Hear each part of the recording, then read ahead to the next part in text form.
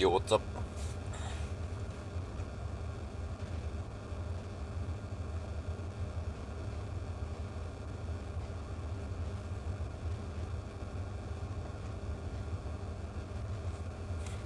Right, let me see. I need to shoot some intro here.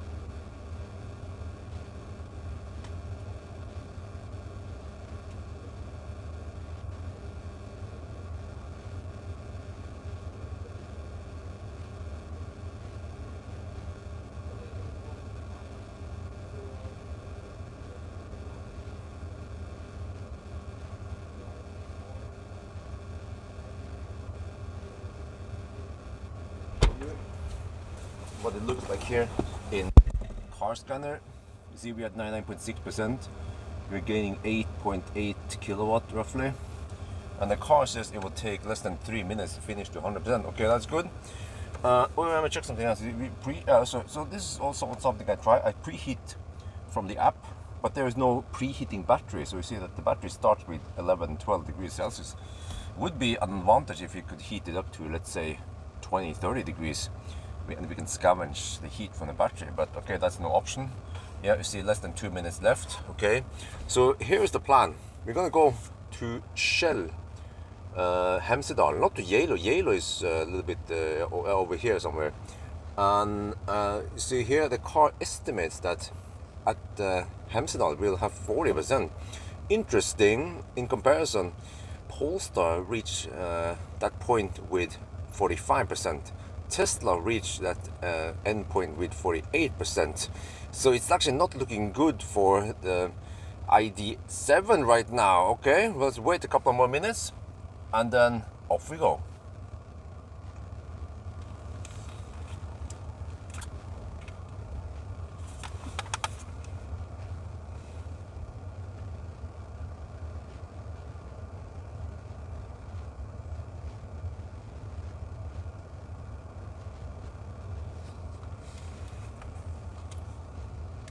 Okay, less than 1 minute supposedly before we finish.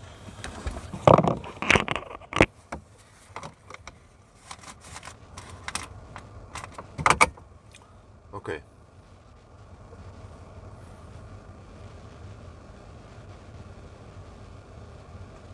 Yeah, I don't know if you heard it in the video. It said how the cars estimate things.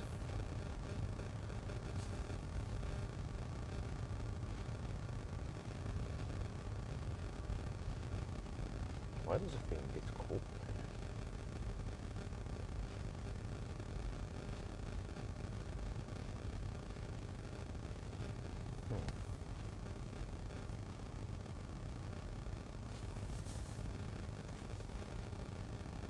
Okay, so it's less than 1 minute left. Well, but this is just so far. We have to do the actual test and see how it goes. Hopefully it's better than Polestar. We see Polestar ran, we had 2% at Roa. We'll see now. But the battery starts at 11 to 12 degrees. I preheated even. You know, I was hoping for higher temperature, but it didn't do it. So, I'm guessing that it has some heat scavenging, but maybe not. I mean, I'm sorry. I'm guessing it has heat scavenging. Yeah, that's what I meant.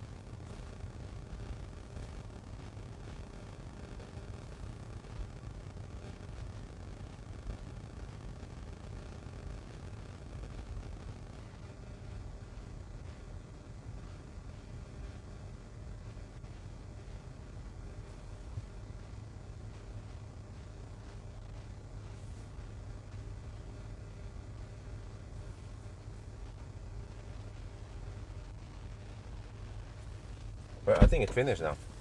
Just stay. Okay.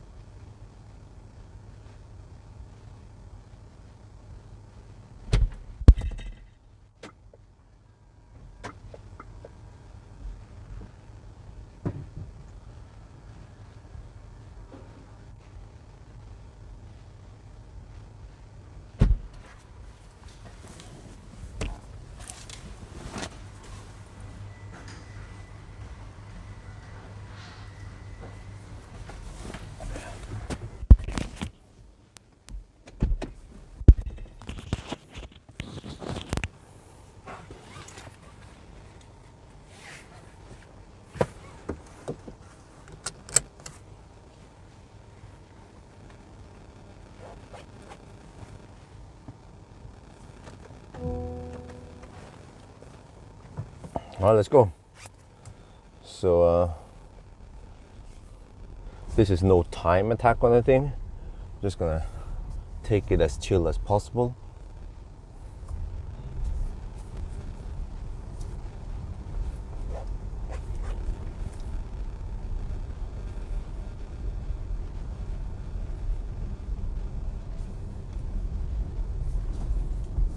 So it's a bit weird time to start at, but normally I don't do the I don't go on a long trip the day before I return the car. But this time I consider it's an important car. I'm genuinely interested in it also, and I suspect that there will be high view counts. So that's why I do the extra. And I can always relax today and catch up. Yeah.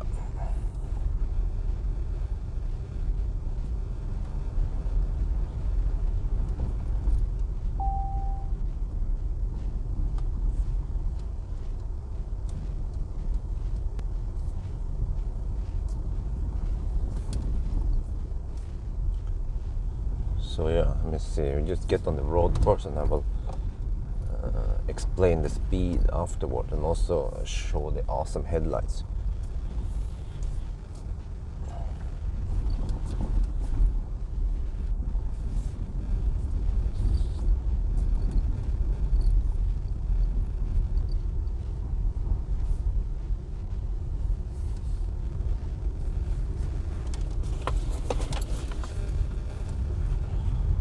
So the reason why I start this time, by the way, it's kind of weird time to start at, is that I want to catch some landscape, at least on the return. So on the way there we can talk about the awesome headlights and shit.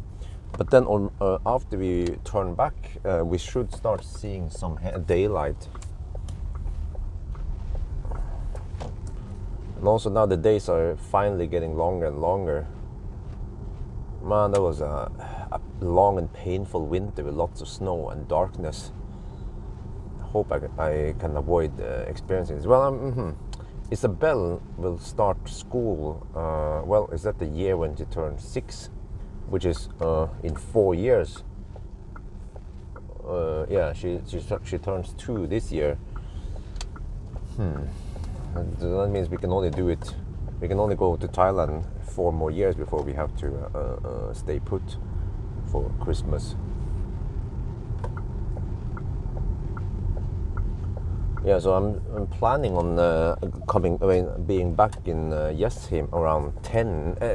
No wait, it's going to be 11. Yeah, roughly at 11.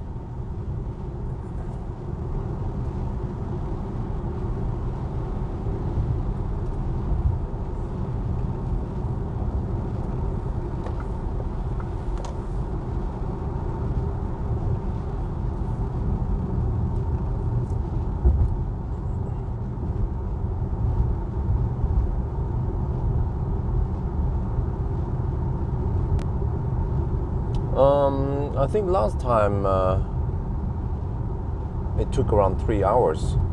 I mean, it's only 220 kilometers, but yeah, average speed is going to be low, 70 kilometers per hour maybe.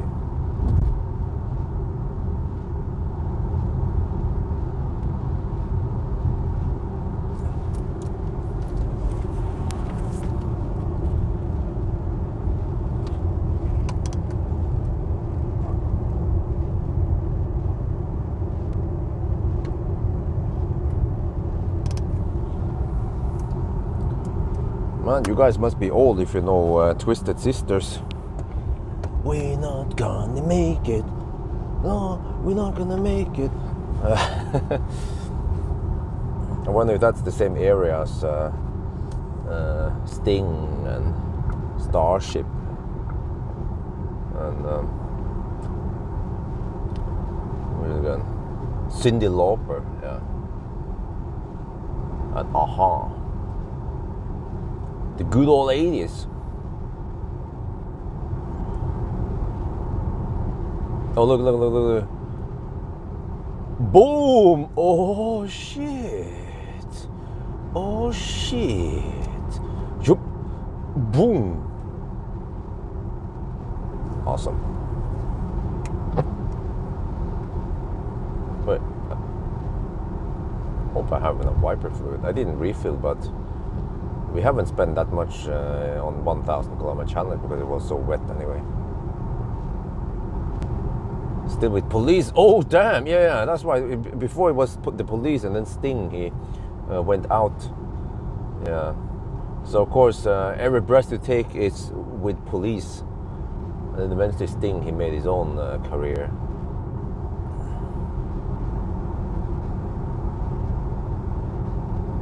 Travel assist. Yeah. Sticking with speed limit. Yeah. Plus that I'm going at maximum 90 on the speedo on these motorways, but there's not much motorway we have before we need to slow down anyway. So we just follow the same rules as the other cars. We'll see how cold it becomes. It's supposed to be -5 degrees in Gur, so that's better than the Highland even. We're already down to 98%. We have supposedly 75 something kilowatt hour. We'll also see how many kilowatt hour we get out of this.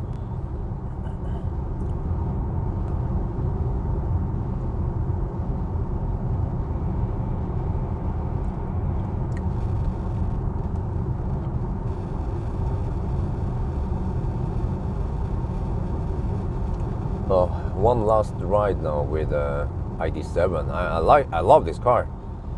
Oh, this is a bummer I couldn't borrow it longer. If I can borrow it a couple of extra days, that'd be great. Yeah, but it has been booked for other influencers, journalists. So then on Wednesday I'm going to borrow Opel Astra E. Yeah, I'm looking forward to that. It's probably just the new Stellantis drivetrain, but it's Astra. It should be maybe more. Well, it is more spacious than the let me see which one is again. Corsa E. A Corsa E is quite small. Cramped in there. I sat in a Corsa E. Paula's Corsa E. You know, Paula from Kempower, with a bunch of other guys in the back. Damn, that was cramped. But it was just a short drive in Kempi. No wait, yeah, what's it called again? The factory in Finland. Wait, let me see. 70, okay. Oh no, it's called Lahti. I forgot Lahti. Yeah.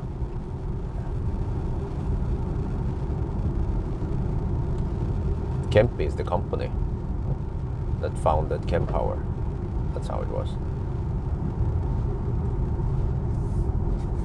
Okay, but anyway, let me see. I have to check here. 8 kilometers done. Yeah. So roughly 10 kilometers away from home, we have a Circle K bailout point. So if, let's say, we are at Roan, we have maybe 5% rather than 2%, there is a possibility we can actually clear the mountain pass and then get over here and bail out here. So that is, well, I'm not sure where we should say it's approved. I mean, if the ID7 could get over to this Circle K, will that be challenge done? I mean, is it approved then? Did it pass the challenge? There's some 300 kilowatt chargers over here.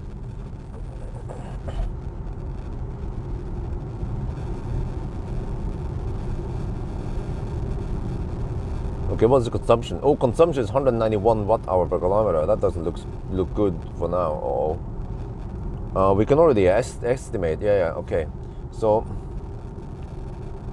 let's say in order to go around 430 kilometers, if it takes 75 kilowatt hour divided by 430, we need to average around 174 watt hour per kilometer. Oof. Yeah, but that's to this Circle K. But if we can go 10 kilometers further, that'll be at home.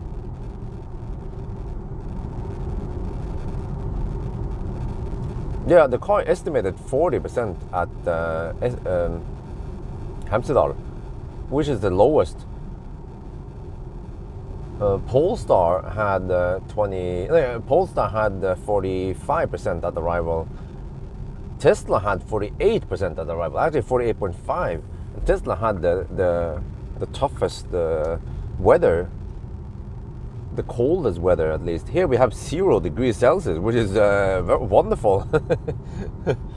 Just a bit wet, that's it. But hopefully it gets drier once we reach Hønefoss maybe.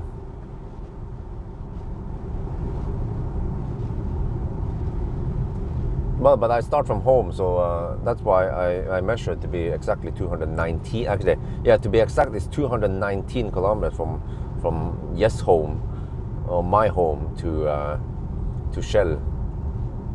So then round trip is 438.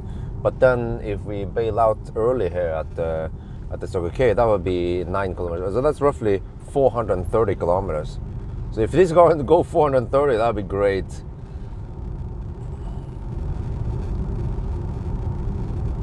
So it's like a tougher version of the...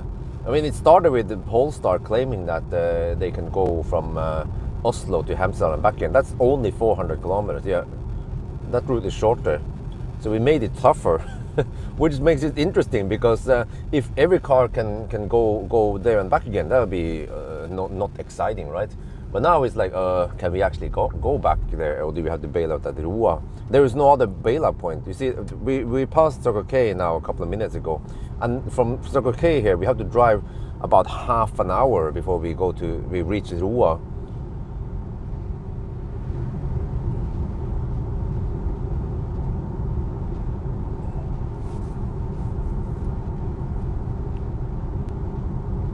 Well, did you navigate from my home at Statens Vegvesen? Yeah, SVV stands for Statens Vegvesen.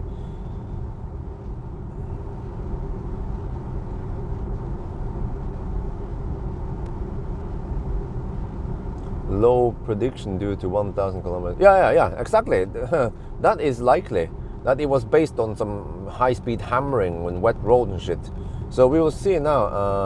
Let me check again. It's so clumsy. They have to dig so deep. Yeah, now it says 57% at arrival. You see? Now we're cooking. But I think that is a bit optimistic. So I will also show that once we are on the route. Consumption has dropped to 180 watt hour per kilometer. Oh yeah. Come on, Volkswagen. I want this to be my favorite car. I think it's actually turning to be the favorite car 2024, unless there's something else interesting coming out.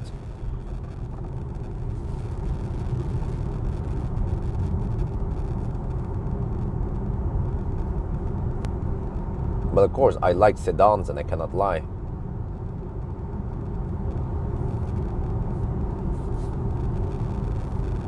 Man, you guys see the ID light. I've been it's too long on the freaking deciding. First was like, 40%, and that I actually have to put the HVAC on 23 degrees, otherwise it'll be too cold in here. Well, actually, I could put it on 22 and then, but I think I want to have it on medium. Yeah, I think medium and then 22 should be fine. We'll try that.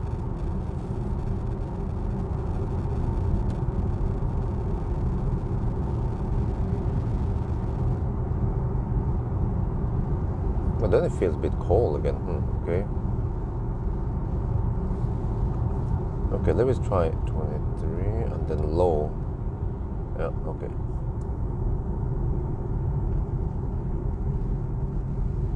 But it's only heating my side now. So you can say, how realistic is this test? You're driving alone. Well, Maybe I should get some sandbag, friends. Boom! Wait.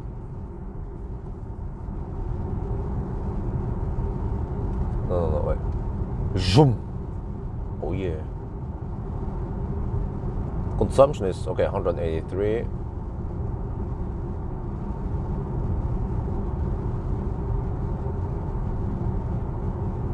Yeah, lots of Norwegians like touring, but also throughout Europe. I think even Germans also like tourings or station wagons. So let's see now. I wonder around 7, which is roughly after the turn. Wait.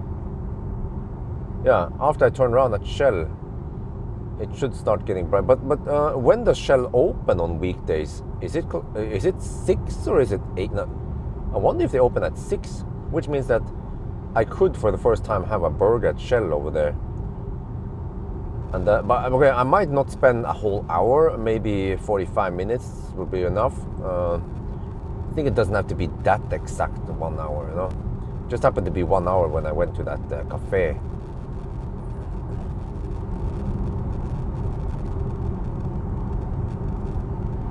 No, I haven't seen the leaked videos.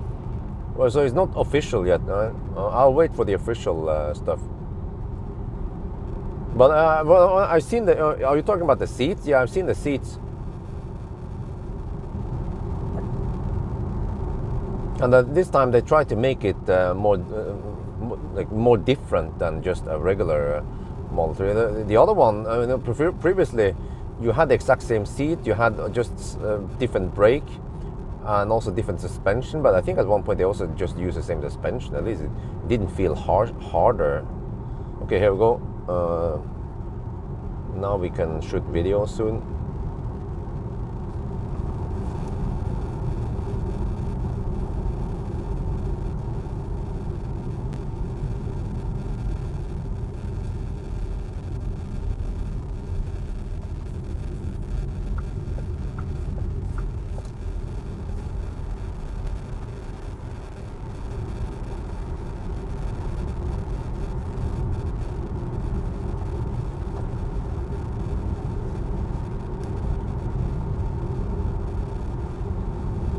Hallo, Deutschland.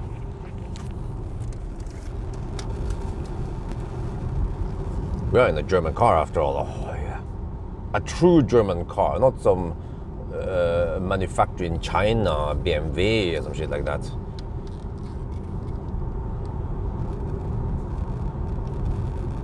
Well, we're on the move. It's a bit bumpy over here, but that is no problem because right now we are in the comfort mode. Oh yeah. Okay, but let me see. If I go home here, we have big screen, 15-inch screen, and look here. Boom! Oh man, do you see that? Oh, the headlights here, they are so good. You know, recently I drove the Highland, and it was like, okay, we have some okay matrix lights. Well, and then I went over to the ID7, and it's like, oh, that is proper good headlights. Oh yeah. And also I'm using travel assist, which is like the auto steer thingy, and you see that it can handle these roads very well. Yeah. And then we're cruising at 80 on the speedo, which is around 77-78 kilometers per hour. Yeah, we cruise at the speed limit on the speedo. That is like the, you know, this is almost like a Sunday drive, you know, which is that it's winter Sunday drive. And also interesting, if you look here, consumption right now is 177 watt-hour per kilometer. I calculated that if we want to make it back to the Circle K, the last bailout point, we need to average 174 watt-hour per kilometer. But this car overports distance, which means that it's showing 1% lower distance than it should. So we actually have to go slightly higher than that. But you know, the initial estimation was based on the 1,000 kilometer challenge hammering. Now that we started driving, you see that the car adjusted it a bit. It says we will have it 53% now. Ooh, that is looking a lot better. But I know that this is a bit optimistic. Eventually it will readjust and then we'll see how it goes. So yeah, now I'm just gonna enjoy the nice ride. And oh, I have, okay, hard to show, but here, oh, look at the ambient light. I also have massage here. Zook. Oh, this massage is better than what I experienced earlier in the other MEB cars. This massage actually feels like we have some balls poking on me. Oh yeah.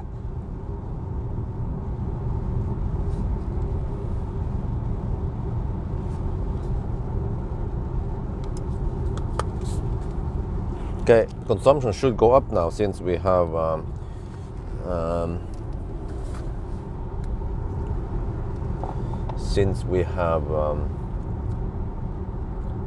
elevation change. We're going uphill this stretch. Let me check what kind of GPS speed we have. Oh, there's some traffic already. This will be the early birds. It's almost 4 at night now.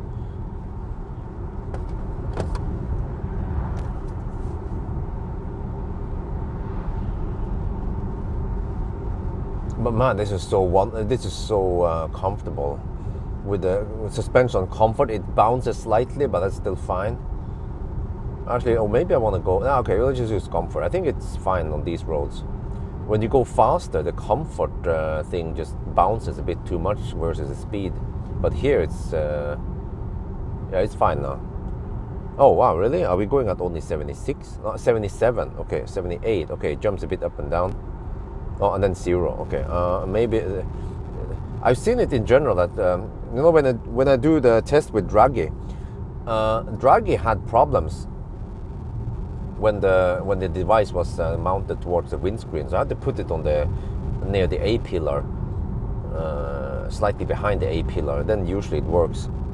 So in general, German cars, they have problems. I mean, Draghi has problems getting satellite connection on German cars, which should mean that the German cars, they are insulated like a tank in terms of maybe window thickness and door and yeah.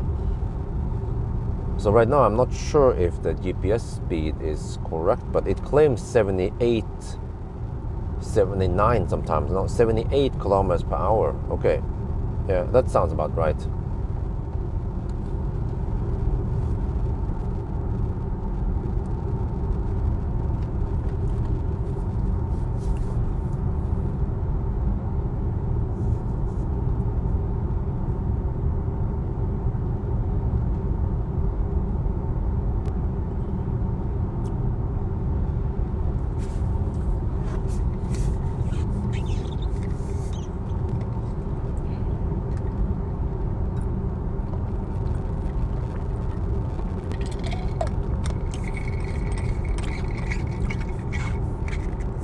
Oh, really? Oh, interesting. What is the metallic film do? Oh yeah, maybe the metallic film is for reflecting head-up display. Yeah, that makes sense. Also, yeah, that makes sense because many German cars, they also just happen to have proper head-up display. Not the poor man's head-up display like the first gen Kona, but the second gen Kona actually has a head-up display. It shows me distance. What I can do, let me see. Maybe I can show that, by the way, in the... Okay, let me see. Let me see if I can catch it. Now, because now there's nothing to do and the road is quite straight, so it's perfect for showing stuff on the head display.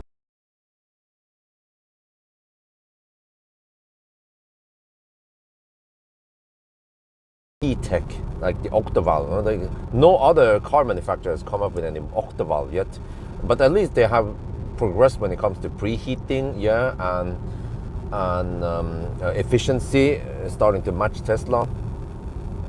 And what else again?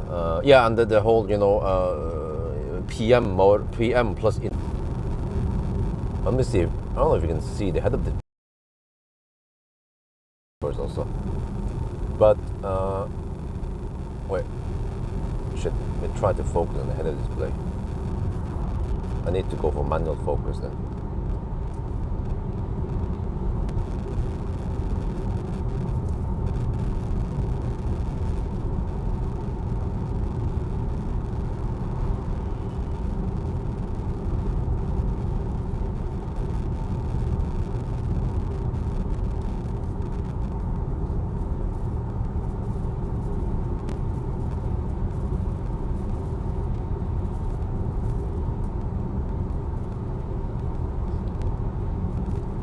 Look, on the head-up display, we can see the remaining distance to our destination and also the remaining time.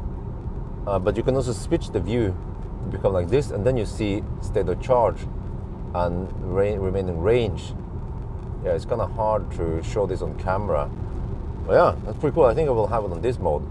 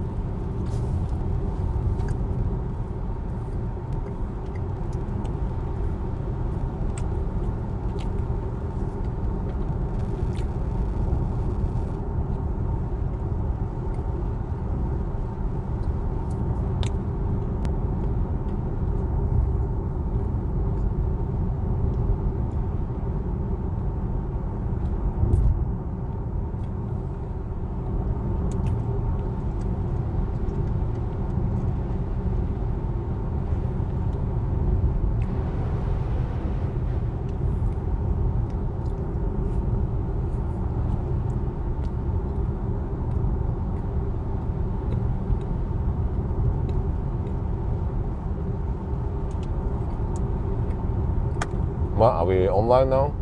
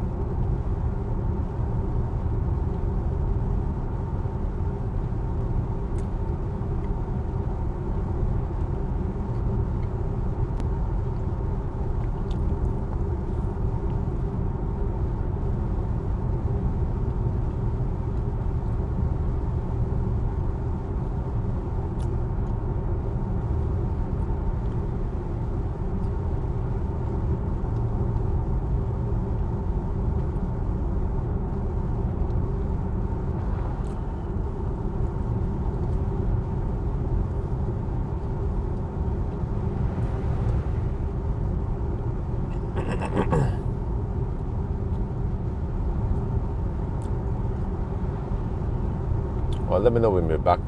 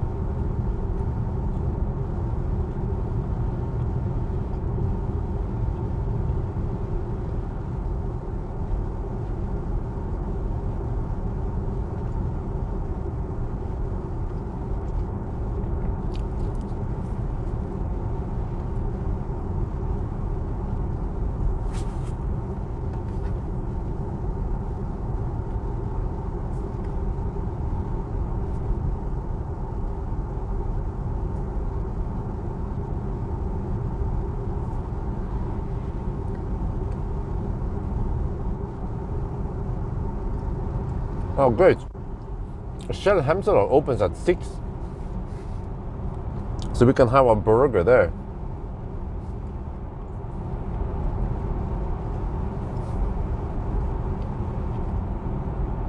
Yeah, I think that was the worst dropout zone.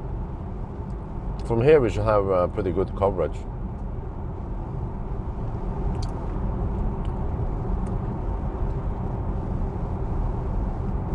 Yeah, consumption is 215 watt-hour per kilometer now, because that was the highest, or roughly the highest point. But we're going up to the hitting the high lands again soon, towards Jamnaker. And then actually at Hønefoss is actually a lower elevation than Jessheim. I just learned that recently.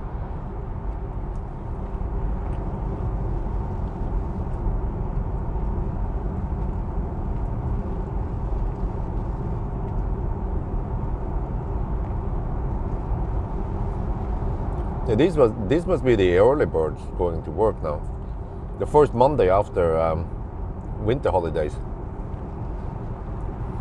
I wonder how annoyingly dense the traffic was yesterday evening. Unfortunately, I left the scene. I went back home around 2 in the afternoon, and then wifey allowed me to sleep for around 3 hours, I think, in the afternoon. Then I woke up around 4 or 5 and started clearing some more card boxes. I chopped them into small. I have big, long boxes. Card boxes. They are maybe 180 or 2 meters or something. Chopped them into some small pieces that I could fit them in banana boxes. And then I can get rid of some banana boxes I don't need. And we have, yeah. But now suddenly I have lots of cardbox and paper I need to get rid of somewhere. Goal is actually lower elevation than this. Oh yeah, wow, yeah.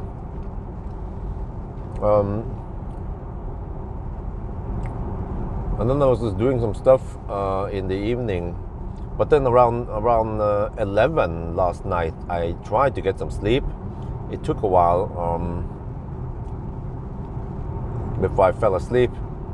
But I did sleep somewhere between maybe almost midnight-ish or 11 something until around 2 at night. Yeah, first I woke up a couple of times and I was like, should I go now? No, I should sleep a bit more, yeah. So hopefully I won't be overtired and I can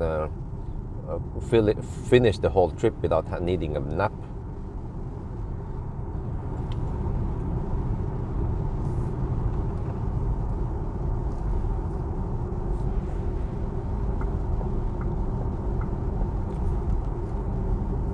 Man, we're almost in March now.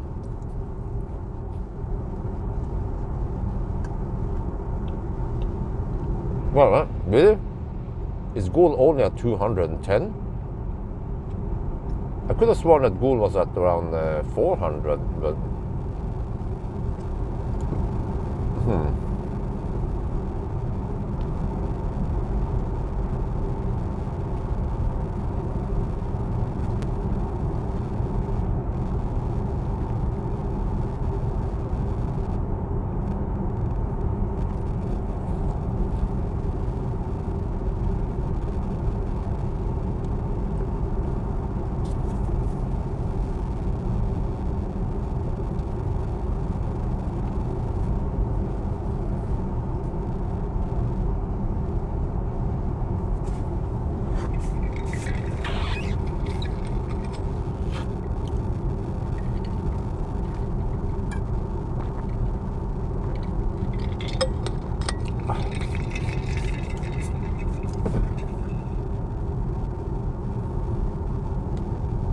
I have with battery.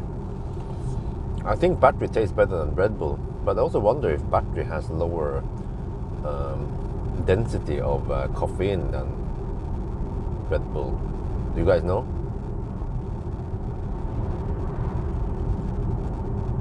I don't need an insane caffeine injection. I also don't feel like getting too much. So it's just sometimes. But I'm not basing my test on drinking battery.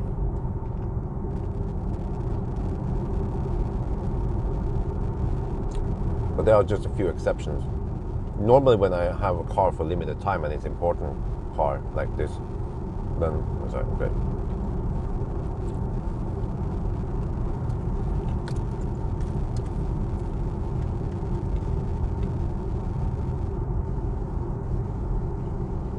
Oh shit, we have some schmutz here.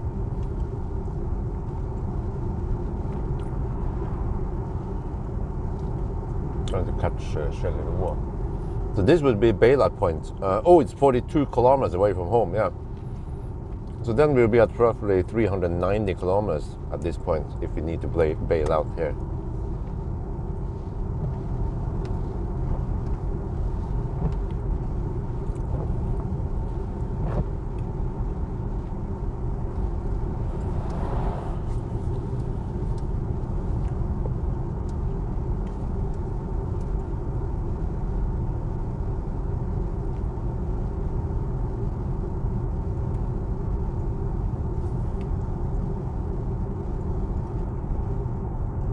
No, I haven't tried the new motorway yet. There's a new motorway stretch from here that connects to Gran, supposedly. I wonder if they finish everything here.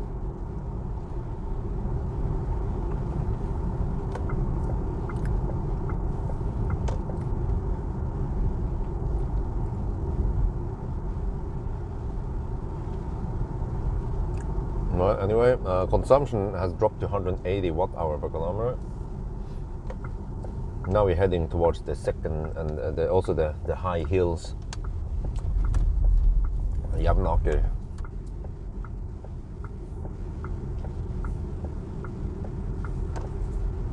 Yeah, I like this route. I'm so fed up with Sollihögda. Because Sollihögda I drove it a lot when I did Nimmertask and also when I went to Yalo. Yeah. So actually, I have not done a Yalo test with this car, but I don't know the purpose of Yalo test. Well, we kind of get some elements of Yalo test. We will try the Colgate test now on the way back. No preheating, and we'll see how many kilowatt we get.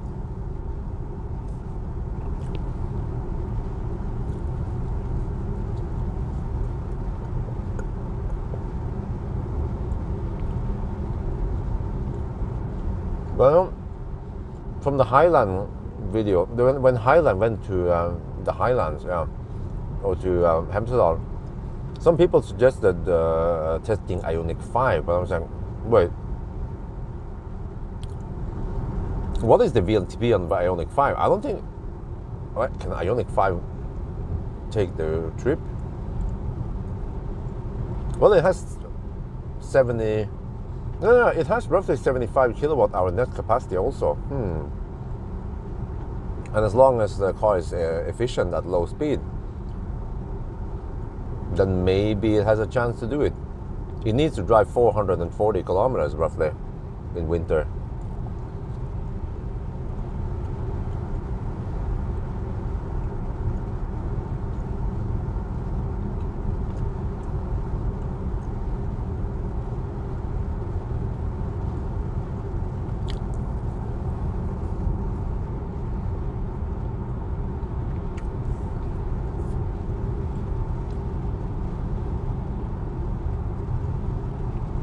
But I think, well, you know, eGolf showed you elevation, but I don't think the ID software shows you elevation.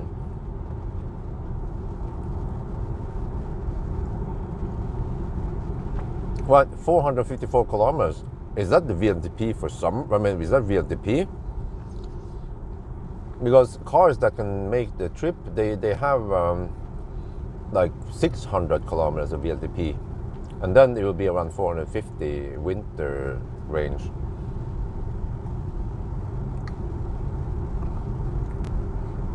What settings for navigation?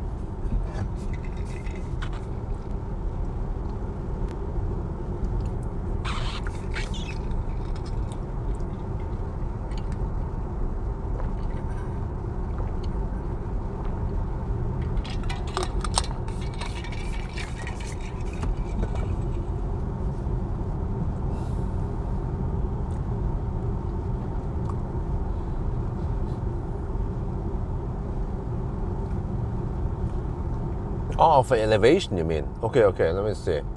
Well, I think I've been digging around in the settings, but I couldn't find any like, map view center. Like, there's no place to show elevation. I would notice things like that when I was looking through the settings. And for what I remember, I had never seen any elevation setting on the ID family previously.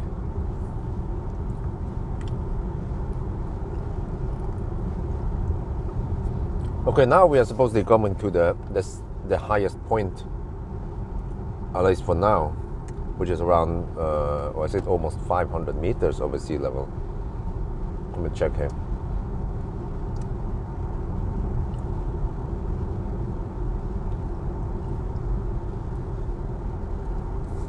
Well, but Gatser, you have E-Golf, right? The FL300. And maybe some people would say that the ID3 is the E-Golf's big brother, or the ID4 is the E-Golf, but maybe the ID7 is the E-Golf's big brother. Wait, what is that? Is that a mother trucker? Salt truck? Minus 2 degrees Celsius over here. Consumption is 199. Elevation 434 and increasing. We're gaining on something over there. A quite slow moving truck.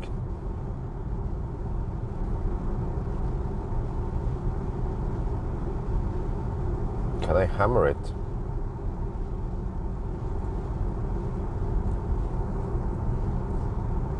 I wonder if that's a salt truck. And now we just entered a non-overtaking stretch. I don't want too much salt schmutz in my face. I'll keep the distance. But what if I use the longest distance? There.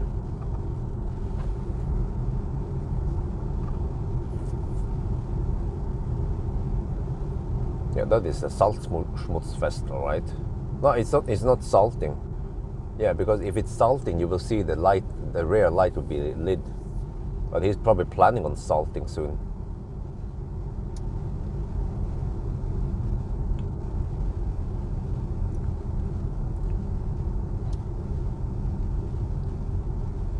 They're just 450 meters over sea level here. And there will be an overtaking stretch soon when we go downhill.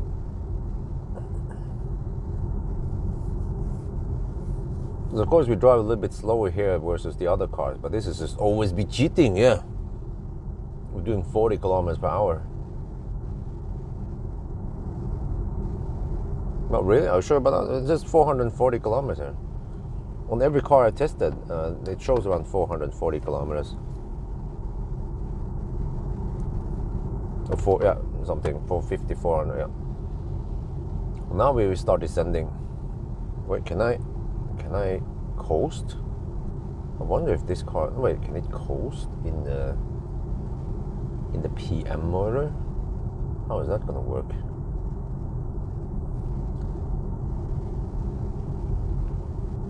Oh, we're just hypermiling here.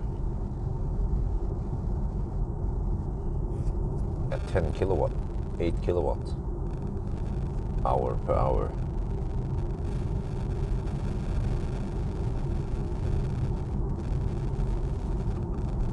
Okay, let's go. Oh, okay, he wants to go over there. Oh, okay. Oh, he's gonna salt on that. Oh, yeah, I can see the salt spinning now. Well, then maybe he was already salting. Yeah, I bet he was already salting. Just didn't see it.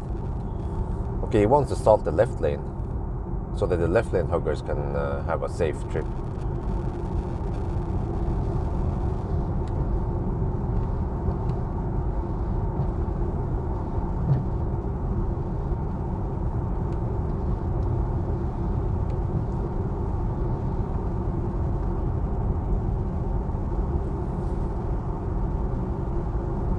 And more. Yeah, he was doing 40.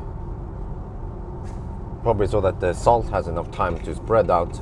If he's doing 90, it will be very scarce salt spread.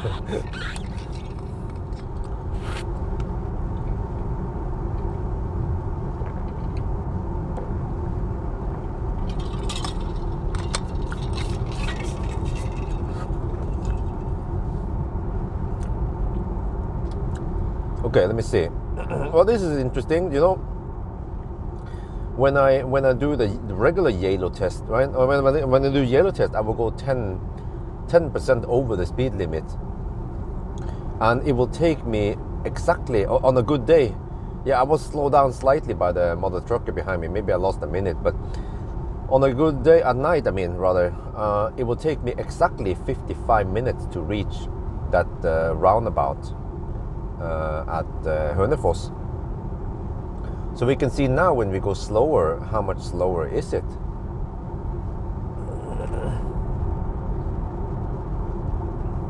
How much time are we losing by slow poking? And I haven't measured how long it takes to go to, for example, Gol. On yeah, we'll see. But by the way, today I'm returning this Volkswagen, and then I'm picking up. I'm then picking up. Yeah, the E-up has been parked at Mølle, Frysjaveien now for 5 days. But I topped up, so I have enough juice to go straight back home without having to juice up. But I wonder, yeah, the one minus, by the way, with the E-up is that it has only 3.7 kilowatt onboard charger, whereas Soul has 7.4 kilowatt onboard charger. So even though many people say, oh, you know, E-up is better. Soul has backup camera. Soul has far faster onboard charger, which actually matters. It has a bigger battery. You know, the only problem with Soul is that there are so many batteries that fails. But I just have to find a good battery that has not been abused. And in general, if I have lower kilometer, I need to test the battery. I think in general, if the battery has many kilowatt hour left, it should be an indication that it hasn't been fast charged much, or it hasn't been punished. And then the chance that it fails is lower, hopefully. Well, actually, even if it fails, Valdemar can probably fix it. And then the rest of the cells are still good. But I need to test this. So, I don't know, I'm dreaming of getting a Soul with 20 kilowatt hour. That's probably very hard to get them, but at least if I can get around 19 kilowatt hour, I'll be happy. That would be heaven, man. Well, I don't know if they have 7 kilowatt option or not. But the one I borrow from Marcus, which is Highline even, you know, they should include lots. The Highline is usually the higher spec with all the goodies, the extra screen and the sunroof and shit like that, you know. And even that one doesn't have 7 kilowatt or whatever they're supposed to have. Yeah, some cars operate with 6.6 kilowatt onboard charger, and I think I've seen that it pulls not 32 amp but 30 amp. But it would be great to have faster charging, because then I can top up Soul at home with 5.5 kilowatt or 25 amp rather than 16 amp. So actually, right now I'm not convinced if E-up is the best press car shuttle. But I need to borrow Soul soon. I think in about 1 week it is ready at Valdemar. And I tried to put it through the test. Especially the Colgate test is very important. Try to charge the car when it has roughly 10 degrees Celsius. See how fast it charges. But I get the impression, by the way, that E-up Colgate's way less than e-Golf. And also E-up has higher voltage than e-Golf. So in charging regards, E-up is a lot better, except for that it has a smaller battery. So nowadays you can get roughly 13 kilowatt hour only, but e-Golf you can get around 17, which is a lot better. So yeah, we'll see. I have to do extensive testing before I decide which car to get, but right now I cannot afford a car yet, so I can try to stretch it as long as I can before I buy either e-Golf or Soul. Yeah, but I mean, it is quite crazy that, okay, I'm aiming for a car that costs roughly 50-60k, but if you double it to around 120k, you can get a lot better cars out there. You can get the second gen Soul even. You can get well, if you care, but I wouldn't touch it though. You can get a 30 kilowatt hour Leaf, but it's still a freaking Leaf. You can even get a beaten down Ionic. And then we're talking about 25 kilowatt hour net capacity. And then we're cooking. And then roughly 150, like maybe 170 kilometers of winter range. So yeah, Ionic would be heaven.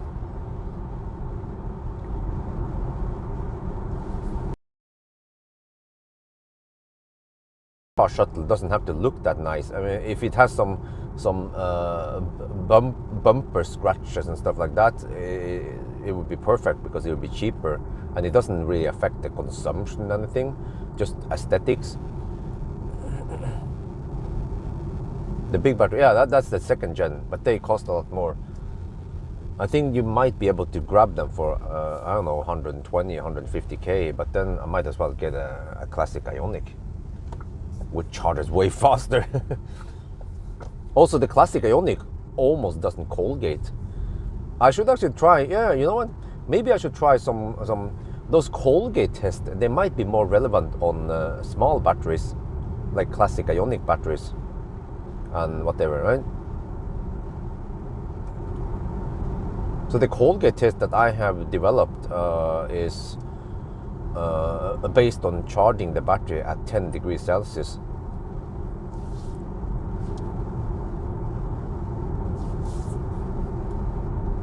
But yeah, classic Ionic would be a very good candidate for a press car shuttle. But if I'm already up in the 120K NOK segment, I could pay a little bit extra, I don't know, stretch it to 150K or something, and then buy back Millennium Falcon. But I sold Millennium Falcon to Marcus for 180K, so if I would buy him back in, I don't know, 1 to 2 years, maybe likely 2 years, because it's going to take a while to pay back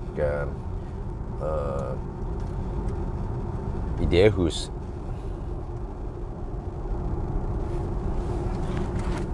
I think in the long run, I want to get Millennium Falcon back, and I'll use him as press car shuttle.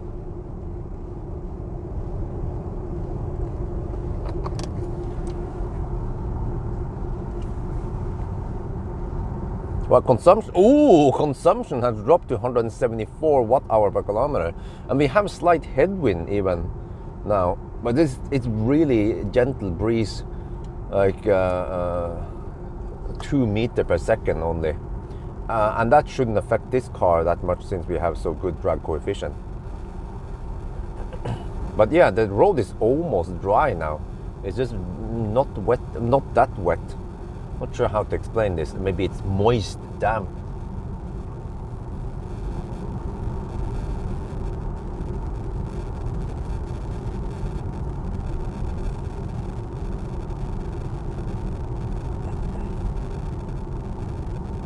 But yeah, because you know, if I can afford buying back Millennium Falcon, then suddenly we have around 60 kilowatt hour.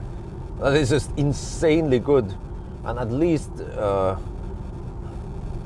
at least 350 kilometers, or at least, let's say at least 300 kilometers of winter range, and we have preheating app and plenty of space, you know. So yeah.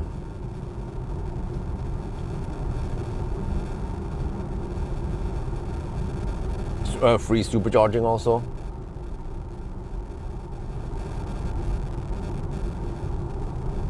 But I'm trying to limit what to buy now at home, but I feel like I want to put slap down some asphalt on the front yard this summer.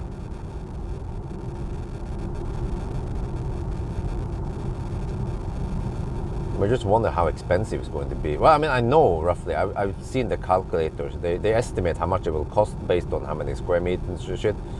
And also we will have they call it constain, you know. There will be some rocks on the edges. But the only problem is that I cannot afford, they call it støttemur yet. So in that regard, maybe I should wait with the asphalt until I have everything up and running. Which means that I might just go for the the rocks, the tiny rocks on the ground. The cheap option that Indehus includes in the contract, which has not been delivered yet. So it's going to be plenty of those rocks. Helps big time for draining water away. The only problem is that it's quite shitty for snow blowing. So if that happens, if I have to keep this, if they pour that shit in springtime, every time you walk in it, it's going to be, but at least there won't be massive fine sand on it. It will stay clean, and the advantage is that even if it's slightly wet outside, it will dry really quick, and I can do banana box test and shit in front of the house. So yeah, so I can do that maybe and live with that through the summer and winter, and then hopefully next spring I can slap down asphalt. I can afford a support wall thingy, which will widen out my or utilize my property better. I will reclaim, maybe instead of a 45-degree slope, I will have more like a almost 90-degree slope, and I can then eat up maybe almost half a meter of extra space for the driveway. But I will also, I strongly consider getting a heated driveway. I have to find out how much it will cost and how much power. Well, I know roughly how much power we need, but then how? But then I also wonder how the heck do they do it, the electrician? Because if it's, I mean, the main fuse is 43 kilowatt. So what would happen if I would charge all 3 cars simultaneously, pull 33 kilowatt, and the house pulls another 10 kilowatt? Then suddenly we are at 40 kilowatt. Well, we will not spend 10 kilowatt on heating the pool during winter at least. But what about if the heated driveway takes 10 kilowatt? But it's going to be really rare that I need the heated driveway. Well, actually, it depends. If the snow falls, then I will of course use the snow blower. Yeah. But then maybe after the snowblower action, I can then use the heated driveway for, I don't know, 12 hours, overnight or some shit, to melt the remaining. So I will get bare asphalt there throughout the winter. But if I get 10 centimeters of snow, or if I get 30 centimeters of snow, I'm going to spend a lot of energy trying to melt that shit. So it's then way more efficient for me to blow snow blow first and then heat up the remaining few centimeters left. Yeah. But I'm also considering a more powerful snow blower for next winter. Maybe I go for the Ryobi. And the problem is that if I get less than 10 centimeters snow, then it's fine, this snowblower. But if it would be more than 30 centimeters snow, then I have to spend like twice as much, way more time clearing snow.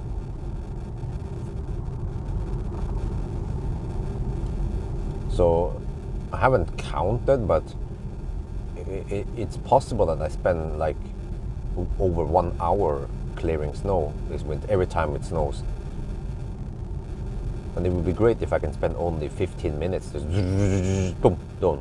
Throw the snow 15 meters away, not just 5 meters away. Wait, påkörning stank? What was that? Huh? What do you mean? It's closed. I need to go this way. Did they really close the ramp?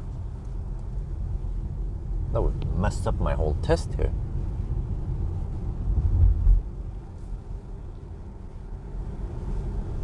Hopefully that information is wrong.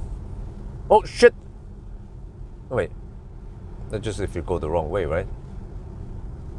Or, huh? Wait. What the heck? Where do I go now? Shit. Oslo. Gol. Oh.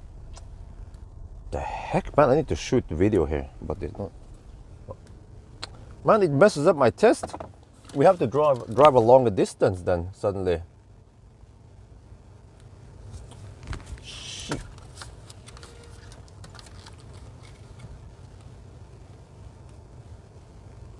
We are now all... Wait. I'm supposed to go in here so I can get over. That's the ramp onto E16. It's closed. What? We have to drive a detour. This is not good for the test. I have to drive a longer distance. Okay. Oh, holy shit. The turning circle here is insanely good. It's a 5 meter long car. Wait, cool. That way. Okay. It's a 5 meter long car and it can turn around like that. Wait, where the heck do we go now? Shit. Okay, we will test to see how far we need to drive. Okay.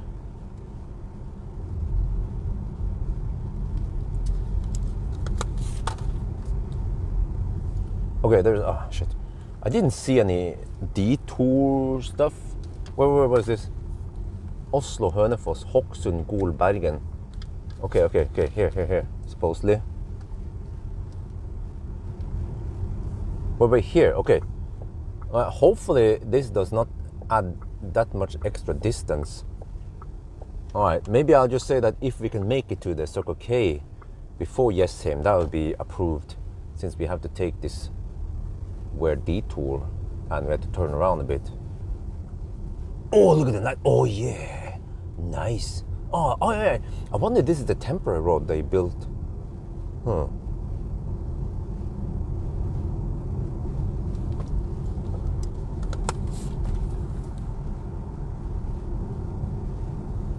Okay, but I know that it's supposed to be 219 kilometers after corrections.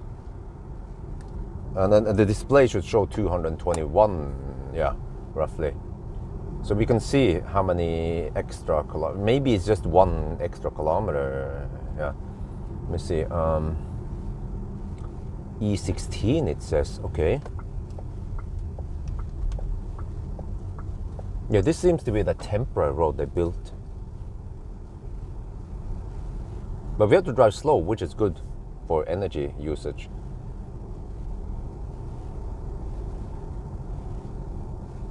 Okay, this also means that I spend extra minutes before I am at the place. What is this, the main road now? Yeah, okay. Yeah, oh, that wasn't too bad. Okay.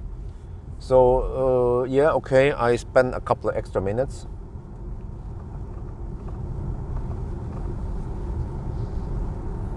Let me see, it's been 1 hour and 4 minutes now.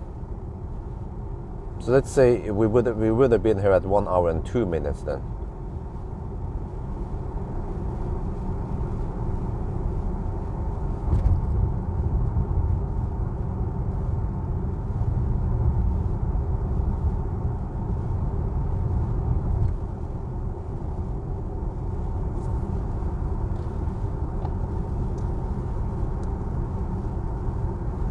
Oh, that guy's driving so slow.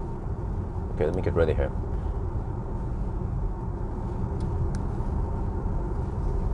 We're getting close to the roundabout.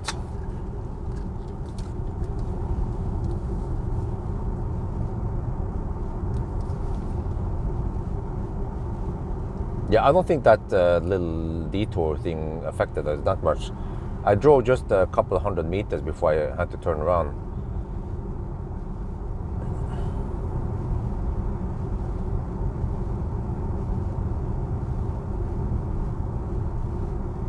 See, there's a roundabout in 2 kilometers, okay. And then we're down to 83%. Ooh, consumption is 169. But we are at slightly lower elevation than Jessheim, but this is looking pretty good so far.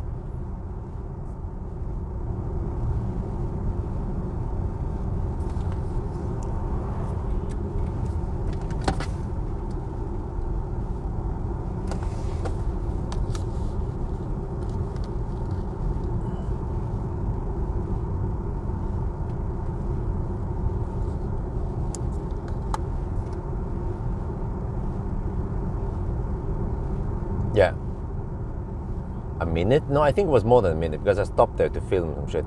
But okay, let me see. I'm gonna record now. We are 1 kilometer away from the roundabout.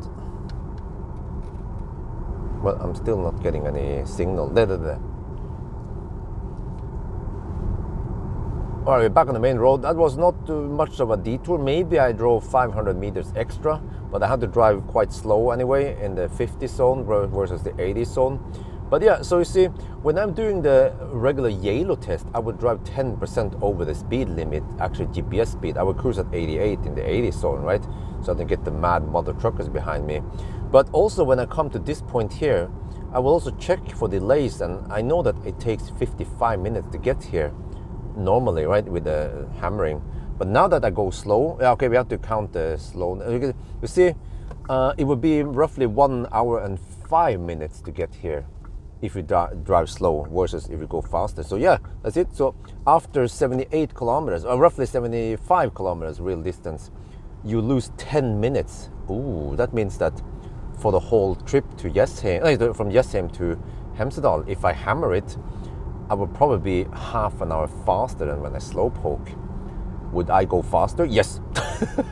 Because if I can save half an hour, that would be half an hour quality time at the gas station.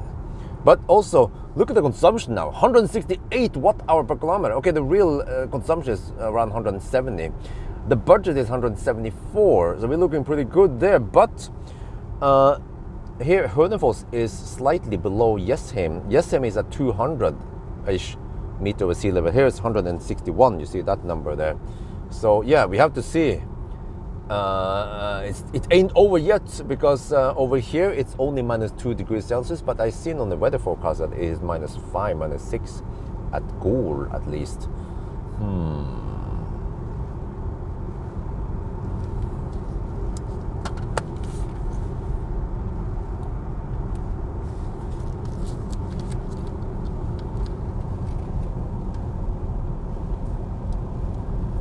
And see, the battery temperature was at 12, 13 degrees. It has now dropped to 8 to 10 degrees Celsius. This means that the battery has been scavenged, or I mean, the car HVAC system has scavenged heat from the battery to heat up the cabin. So we will see also, once the battery is too cold, then maybe the consumption will go slightly up. This is what we also saw with Tesla.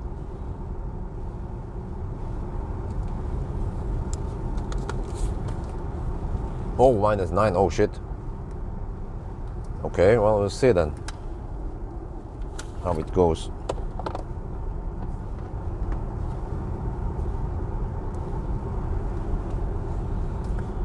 So now we just enjoy the ride.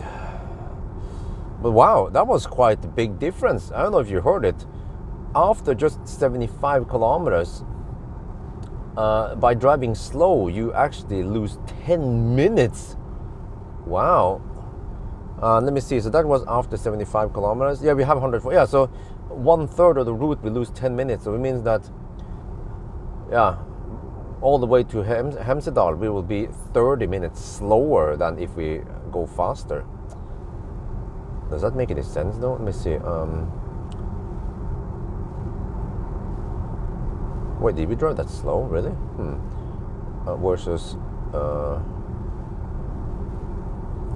Oh, so to Yellow, I usually do it in 3 hours, and then the average speed is around 75 kilometers per hour. But Yellow is 230 kilometers away, roughly. 235, I think it was.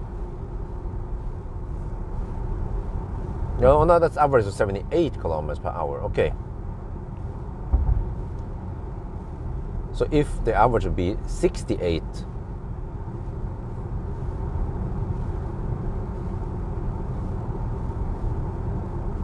wow, just to Yellow it would be 27 minutes slower. Yeah, that's it.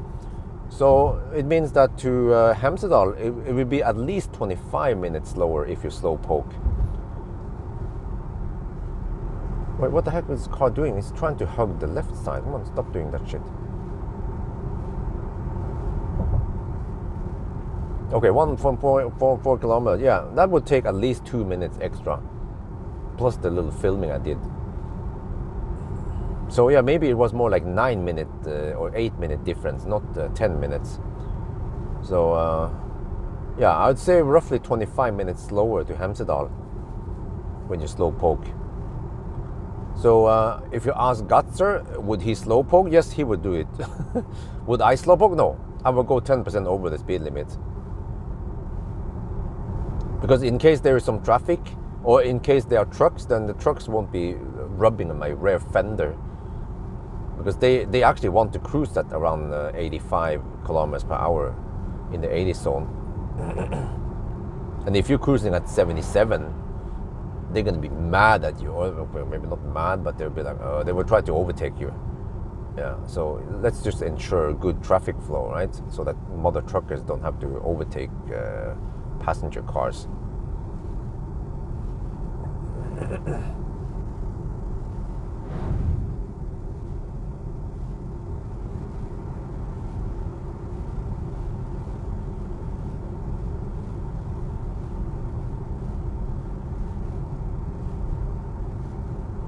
Oh, you do 5 on the speed? Oh, okay. That means that you maybe go 2 over GPS speed then. Yeah, I think e-golf is roughly 3 off. So, for example, if you go at 80 on the speed, though, it might be 77. Yeah, that's what I've seen in most cars. And then to the extremes, yeah, you guys saw it probably on the range test. Sometimes I had to go 95 on the speed, though, in some Korean cars. I think it was Kia. Yeah, Kia, man. I had to go cruise at 95. No wonder why they are driving so dog slow.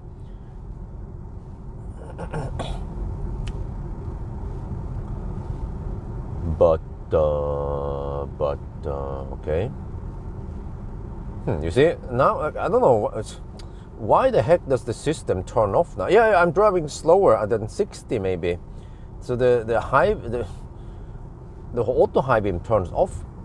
No, don't do that. I want high beam on all the time. Okay, maybe not when we have street lights, but at least in the dark, even if I drive slow, I would like to have high beams.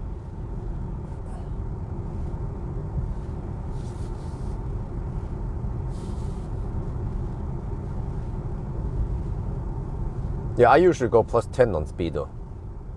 Well, actually, Tesla limits it plus 10 anyway. So, yeah, and Tesla, when you cruise at 90 on the speedo in the 80 zone, that is usually 88.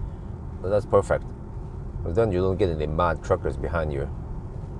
Yeah, like if you ever driven in Österdal, for example, the mother truckers over there, they usually cruise at 85 to 88 GPS speed.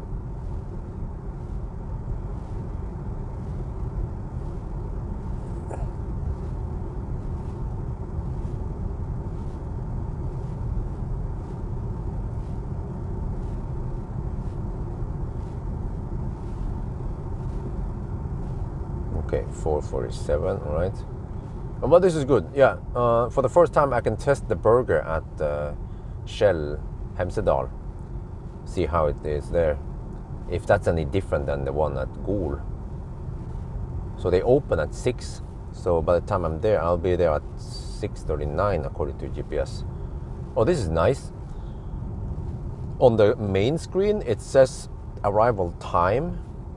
In the head-up display, I see how much time left to destination. Yeah, 1 hour and 52 minutes left.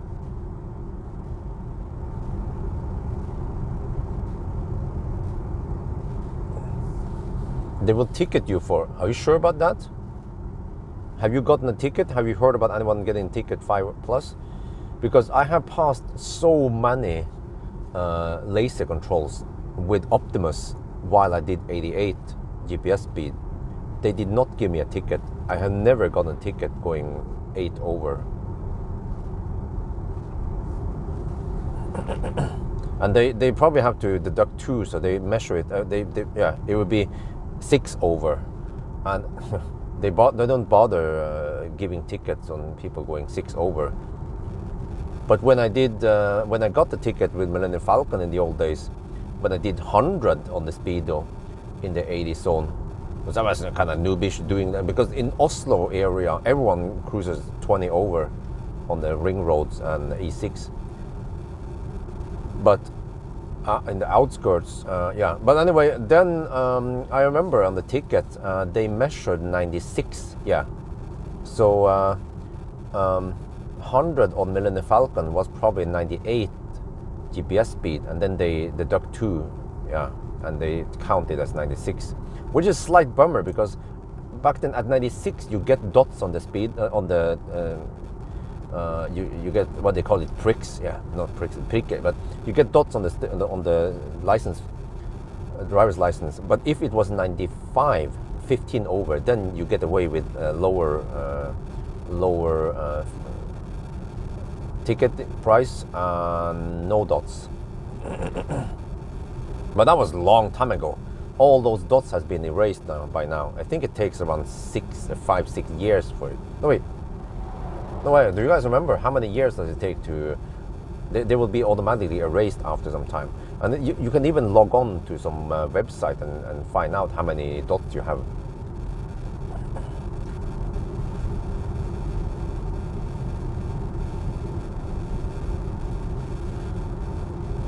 Yeah, I mean, technically you can be fined for it, but from what I've seen, police they don't do that. They don't care. They are looking for people who speed way over that, and this is probably why mother truckers they actually go at 85 or 88. They know where the limits for the police are, you know. They cannot always figure out where the heck the police are hiding, because it is really, really hard to spot them, even in daytime over there. Because first of all, they are usually lasering in a straight spot, and they are usually wearing a black jacket, and it's really hard to spot them. But I actually spotted them many times because I have falcon eyes. Well, I spotted something unusual because I tend to go on the same stretch over and over again. But there was one time actually on E16 near Arna, you know, near Bergen. There was actually a laser control when it was dark. Normally, I have never seen that before. There would be laser control usually in daytime. But this was at in the darkness, maybe around 8 or 9 in the evening. Yeah. And then I also experienced one time when they had this, they call it like action, you know, like a campaign for speeding and stuff. Then they are more active. They laser from bridges above motorways and shit. But also they put up a laser on E16 on that from Kløfta towards Kongsvinger. They were lasering under that bridge, one of the bridges there.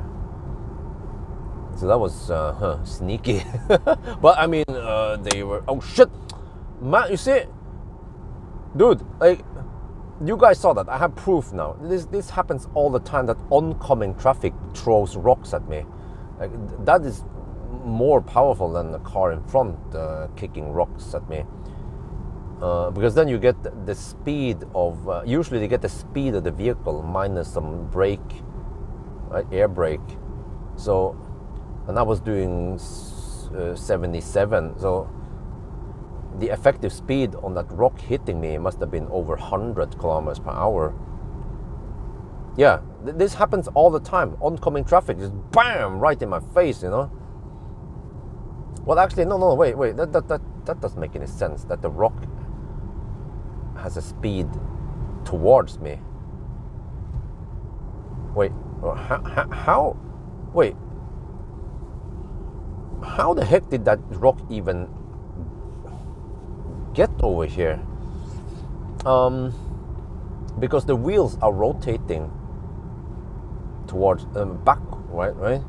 So, and then rocks would then, I know what happens.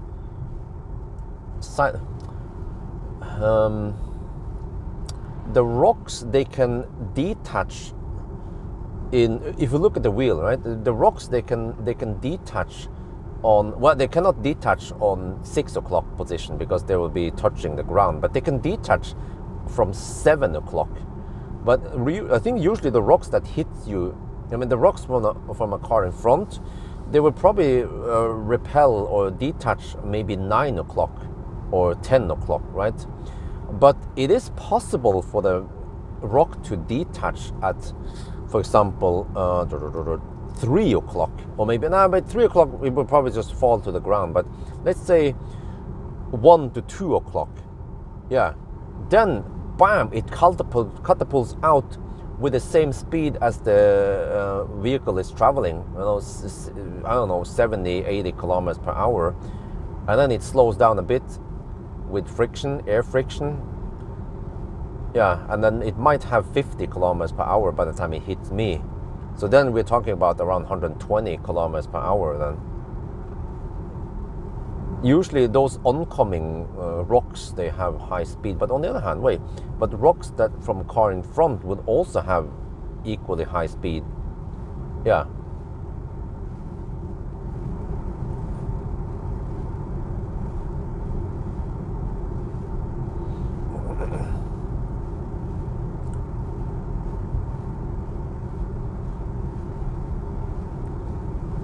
So, but that's just how it is. And also many people are like, oh Björn, why don't you use gravel on that slippery slope? I'm like, no, why don't you use sand or gravel or something? I use that, but it will leave this extra stuff that I need to pick up again. And I kind of like the idea of melting everything, because I don't know, man, but you know, why do you think in Norway, why do you think they salt the roads? Because they want to melt stuff and get it, but they can't scrape off the stuff, and they cannot have a melting plate here. But I can have a melting plate. Well, my point is that melt that shit down to the gravel or to the asphalt, and that's it. That's nice. Yeah. Instead of using any salt is the worst shit, man. Don't salt that shit. People, use salt to melt the snow. No. I don't want salt in my driveway. No thanks.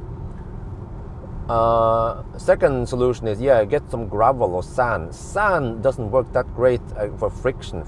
Sand will work okay, or lekablokker, the crushed lekablokker will work great for pedestrians. But for cars, you need something more substantial, which is gravel. The harder, bigger rocks. But I'm too lazy to clear that shit. I just want another thing. Another thing that people don't understand, because they are not me, is that if you put gravel, sand, like I said, it doesn't work that great for cars. So you want to have that gravel, that bigger rocks. But then once the snow falls, and you have to run your snowblower, you will then that shit will be eaten in the snowblower, and it'll be and that means that you will increase wear and tear on your snowblower. This is the kind of stuff that people don't know when they suggest me to use this or use that on the driveway. I'm like, no. I want to melt that shit. Melting it is the best. Trust me. I live in Norway. I'm the Viking. I lived here for over 40 years. I know what is best. Not some Belgian guy who hasn't even seen snow before.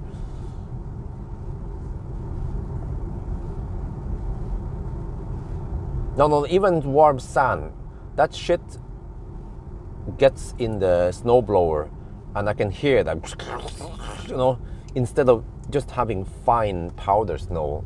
That is the best. Then there is no extra shit, debris hitting the snowblower fans.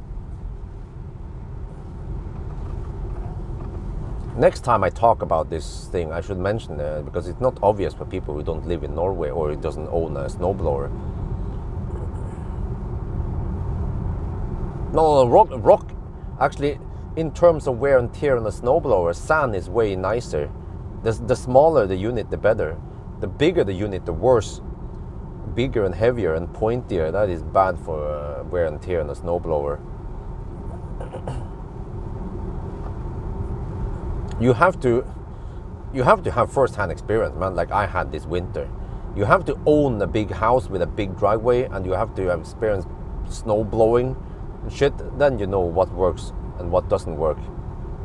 Trust me. I have also run the snowblower in the road, on the road in front of the house, mainly because I walk over there, and also wifey walks, Dolly and Isabel, over there, and sometimes they don't clear the snow in time. And then when I blow the snow there with a snowblower and they have put gravel there, I hear this, you know, it almost hurts my ears when I hear that shit.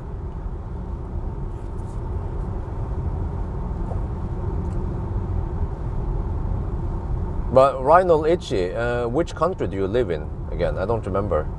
Because from what I remember, you are not a Norwegian.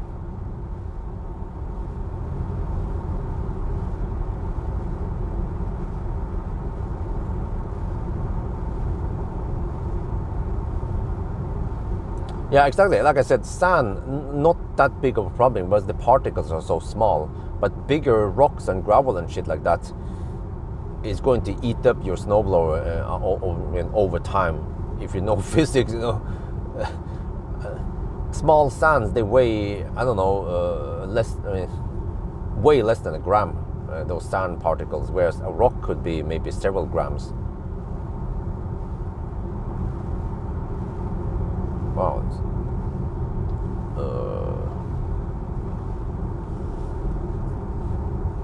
Well, but Reinhold Itchy, you live in Portugal or something, right? No offense, but why the heck would I take advice from someone living in Portugal about winter stuff, snow and ice? Oh shit! Oh, it's full moon over here. -5 degrees Celsius. Consumption is 175. Ooh, looking good so far. So from the remaining 58 kilowatt hour, 58,000, let's say, divided by 175, worst case, we have 331 kilometers remaining. Oh, and we have done 100 kilometers roughly, 100 and oh. Plus we have to camp for about 40 minutes while we're having a burger, or I don't know. I'm not sure what we're gonna eat at Shell yet. We'll see. Oh, you live in Malaysia? Oh, even worse. Okay. Why would I listen to someone living in Malaysia when we talk about gravel and snow and melting snow and ice and snow blowing? If it was some dude from Lapland, or at least Sweden or Norway, you know, that would be different. Yeah.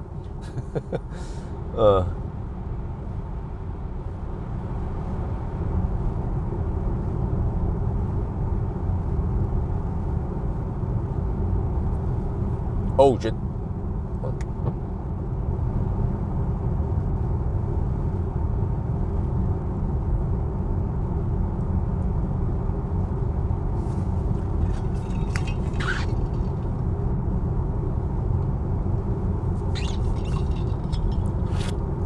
Around the whole, you know. For example, you can use this crushed lekablokke, or there's some kind of, I'm not sure what the heck it is. Leka, Norwegians just know what it is. It's some kind of vulcanized rock thingy, whatever. It's not, yeah. But anyway, if you sand, you know, people who has done this for a decade, they know that you want the rocks to stick also. It depends, but if you pour the stuff on the ice and it melts, yeah, here's the trick. If you want to put small gravel, right, they call it grus, the small gravel. If you want to put it on the ice, the trick is to heat it up somehow, or at least have it in room temperature or something, so that if you pour it on and you have 20-30 degrees Celsius on the small rocks, they will actually melt the ice slightly and then stick better to the ice. But if that gravel has outside temperature, you know, -5 or some shit, it would just kind of roll on the surface and doesn't stick that good. Actually, I think in Norway, when they put gravel on those trucks, they heat up the gravel before they pour it onto the road. So just so it can melt and dig into the ice and work way better.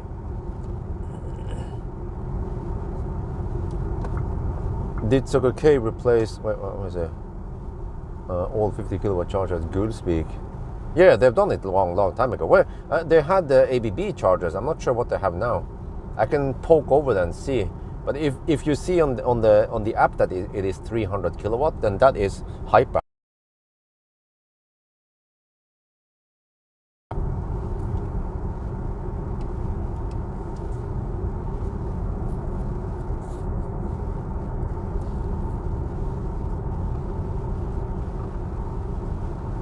Oh, it seems -7 degrees over here. But there should be no traffic this direction. I mean, this stretch now because it's weekday. Yeah, weekdays it's really empty over here. That stuff they spray on the wings is bad stuff for the environment. Are you talking about de-icing airplanes now? That was quite big topic change.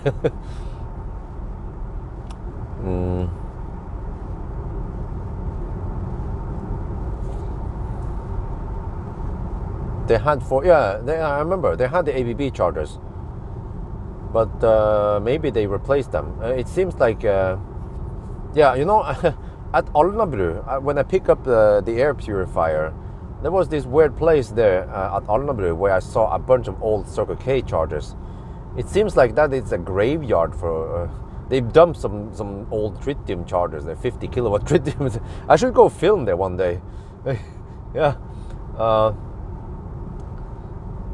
It seems like Circle K, they're moving away from tritium and they stick with hyperchargers, which seems to have really high reliability. But for some reason, they don't go for chem power. It could be because the traditional design is easier to install. You just slap down some concrete foundation and then you slap down the charger and that's it. You don't need to dig too much. Whereas the chem power needs more digging, but the solution, in my opinion, is way better with the power distribution. Because the problem is that once one charger bugs, then that whole charger unit is bugged. Whereas chem power, it would just, okay, if some power unit is down, then who cares? Just that power unit will not be used. There's still plenty of other power units available. Astra E, but range test, maybe a 1,000 kilometer challenge would be nice next weekend. And then maybe some acceleration noise test, headlight test. But usually those tests, they will need only around 2-3 days to finish. And then I have another 5 days of slack time. So I could squeeze in some plaid action in between. So yeah, I actually found out that it is best for me, like working, wise, to have 2 cars available with the failed pumps.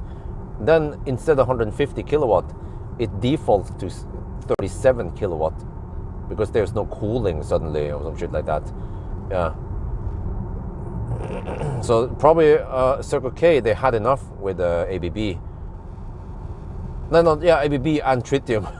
So they go for hypercharger, which is a smart move for them.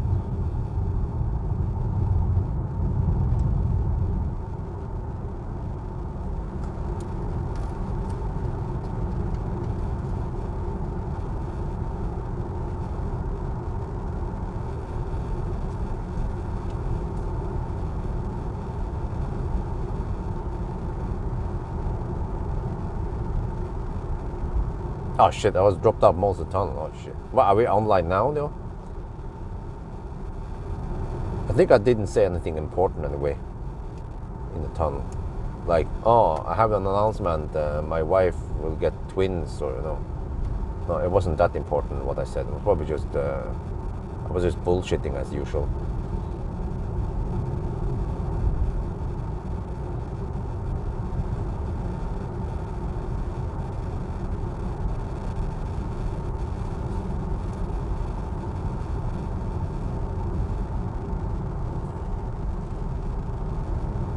I have to figure out where the heck. Oh no!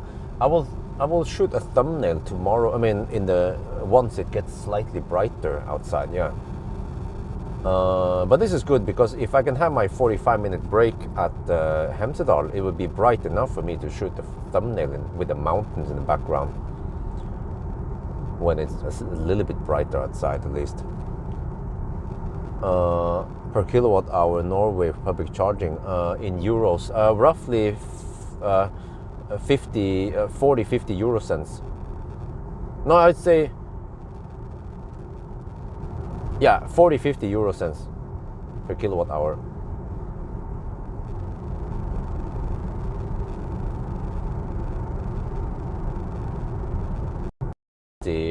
How to build the perfect EV. And I mentioned PM plus induction motor, or what they will capture that heat. But another thing, what was it? To make the most efficient cars is to also insulate well. Yeah, I believe that with live in hot climate, you want to have tinting, heavy tinting. But you can.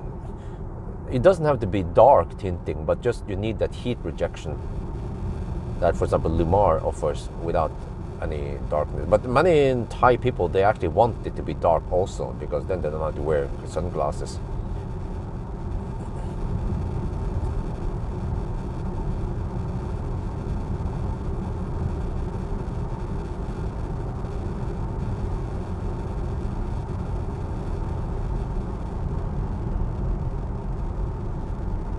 Well, is that? Oh, but I heard that in UK it is ridiculous, man. Owning an EV in UK is like, I get the impression that the British government doesn't really support EVs fully, or they don't support EVs as much as other countries do. Like Norway, for example, they are really forward thinking there.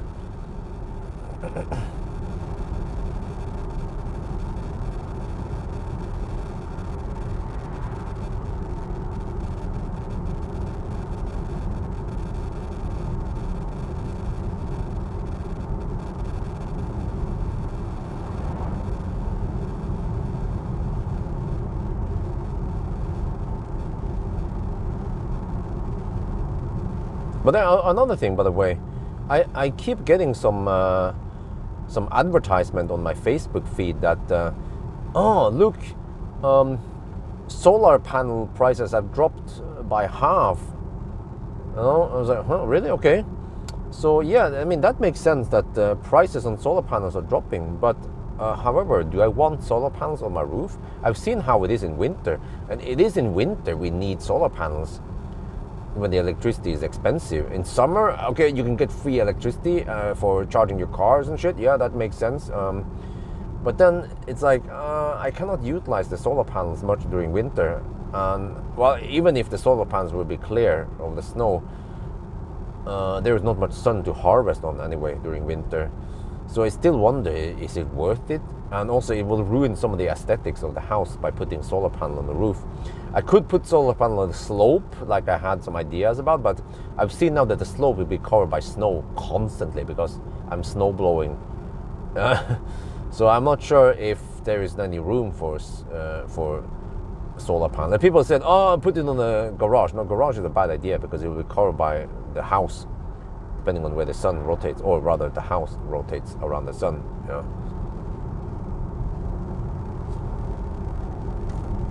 Solkode, I heard about that, but still, like I said, I'm not sure if solar panel would make any sense.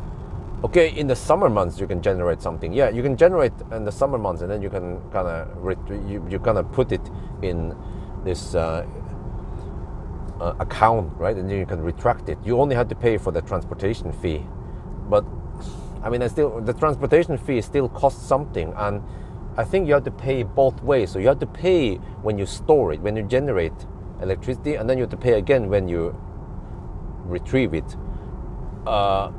So is it a winning or go spinning? Because yeah, I'm not sure how much it matters.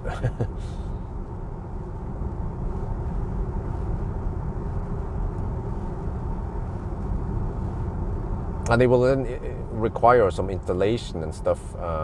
There will be some installation cost in that regard with electrician and stuff. I'm not sure if it will pay off. Yeah. Plus that I'm planning on going to Thailand anyway during winter, right? Or I mean, at least a significant part of it. And even after Isabel has to go to school, we will still want to run away from the winter. But how is this again? The children, from what I remember, school holiday, Christmas holiday starts at 21st December, right? From what I remember. So at least from the 1st of December until around 3rd or 5th of January, we have we have Christmas holiday. So that's 2 weeks. Well, that matters. 2 weeks. Okay, well, let me poke over at Gulsvik here. And maybe this is relevant for you, Gatser, since you might travel via Gulsvik on your way to. I still see ABB, 4 times ABB. And then there are two fat hyperchargers. Those are probably 300 kilowatt configured with 4 power modules each. US, I don't know. I have no idea. But radio ministry, let me remind you that I have a almost 2-year-old daughter at home. Plus that wife is pregnant on the 7th month now. So you know how it goes. Based on what I told you now. You know how my life goes for the next 5 years at least.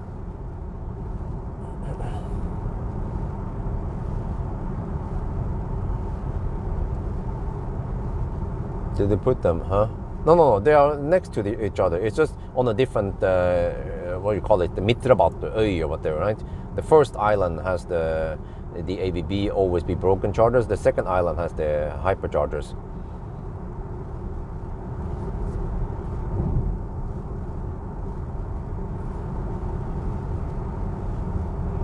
No, thank you. He said that today, huh? What did I say today? I said a lot of things today. In one of the podcasts. What? Huh? Who? What? What are you talking about?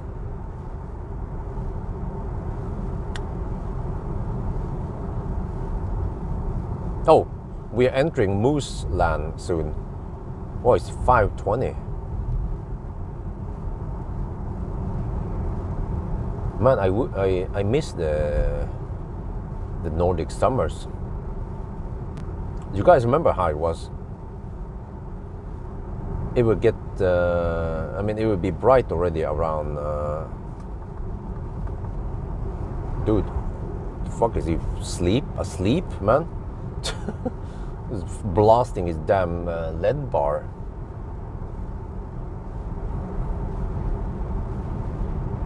You inspire Maddie Bjorn, okay, cool. Auto high beam is good, no, yeah, it's mostly good. With Millennium Falcon, huh? What? He said he watched many. Oh, huh? What? Okay, I don't know. I get some. I don't know what the heck people are talking about. In a few months, soon will be. Yeah. Well, it helps. In 1 month, we will turn the clock forward. That will help. Well, actually, wait. That would mean that now it will be 6 instead of 5.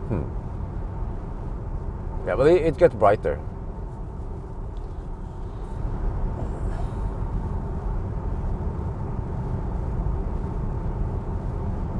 Oh wow, look at this. We have almost dry roads. Ooh, nice. But I can feel the wind. Yeah. Over here though, the wind seems to be a bit stronger than other places.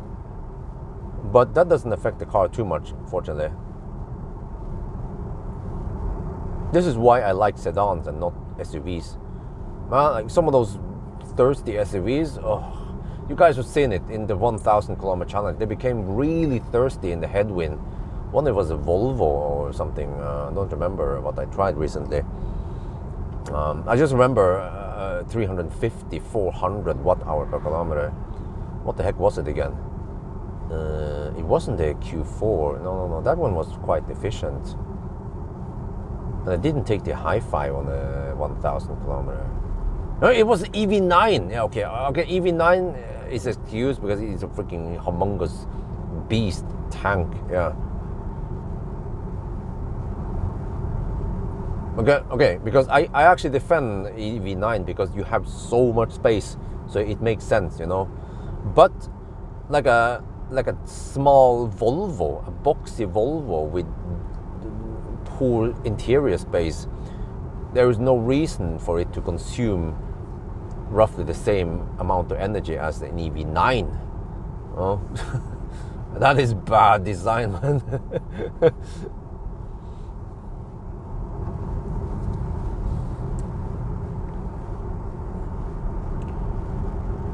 Why do you like Matrix more? What kind of question is that? Why do you like Matrix more? Well, more than what? Boxy SUVs are not rare. Yeah, exactly.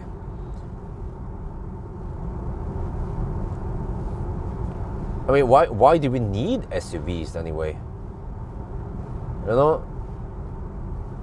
Okay, well, you might need SUV because of ground clearance. Well, but you know, like Model S or any car with air suspension can raise the suspension, so you get good ground clearance. And let me remind you that some cars even has poor ground clearance. EQC, you know, 13 centimeter ground clearance on EQC. That is horrible, man. You buy that car thinking that, oh, this is going to be great to get to my cabin.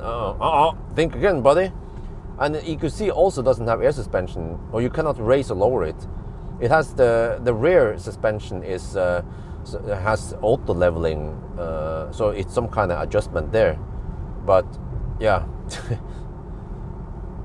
so I don't remember, but I think actually Model S, if you raise it to the highest, it goes to around 18 centimeters, which is more than EQC. Lol. So what is the point of SUV then? Well, for space it is like this car. But okay, the argument against sedans in the past has been that but what is out there in the market? You have to buy a Model S, very expensive. Well, actually, back in the days they had 75 kilowatt-hour Model S. That actually worked great because they are so efficient. But then Tesla just chose to discontinue them and just go for Model 3 instead, which kind of makes sense. And then Model S is just too expensive to sell or in big volume, so they just whatever, you know, they just go for a Model 3, mass-produced Model 3 and Model Y. But actually Model Y, even though it is considered SUV or whatever, it's not that big external size, but it's very spacious and also very efficient. So Model Y kind of defies all the common disadvantages or about SUVs.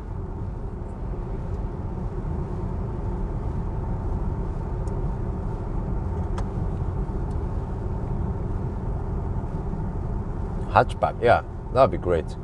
But it's just I think they will never make a hatchback of Model 3. They had to make a compromise, and that was the best solution they came up with.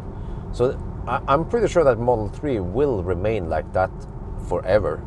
Tesla will not going to change anything, but Model 2 supposedly will be a hatchback. Then they think differently, and then they'll be like, okay, for people who want that small hatchback, like a Bolt style, then go for Model 2. But I suspect that Model 2, despite that it's going to be quite small, will still be spacious, and it will still take a lot of banana boxes, probably even beating i5. Yeah. Yeah, many SUVs are small, short. Like, just look at XC40 or XC60, right? Or what else do you have out there? Yeah, like EQC. It's not that spacious in EQC. You know, EQC can take only 20 banana boxes, which is less than a Model 3, Model Y, way less than Model Y, and also less than the Model S even.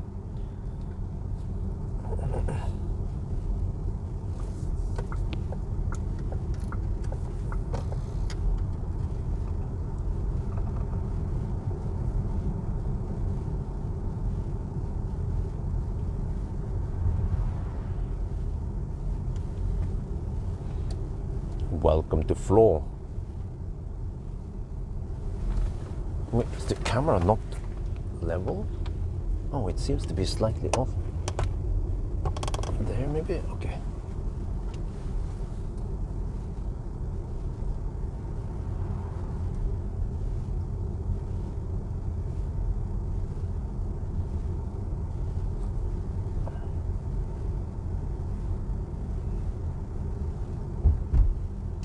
Yeah, I bet they will take Model Y as the base and then just shrink it a bit. It's like a shrunk Model Y, a mini Model Y, because that is a good recipe already. Model Y hatchback, more space, some headroom and shit. That's what many Europeans care about.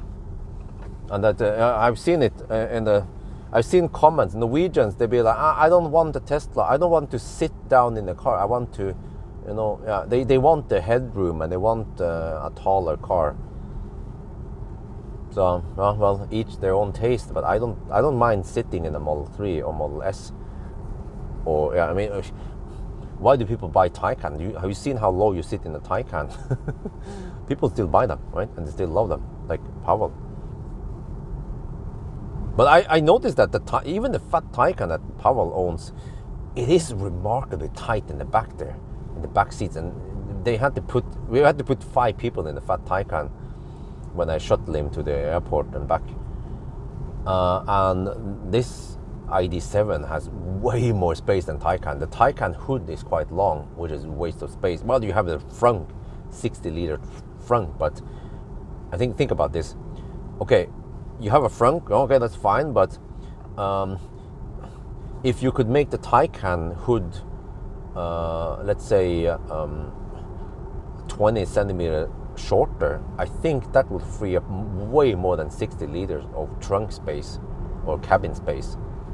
It would probably be like 500 liters more maybe, or depends how you count it, or at least maybe 200 liters more.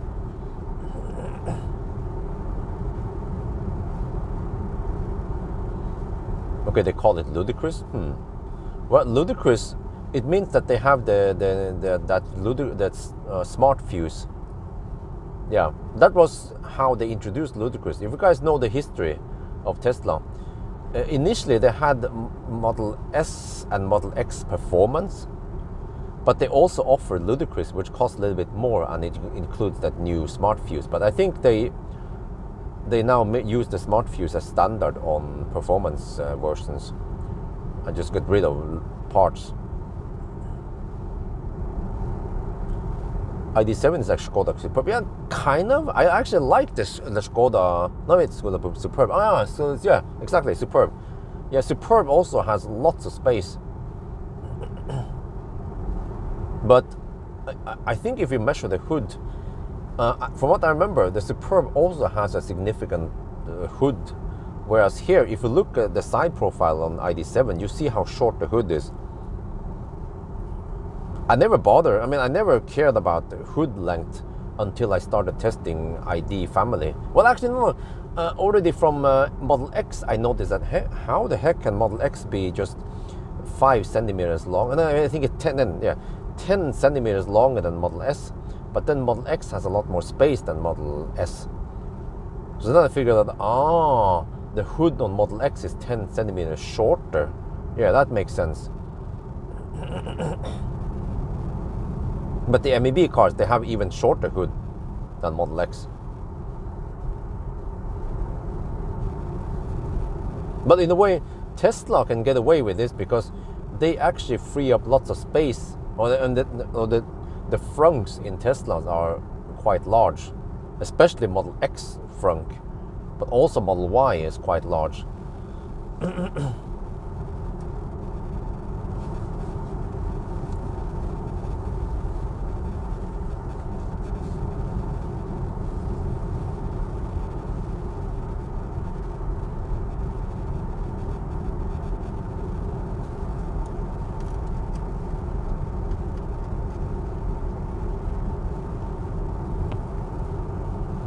Okay, cool. I can catch the moon. I have to watch out because there might be moose. And I don't see any traces on the side of the road. Yeah, so the probability of moose over here is low. But I have seen moose around here before.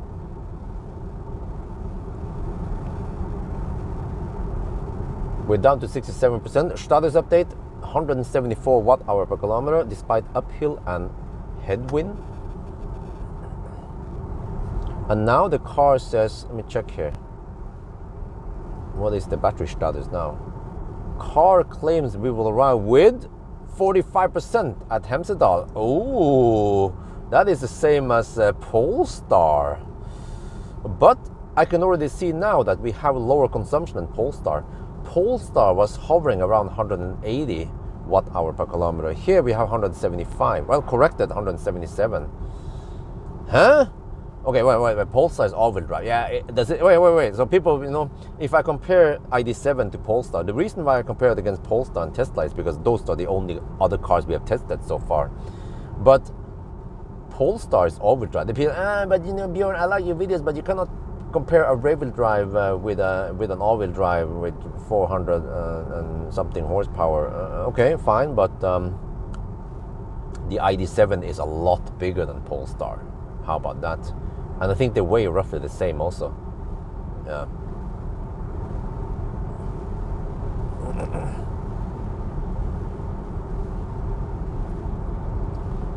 Wow. Very impressive. But wait, how is this again?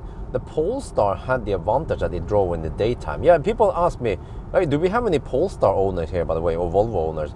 People ask me, hey, Bjorn, you preheated the... No, he's like, Bjorn, I like your videos, but you preheated the Tesla, but you didn't preheat the Polestar. Well, the problem is that when I preheat the Polestar, it doesn't really heat at the battery. Plus that most legacy automakers, when you preheat the car, it doesn't pull power from the plug. It will drain the battery. I think that's what happened with Polestar. That's why I didn't want to preheat it.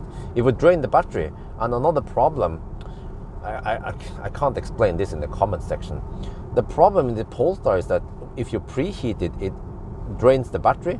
Then it's suddenly not 100% anymore. But when you plug it in, if you plug it in at 99%, it will not charge. It will just say charging complete.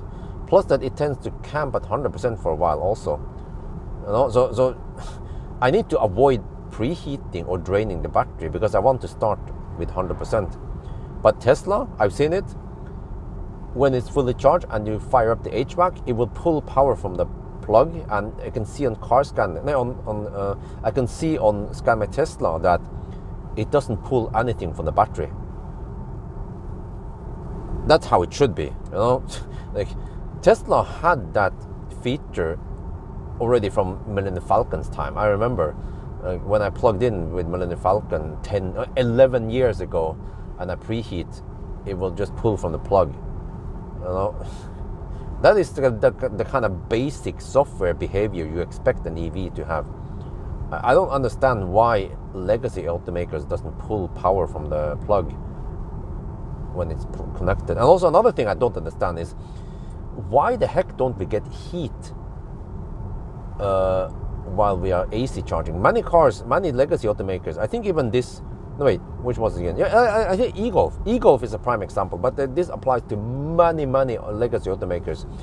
As long as you're AC charging, you don't get heat in the cabin. You get heat if you DC charge. Why? Why is it like that?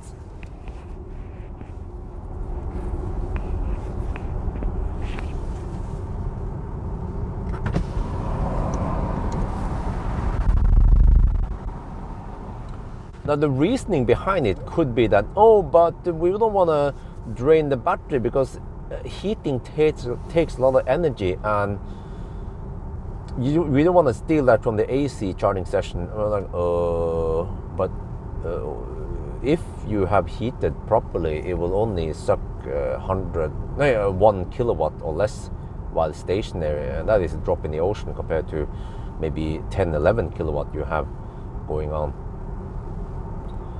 So, but you know, yeah, Tesla with Millennium Falcon, by the way, if I'm connected to Shuko and I have only 2 kilowatt available, then if I preheat and I suck 10 kilowatt, it will first initially drain the battery, but then it will charge it back up again.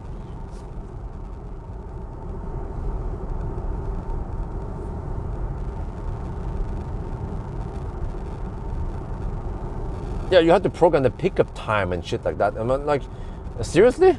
Why do they make it so complicated? It is quite simple physics. As long as you're connected to land power, you want to harvest as much electricity or energy in form of either heat or electricity in the car before you set off, so you get the best starting position as possible. You know?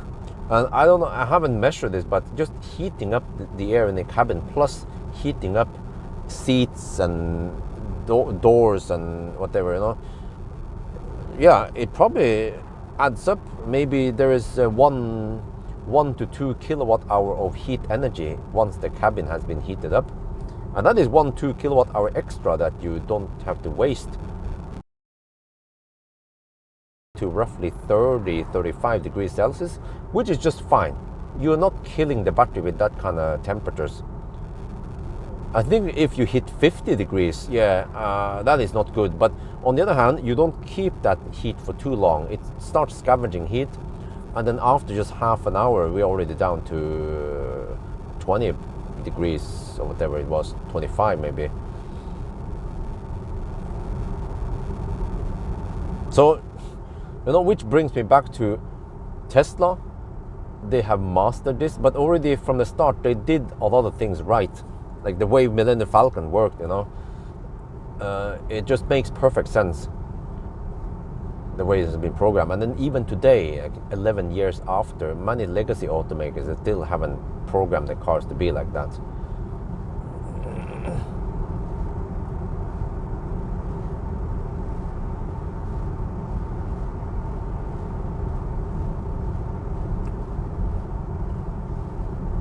Okay, consumption 174. We are 69 kilometers away from Hemsedal now. That will take about an hour, right? Yeah. Let me see, the car says, yeah, the car actually says exactly 1 more hour until we are at Hemsedal. I'm not starving, but okay, maybe I don't need to eat the biggest burger and fries over there, but I'll try some of the smaller ones, maybe. A little bit of fries, yeah, we'll see.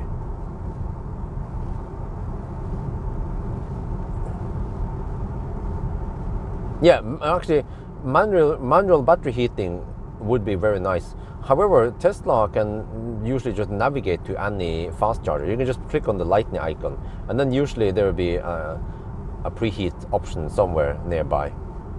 So, but it is a bit clumsy. Manual preheating would be great. Actually, what we have in the Volkswagen here would be even better. That you can see the charging potential and then how long it takes to preheat and what can you get, you know. I was like, wow, that is so good that I wish other car manufacturers would follow up and copy that feature.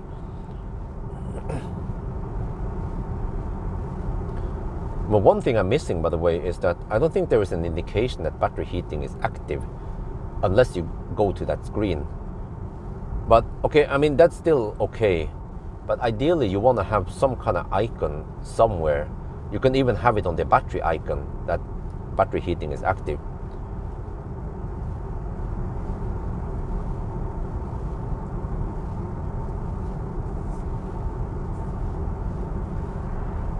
Wow, the road is almost dry. Yeah, I think the road is mostly dry, which helps for rolling resistance. But it's minus 8 degrees Celsius.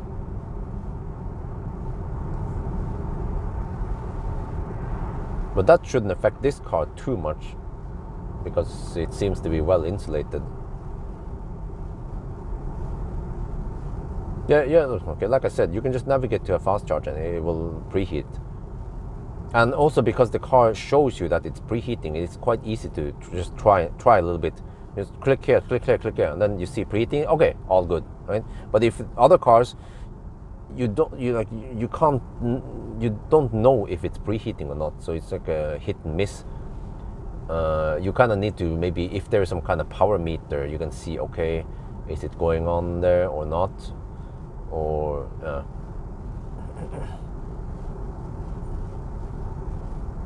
But I do agree, Tesla should have manual preheating should be standard in all EVs.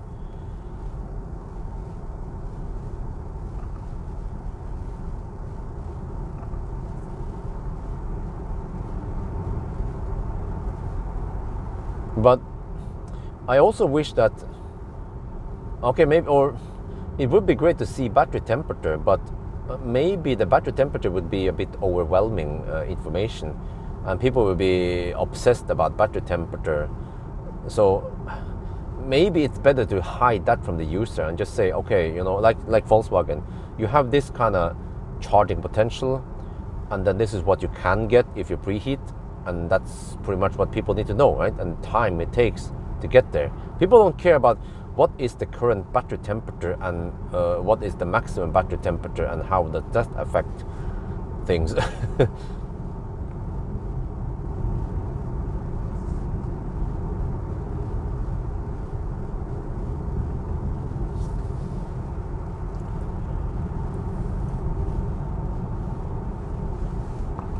Yeah, Tesla will preheat for Ionity, but it depends. The problem is that the database might not always be complete. So even if you navigate to an Ionity, Tesla might not have marked that point of interest as a charging point.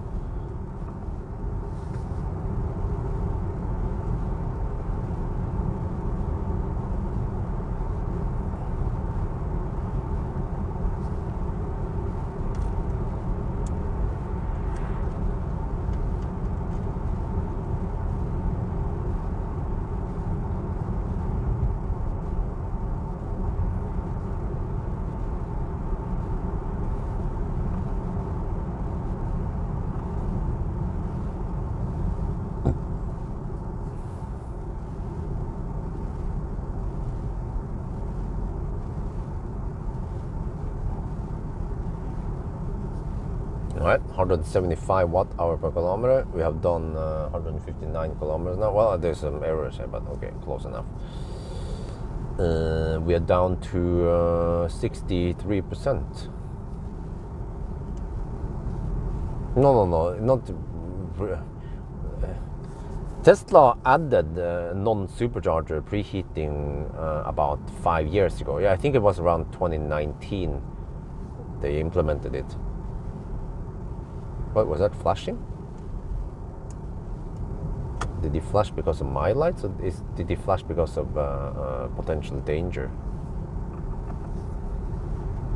Or was it not flashing if it went over a bump?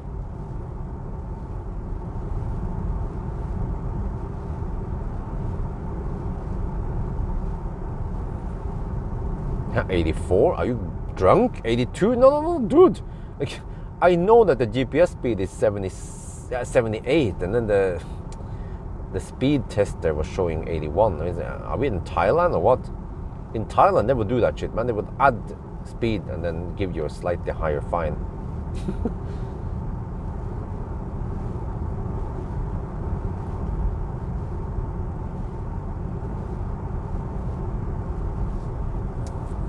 Hides stuff like preheating from users. What do you mean? Huh? Of course they don't hide it. They show you that preheating is active with a red lightning icon. I don't know what the heck you've been smoking. Tesla actually shows you that.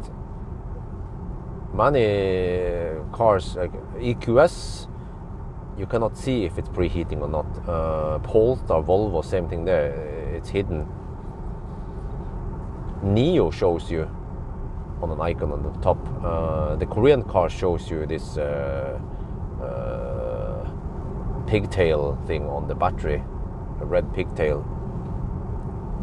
Yeah, this is the average zone.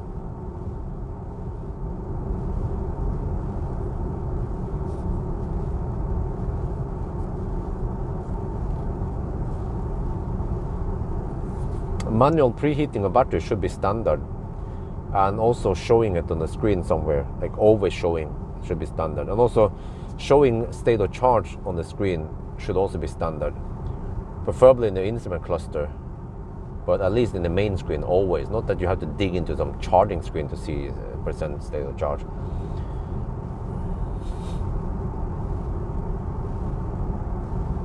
because you can see that on a phone.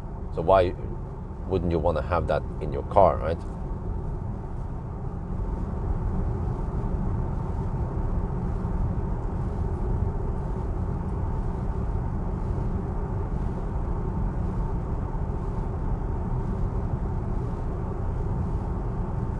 Oh, you mean manual preheating? Well, yeah.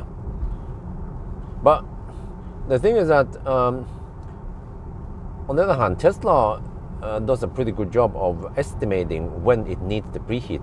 It takes in so many factors into consideration, and it looks at state of charge, it looks at outside temperature and battery temperature and distance to your navigated location. So sometimes it will preheat like 45 minutes before, or sometimes it preheats just 15 minutes before.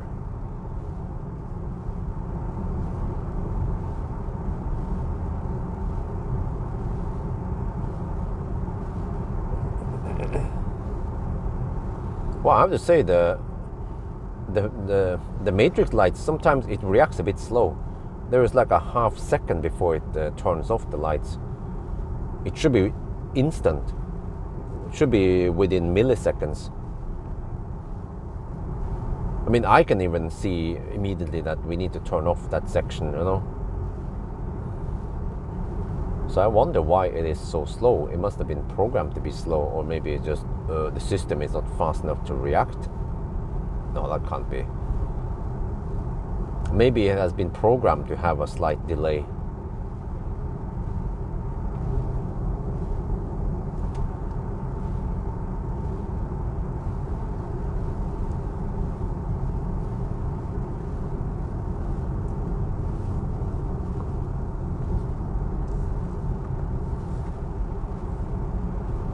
Oh, it's minus 9 degrees over here. Gee, that is proper cold. But it's dry outside. Yeah, what is worse, by the way? 0 degrees and wet road, or minus 9 degrees and dry roads?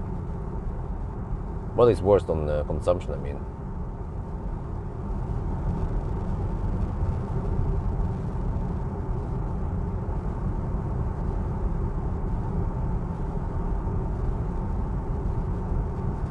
Well, I don't know, but you guys saw it. The truck appeared, and then the light needed around half seconds to turn off. There is no reason for it to be that slow. It should turn off instantly, because the object appears in the camera, right? And then how much time does it need to process the information and send signal that it needs to turn off some elements? Should take just milliseconds. Let's say within 10 milliseconds it should switch off.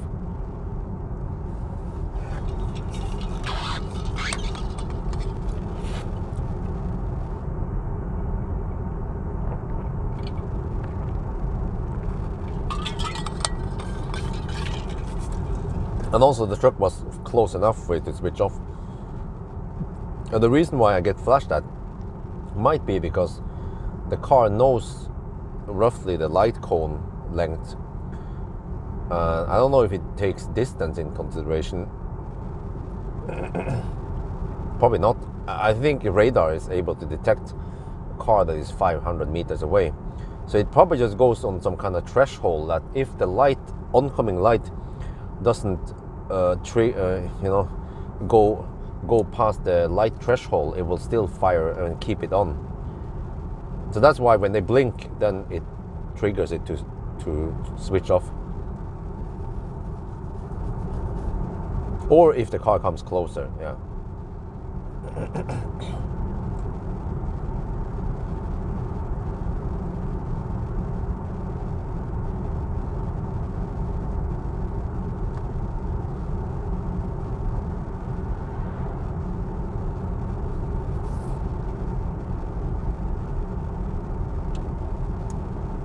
Well, that guy forgot to turn off high beam. He was probably asleep, half asleep when he was driving.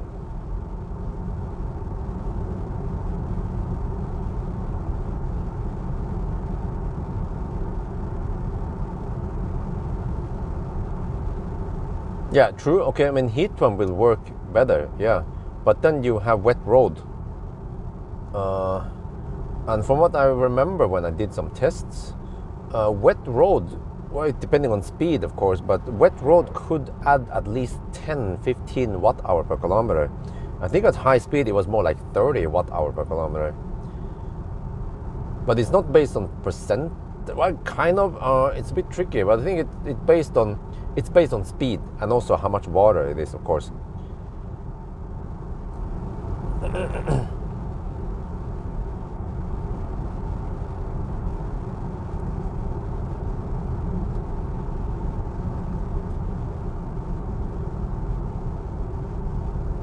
So we can actually count this.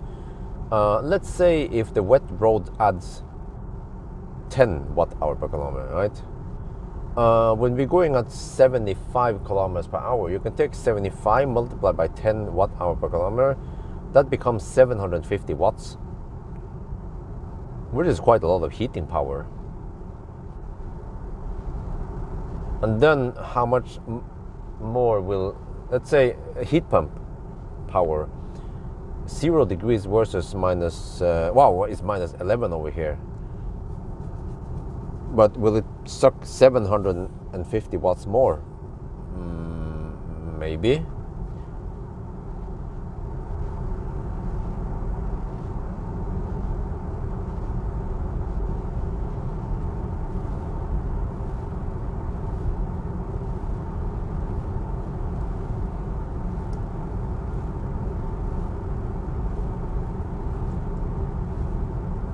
Yeah, but e-Golf actually has those moving cones, right? I remember, it's interesting. The e-Golf doesn't have matrix lights. It actually has the old school moving cone stuff. So we're gonna spread out the cones on oncoming cars. But it cannot deal with multiple objects like an EQS. Or I believe this car can also deal with multiple objects.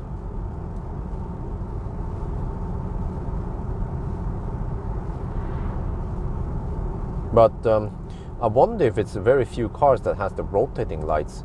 ID or maybe, I'm not sure if it's a MEB, but ID family has rotating lights plus matrix.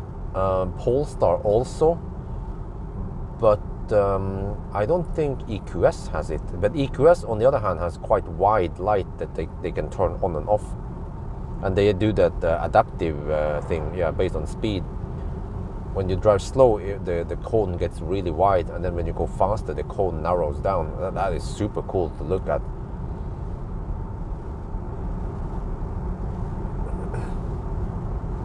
So on top, the top headlights are Mercedes, I mean EQS, Polestar, ID light, and i7 lights. They are the best I've tested.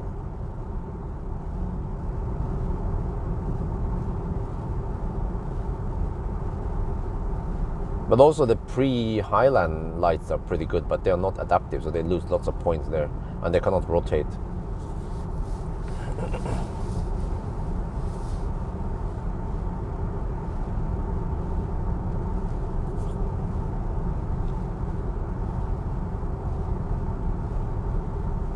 But man, it is wonderful to use the ID lights over here. Oh, I don't know. Many people, they seem to hate Volkswagen. Okay, there are probably some reasons to hate Volkswagen because the app is quite shitty, to be honest. And also, yeah, some Volkswagen had some issues in the past. Wait, if that oncoming car will turn off the lights, it might trigger this car to fire up. No, it doesn't. Okay, good.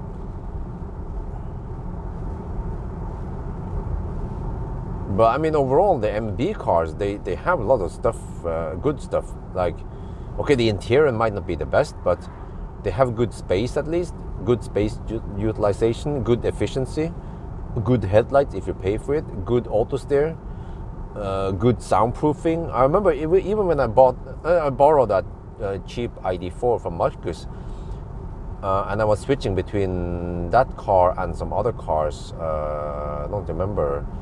I immediately noticed that the ID4 was quieter than whatever other car I was testing at that moment.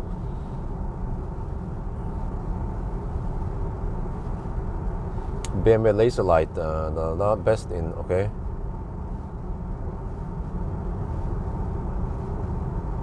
Yeah, I remember the BMW, yeah, those lights. The iX3 lights were also very good, and iX lights, yeah, or in general the BMW lights, they're also really good.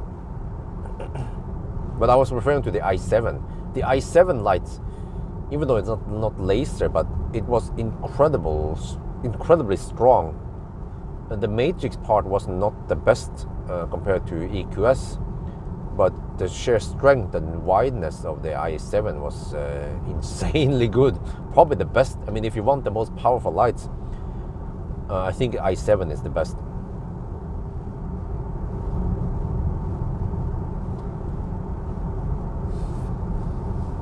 But that's the rich man's sedan, you know.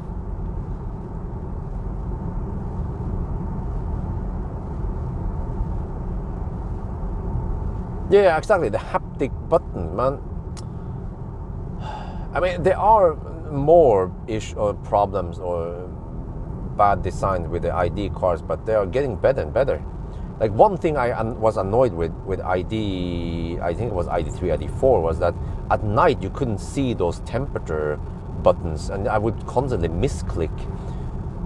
Yeah, but now they made the illuminated. And also I think the latest generation ID cars, you get illuminated buttons finally. Yeah. We'll have to watch out here, it could be slippery. Okay, no, it's not good. But they still have that haptic shit. And you know, there's this next previous song thing. I don't know how this shit works, but I haven't even touched the next button. The thing is that if I click on the next button on the steering wheel, and if my thumb is slightly close to the button, it will trigger next again, and several next. What's up with that? What's wrong with physical buttons? Maybe physical buttons are harder to clean, or they are more expensive. That's why Mercedes is also going for the haptic shit. So can we just get some of the interior elements on BMW, and the efficiency and octaval from Tesla, and then the soundproofing from the German cars, and the auto steer on German cars, and the stocks? That would be a perfect EV, man. And the aerodynamics from a Tesla or Mercedes, or even this ID7. And the drum brakes, man. For a non-performance car, I don't have a problem with drum brakes. I even saw on this ID7, after I washed it, the front disc, they were rusty. But it's just surface rust, but yeah. But I bet that the drum brakes did not rust after a wash.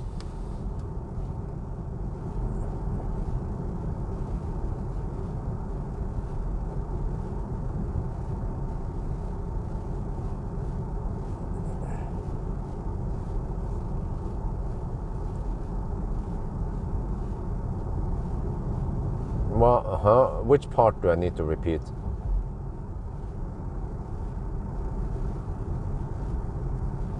Oh man, the lights are wonderful. Oh shit.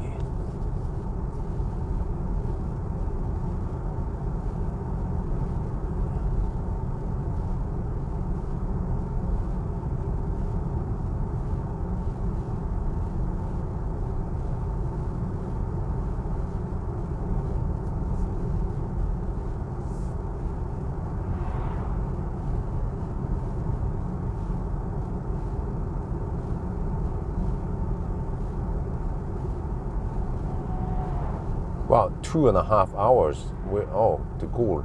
Yeah, I remember it's supposed to take roughly 2 hours and 15 minutes to go to Goul, if I go faster.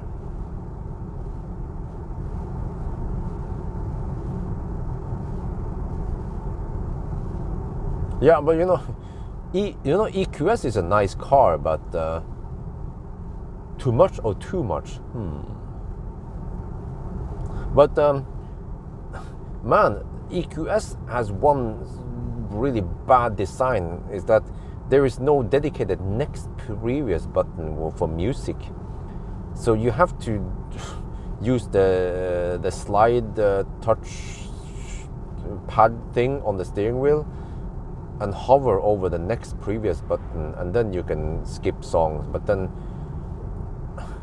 if you are in a different screen or something, then you cannot do next previous, which is weird because most other cars there is a next previous on the steering wheel.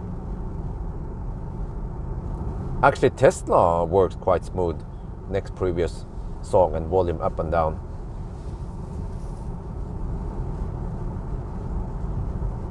But now it also comes to logic. Yeah, you know, I noticed this before. Some cars are not consistent, which is that the playlist in general, you start on the bottom, you start on the top, right, in the playlist, and then as you go next, you work your way down on the playlist. Okay, that's usually how people expect lists to work, right? But on the steering wheel, it depends which car it is. You might have to, also, how is volume adjusted? Volume is either adjusted left or right, or up and down. Up and down, in my opinion, is the best. Yeah. But it depends. The thing is, it depends. Because some systems will have up and down for volume and then left and right for next previous song, or they flip it around and then left right is volume and then up and down is previous next song. But here's the problem that I don't remember, but some cars you have to click, how is this? You have to click up to go to the next song. Yeah, and then down to go to the previous song, which is opposite of what the playlist shows. But you know, stuff that I mentioned now, I think most software developers or whatever, they don't care or they don't know about this. But it's like a logical error in a way. It's not intuitive, or I mean, it's not, actually not intuitive, but it's just that it's not consistent. Yeah.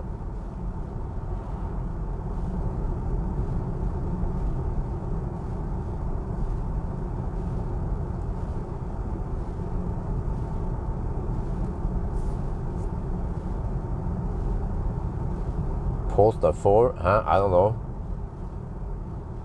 Those new cars coming, I don't know. You have to be patient, man.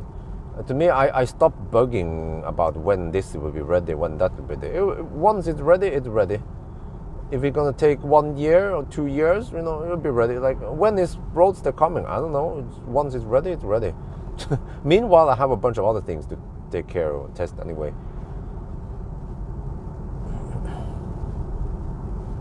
Oh, the consumption has gone up now, 178 watt-hour per kilometer. And oh, the battery has cooled down to 3 to 7 degrees Celsius. Let me see, what is the charging potential here? At 56%, I can get 39 kilowatt. Oh, welcome to Colgate. Optimization, 78 kilowatt possible, but it will take 47 minutes. Oh, shit. Oh, interesting numbers. I need to show that, okay, in the video soon. Let me see.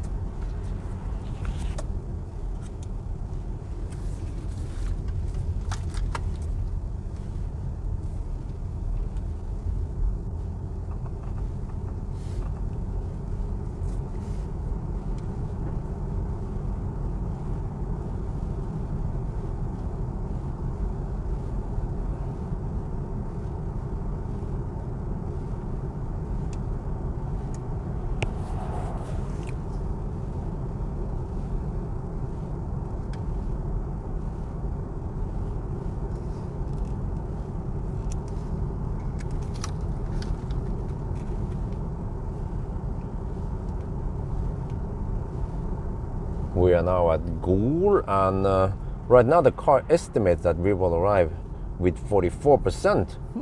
Okay.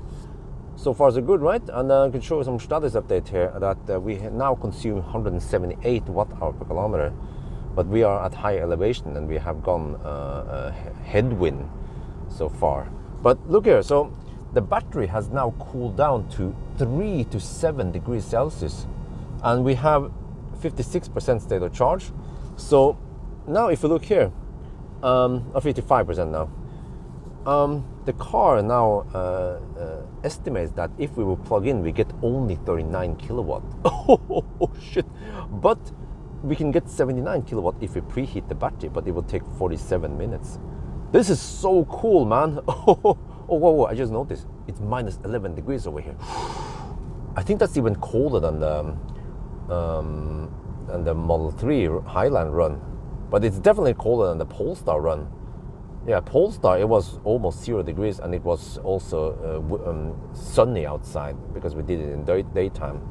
So the reason why I compare against Polestar and Model 3 is because those are the only cars we have tested this route so far. So yeah, okay, let's drive through Goul now then.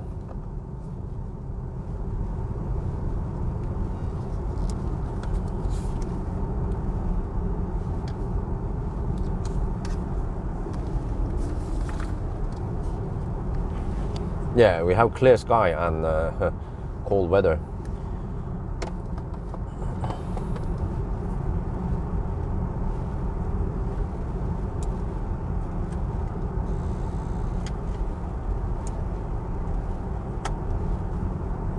Okay, this will be interesting to see how cold the battery cools down to. And also, yeah.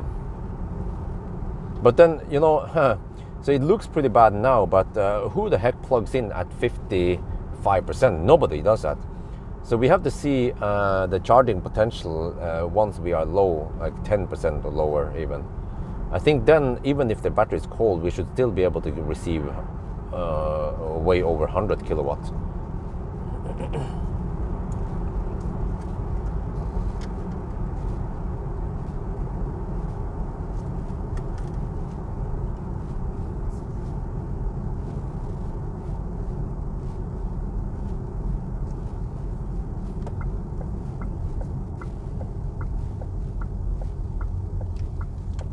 Svenske priser. Yeah. So I don't know. I ended up taking this route here. Maybe because for some cars, if we drive and it's open, we can go to Burger King or even Circle K or whatever if you want to pee over here. And also this route is slightly shorter than the main road all the way. And also, yeah, we can include some nice shot of Goul.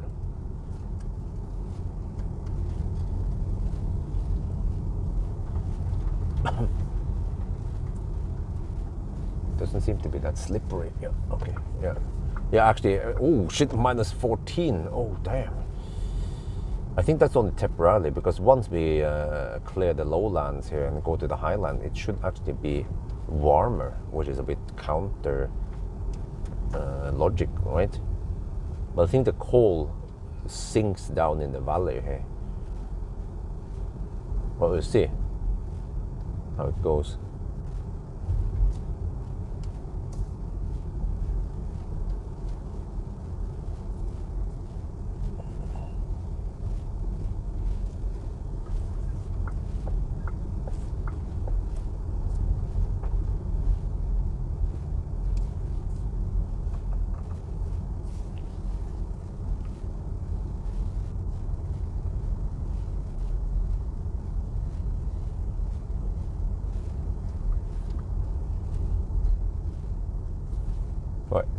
It's 6 in the morning already.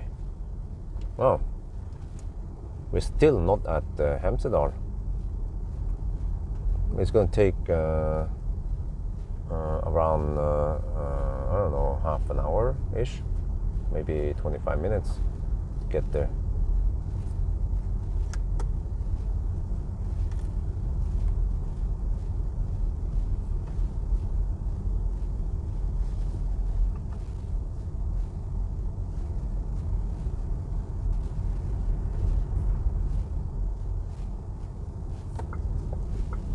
let's say this has no blinkers.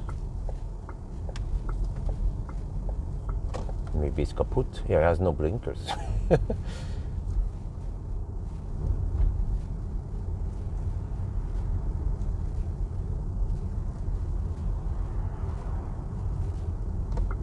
Wow, there's a lot of traffic now. Where the heck are people going?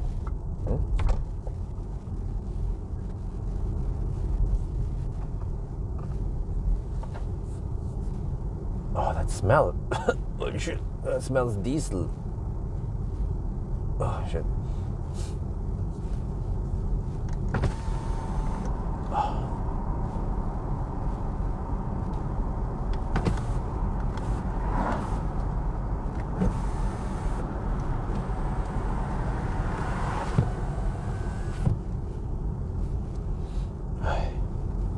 Slightly better, but now it gets cold in there. Oh shit, it's minus 13 outside.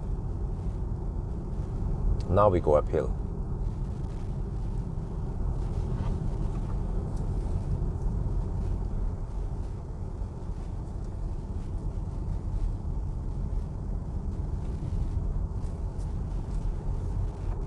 Oh, there's a dude walking there.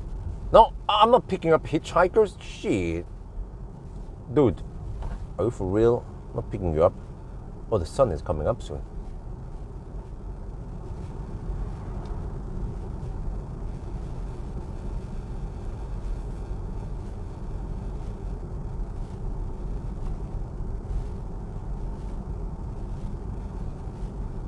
Man, is that even a thing that people hitchhike now?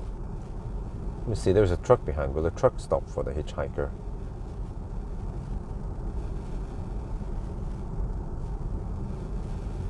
Nope. Truck will like, no, hell no. I have momentum uphill now. I'm not gonna brake or slow down for that hitchhiker. Yeah, I picked up hitchhiker once or twice before, but I don't know, man. I prefer driving alone. Plus, usually I end up having to drive some extra distance for the hitchhiker.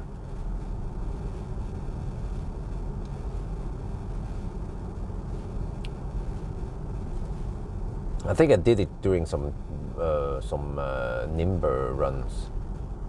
Yeah.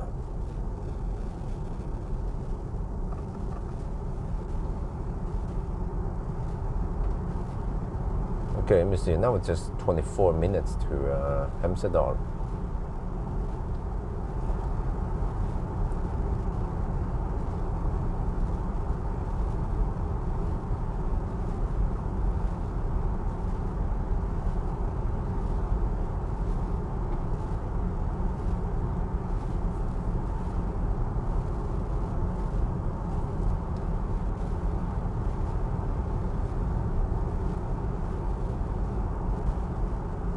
I mean, who knows?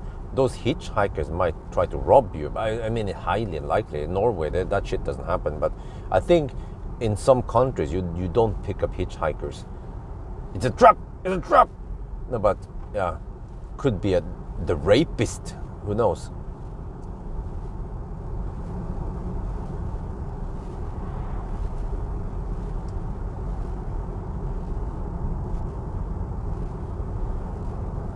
Man, I remember these roads uphill here with Optimus Prime and trailer hammering up the hills here with cargo in the trailer also.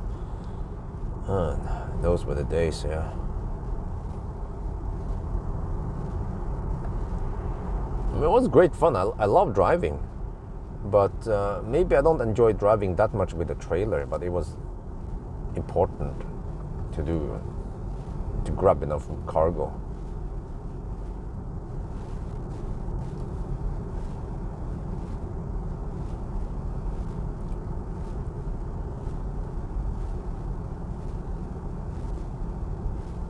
But I remember with Optimus, man, with the trailer, I had to usually charge every 100 kilometers, which became a bit cumbersome. How is this again? I would then go from, I would charge up at Gol and then drive over to Alvdal. No, what's it called again? Aurland, Aurland. But then I will also top up at Voss, or Skulestadmo it's called, before entering, and then Haukås, or later Arna.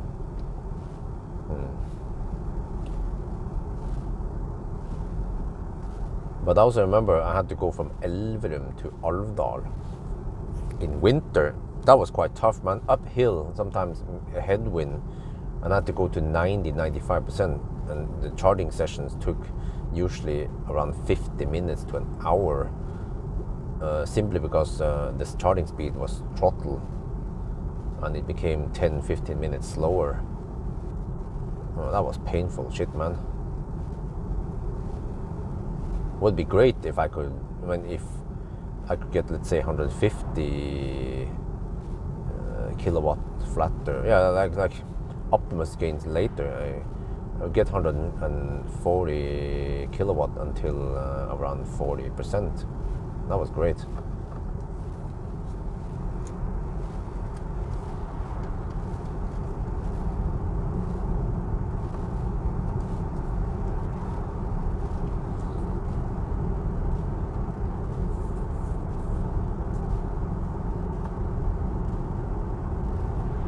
What's wrong with people, man? They don't switch off the damn headlights, high beams. Just have to remind myself that we are in Molboland.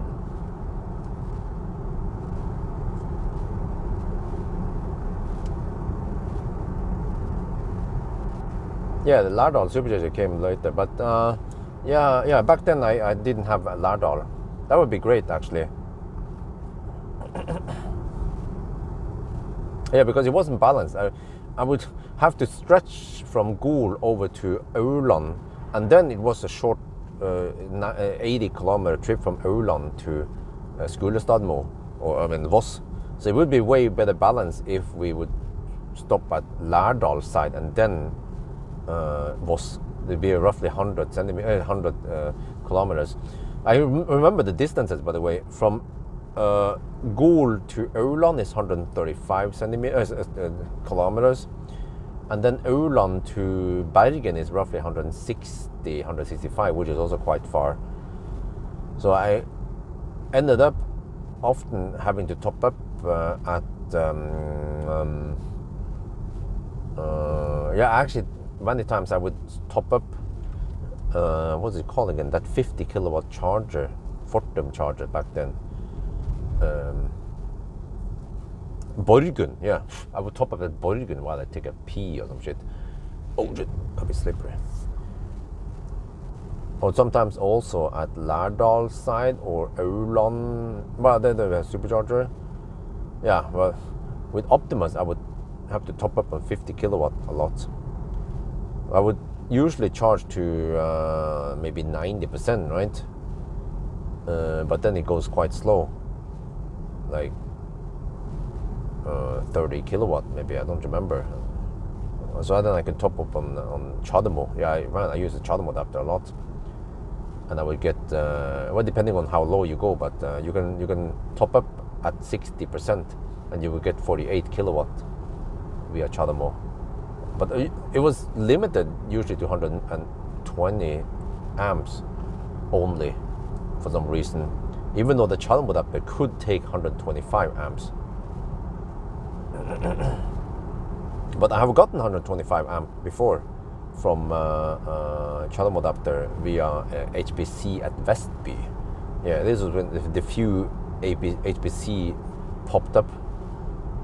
But it was not the regular. It was Delta. I remember it was the early Delta. Yeah, some 120 kilowatt Delta back then. The first version Delta before the 150 kilowatt Delta you see all over the place.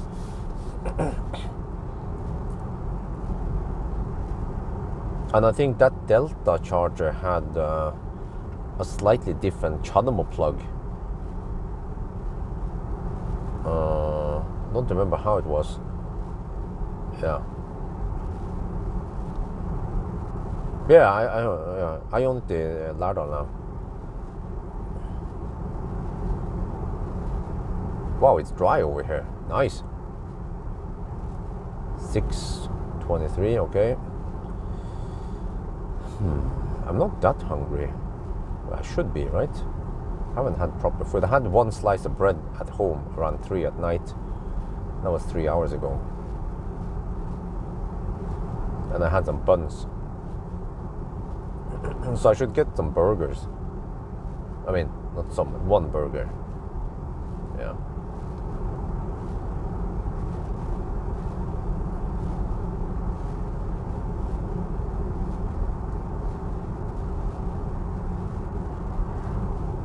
So let me see. Over here would be nice to shoot some thumbnail in about an hour on the way back. I'm not sure how bright it will be. 7:30.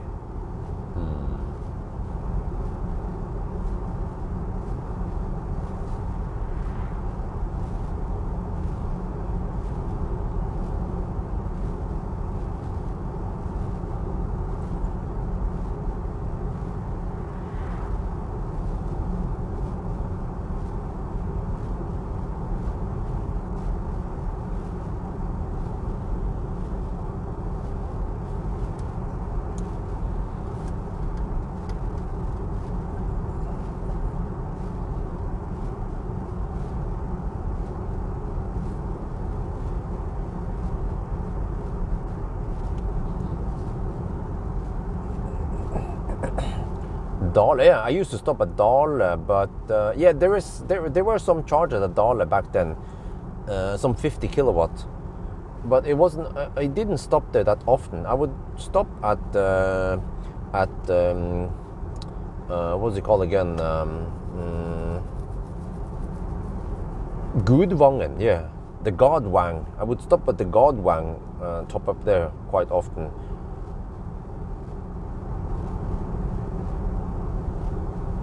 And also a few times at, man, I don't remember those places. I remember the picture of the places. Trengereid, yeah, there were some high power chargers at Trengereid also. Gutser knows all these places.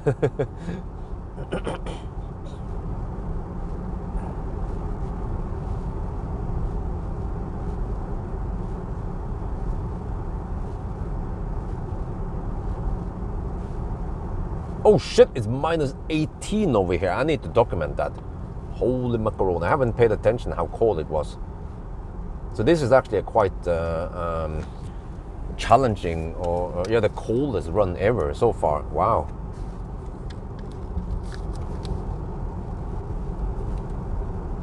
We are getting close to Hemsedal, and over here it's minus 18 degrees Celsius. Wow.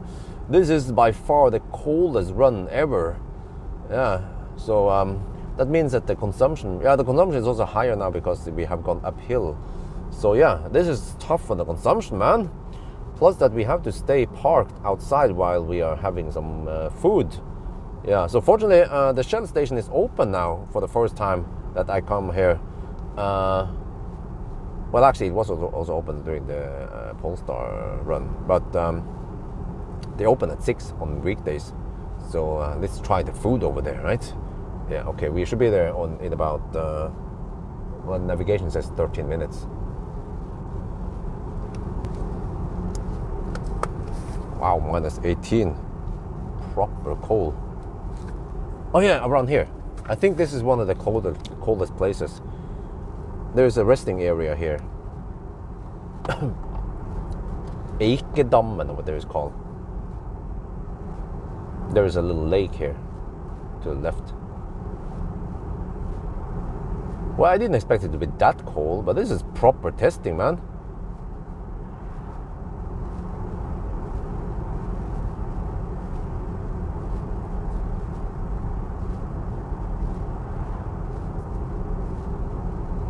But I can probably do this Hemsedal run until late April. So I have maybe 2 more months of Hemsedal run in case I want to test some cars. Because as long as it is around 0 degrees Celsius, then yeah, then I consider it a valid winter test. But once it gets between 5 and 10 degrees, then I think that's a bit too warm or too easy. Oh, I see traces on the side of the road now. There could be moose here, even though I think they might not be that active now in the early morning hours. I think they're more active at night when there's less traffic or almost no traffic. Yeah, I bet they shoo away now. They can hear the noise from the road, the cars passing by.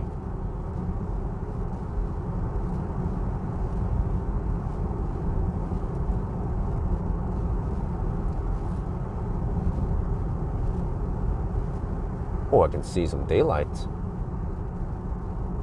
I think that's not moonlight.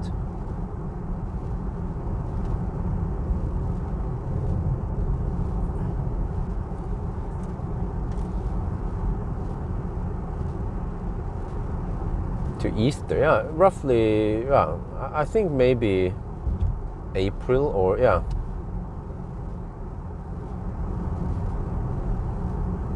But the thing is that in April, it becomes significantly warm, at least around around Gardermoen and Jessheim area.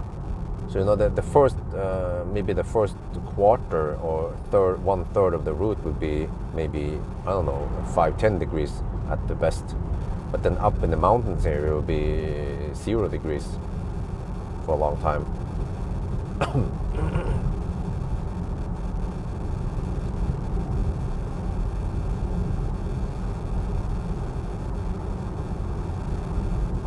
But I will probably do these runs at night anyway, and then usually at night it is colder.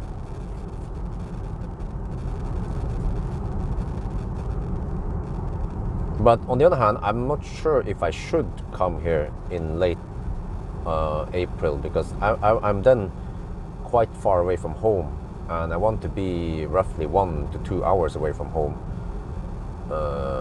because wifey needs to deliver the baby soon, get rid of the baby. Tummy is getting big. But you know what they say?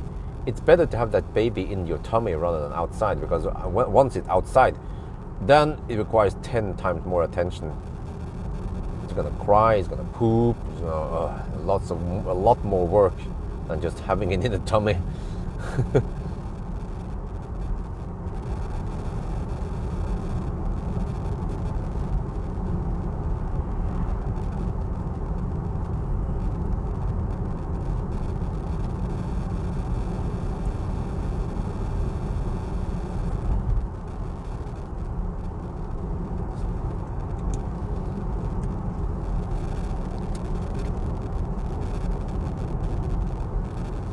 Well, now you can overtake. There are 3 cars behind me.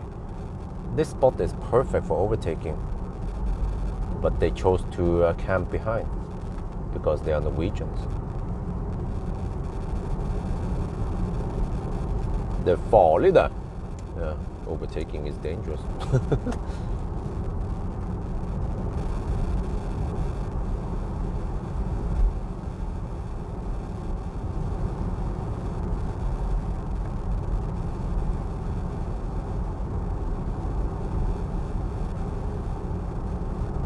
Due date is the beginning of May. I think it was the 7th May, 7th or 8th May.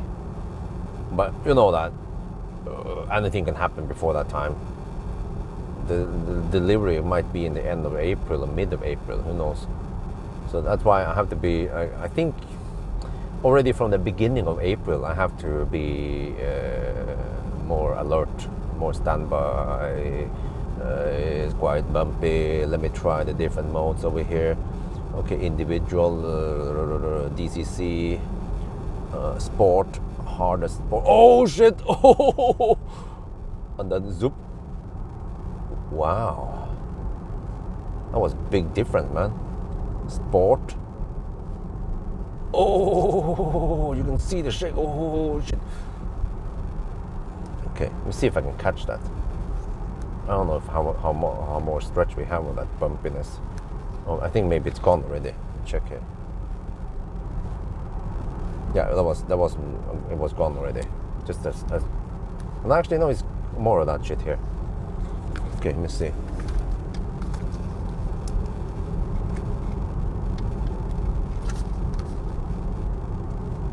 Oh no, okay, now it's gone. Okay. we get more of that. Had a camera ready. No, it was just a short stretch with a bit of bumpiness.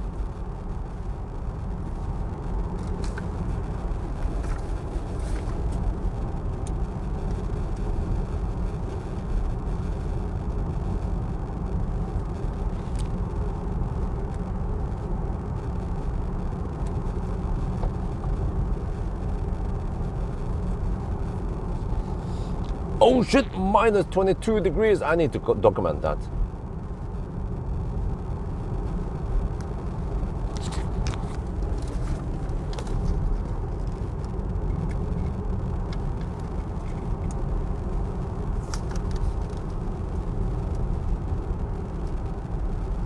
Wow, minus 22 degrees Celsius here. Yeah. We're going to, now we are approaching a place called Ulsåg. This is the small town right before Hemsedal. So we are almost there now, just 6 more kilometers. So this is the toughest run ever.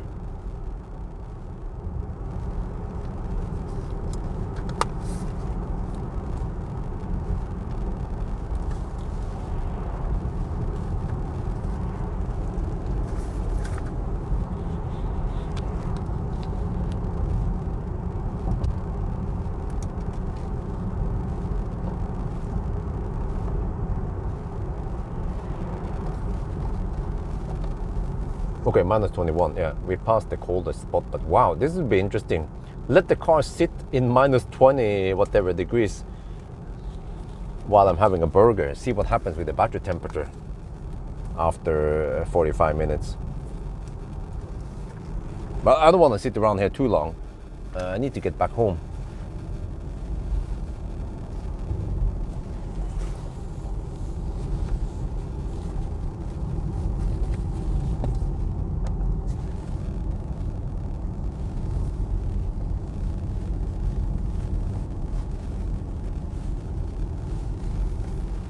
Yeah, okay, minus 20 over here. Yeah, I caught the coldest spot.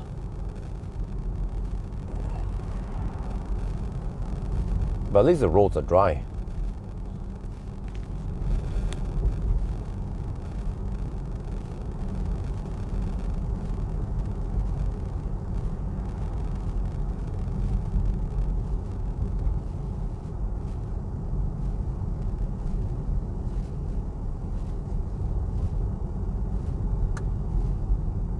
Oh, wait, what is the state of charge now? Oh, we have 44%. Oh, that is not looking good. But it seems like we have to have at least 45 in order to get back. We are not there yet. I have my doubts we can make it back. We probably have to bail out at the Kjellroa again. That's where many cars need to bail out at. But what if I need to bail out before Kjellroa? Then I have to venture into Hønefoss then.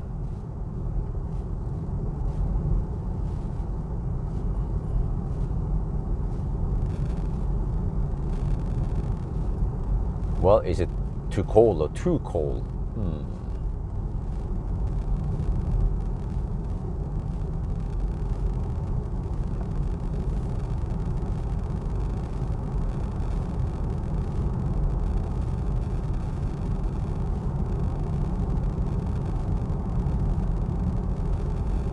Oh, what? They're doing snow blowing action now. Interesting. Oh, minus 19 over here. Okay, not that cold.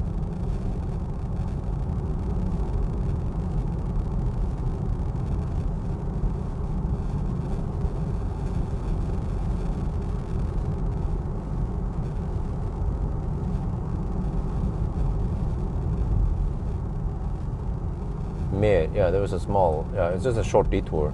That would be an okay bailout point if I have to bail out. Let me see, on the way back, there might be some brightness outside so I can catch some nice thumbnail. Yeah, I think I'll use the same spot as the Polestar. There's a place I can pull over. And hopefully it's bright enough to catch something there in about almost an hour from now.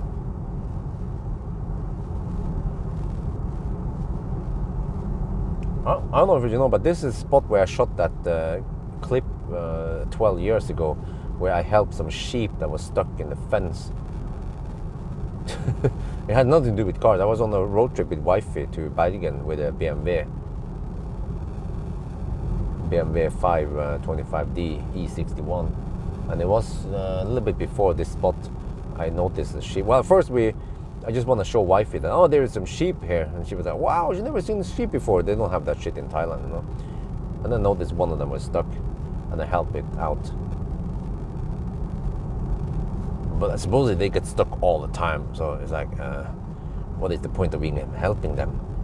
They need to learn.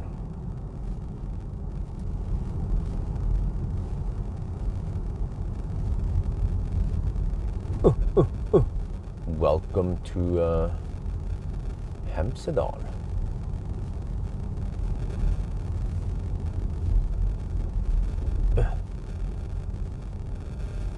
The hemp valley. No, wait. How do you translate Hemsedal to? Okay, minus 18 degrees only over here. But this is going to be interesting because the battery has cooled down to 1 to 6 degrees Celsius. And we are at 45%. No, on display it says 43%. Uh-oh. I don't think we can go back again. Unless we have massive kinetic potential energy stored in this car. Yeah, this makes me wonder. The Polestar actually had lower consumption when went downhill, because I think it's because it weighs 400 kilograms more. That helps, of course.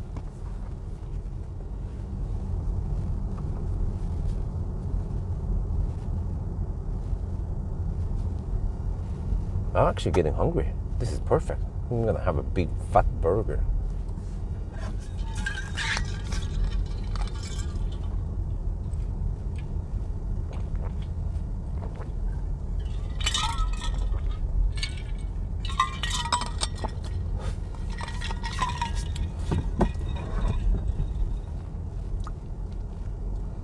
Oh, they haven't turned on the lights yet on the ski slope.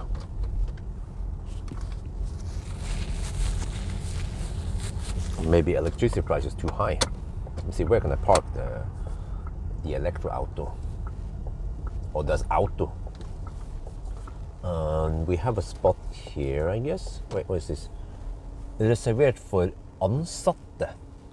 Okay, but you know what? I have awesome turning circle. Look at this. Oh shit! Damn. Okay. Anyway, what can I just park in front here? Really? Okay, we're gonna stop here anyway and do the little status update. Dung. Okay. Dung.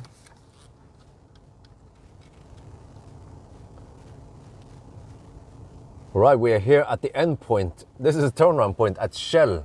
Yeah, so it's minus 17 degrees outside. Oh, I have to zoom in so you can see everything here. But we are now at 43%. Oh, we have, Wow, okay, this is based on uphill, yeah. But okay, can we make it back again? The battery has cooled down now to, I don't know, 0 to 5 degrees Celsius. We need to test this. I'm gonna go have a burger now at Shell, and then we let the car sit here and cool down. This is part of the test. How cold will the battery be in, I don't know, 45 minutes? I'm not keen on staying 1 hour here, but okay, whatever. And here you can see the consumption to this point, 193 watt-hour per kilometer. All right, let me see. If I try this, if I do this, look at it. Oh yeah. Oh, it outlines. Oh, it claims we can make it back, really? Okay.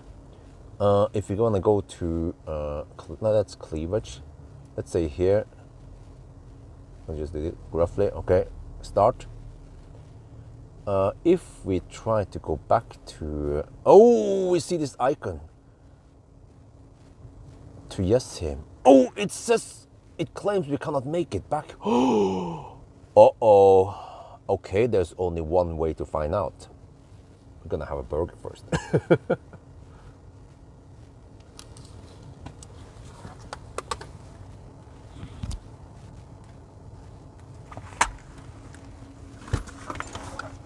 Okay, I'm gonna bring my bag, but I don't know where I'm supposed to park. People just park right in front of the gas station here. Does that mean that I can also park here? Maybe, why not? If there is no parking, then we could just park here, right? Or where are we supposed to park? Maybe I can park in front of the pickup truck.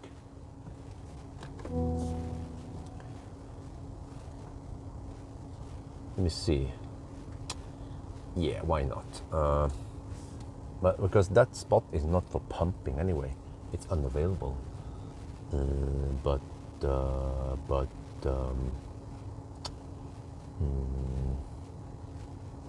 Yeah, how about that? I just park in front of the pickup truck.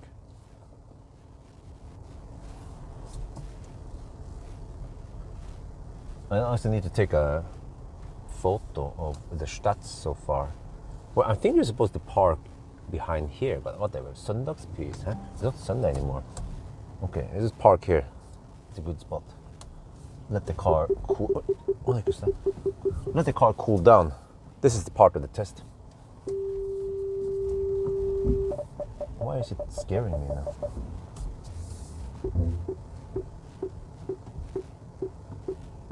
Okay, well, I'm gonna test this. Oh, look. I don't know if you guys see it.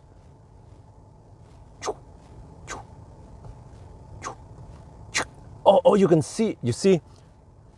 Oh, nice. You can see that the shadow becomes diffused. Zuck. Zuck. I need to show that in the video.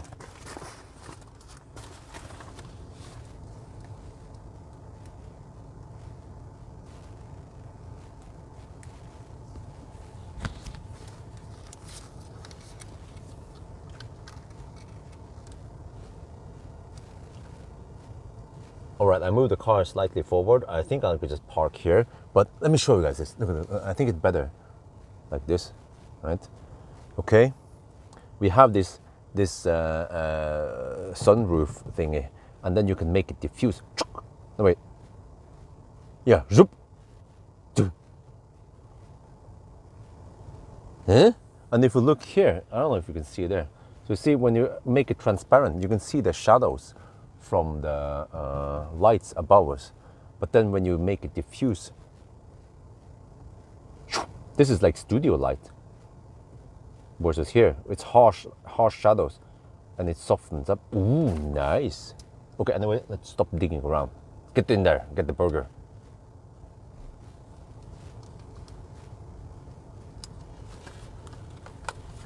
Oh, the battery is cooling down.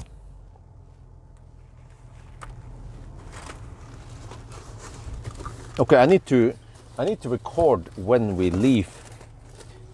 We leave roughly at 6:47. Yeah, almost 7. Wait, what the heck is that? Wait, I've touched some stuff.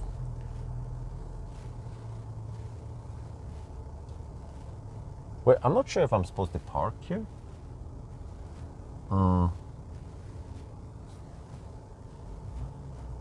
But people do park right here. I can ask the guys if I can park here or if they want to park somewhere else. Maybe it doesn't matter. There, okay. Yeah, we start at roughly 6:45 or whatever. Let's get inside now.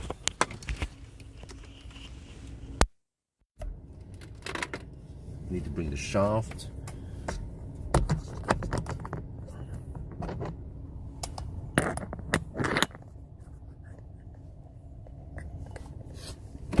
Let's go.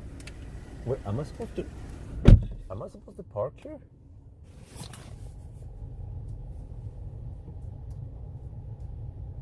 If I go slightly more back,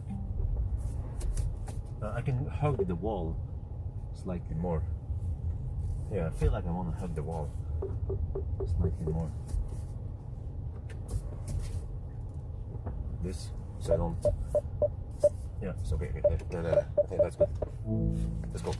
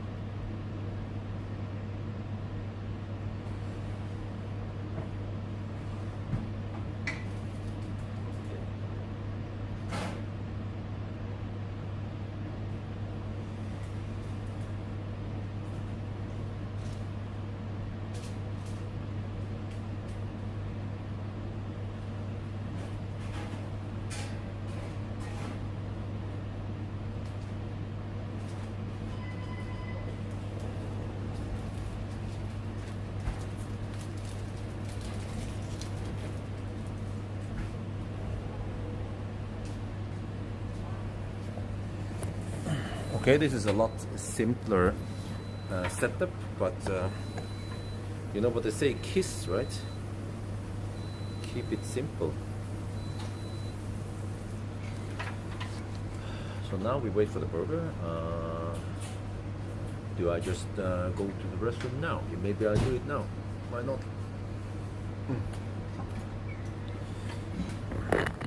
So I'm not that hungry, so I just went for a 150-gram burger with fries and soda, and yeah, maybe I should treat chin with soda.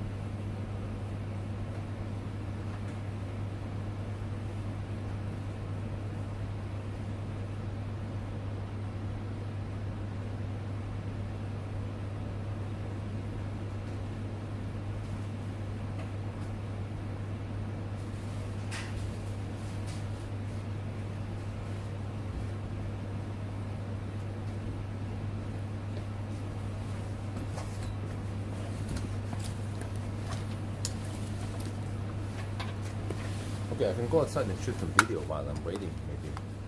Oh, actually, not. Whatever. The burger should be finished soon.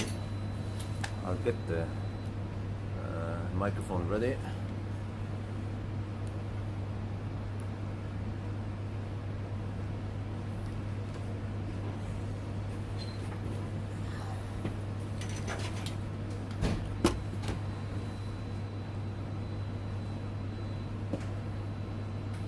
So yeah, let me see. So we park here roughly 6:45. But you know, this means that yeah, it took roughly 3.5 hours to get here. So if I start roughly at, well, it depends. If I come here during weekend, then it's open 24/7. Or how is this again? From Friday night. Friday night they open 24/7, or like, yeah, until Saturday night, and then Sunday they close around, I don't know, midnight or something. So if I come here Friday night or Saturday night, they will be open. But on weekdays, yeah, weekends it should be dedicated for 1,000 kilometer challenge. But then if I come here on weekdays, if I start from Oslo around 2:30, I can then camp here. But if not, then I can camp at Gol. Yeah, but I think timing is good because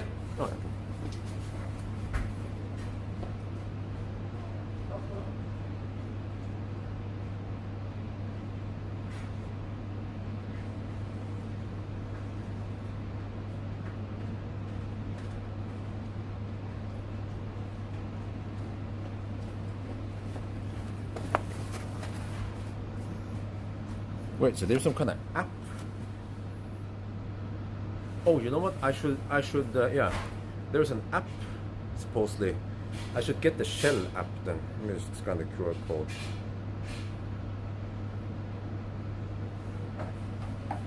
Suppose you can order some stuff from the app, and you get some discount also.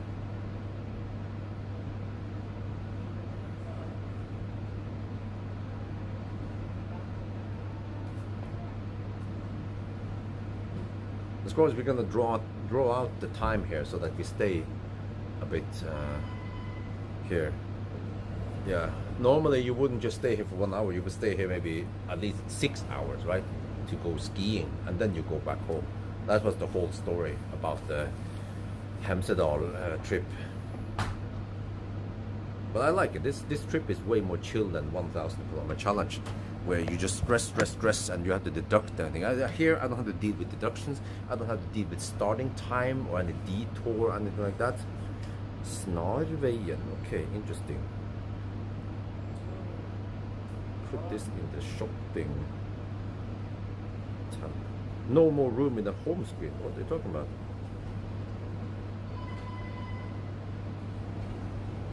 Oh, hold on, no, get that. Snarveien. ST1. Okay, there's an app, supposedly. Would you connect it while skiing? Yeah, that's the thing. In Norway, you can probably AC charge while skiing, and then you get, I don't know, if you get 11 kilowatt, you will have full battery by the time you finish skiing, right?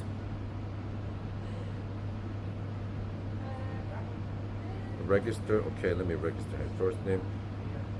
I need to be some kind of Shell frequent flyer.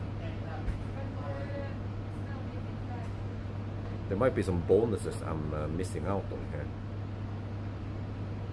And now we're just waiting for the burger to slightly cool down.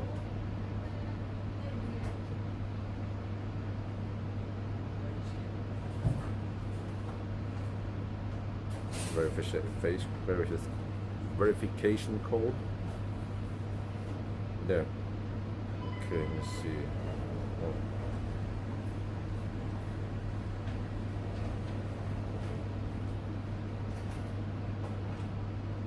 Oh shit. 99258. Okay. I have now enrolled. Offers. What do you get here? Appeal tilbud. Oh, okay. You have some hot dogs on There were some burgers on sale if you use the app. Okay, whatever. Food menu.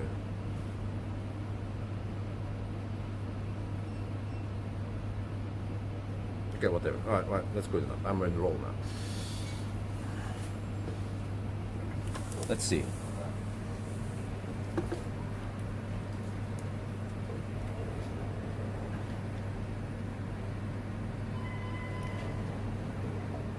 Alright, the ID7 is parked right outside.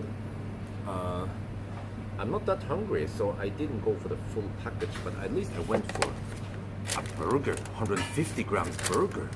Yeah, let's try it.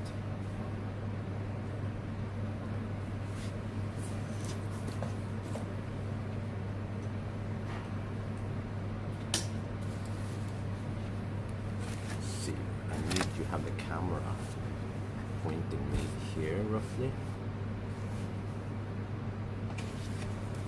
Okay. There's the napkin.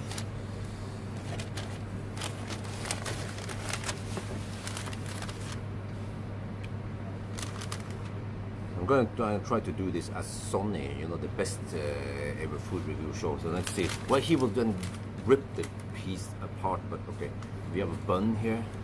Oh, I went for bacon and cheese. And there is some salad here, yeah. Onions and tomato, and here's the patty.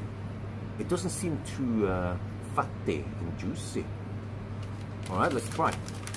Wait, where's the sauce? This is quite dry. There is almost no sauce here. Okay, I'm just gonna eat it default like they present it to me.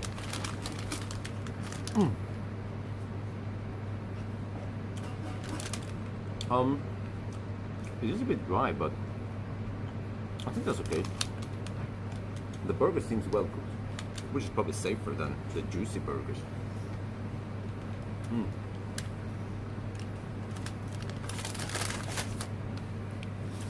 And that's it.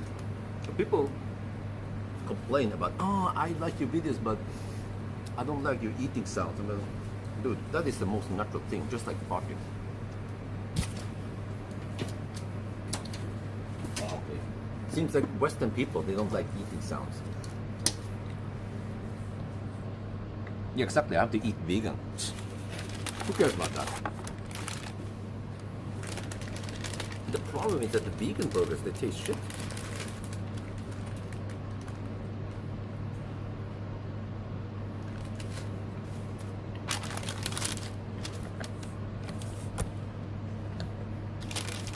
Right now, the car's battery is cooling down and the cabin is cooling down. But you know, I think the cabin is not cooling down that much since the car is insulated like a tank. You know, it's a German electro auto.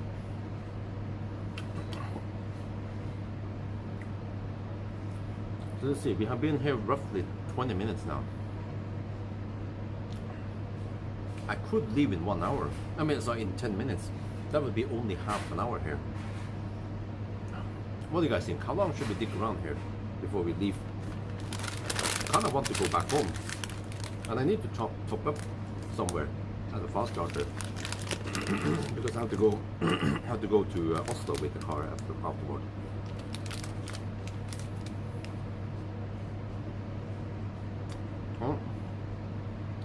I think the problem is that the vegan burgers, you get it closer, they try to make a vegan burger taste like meat.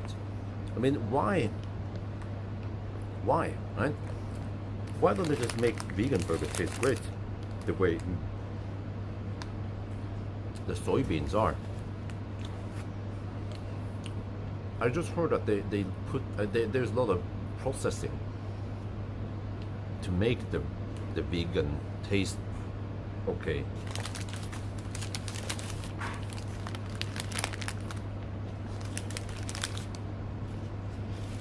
But maybe I should, next time I should try the fries. But still, they didn't use too much oil here. But there's also not too much sauce.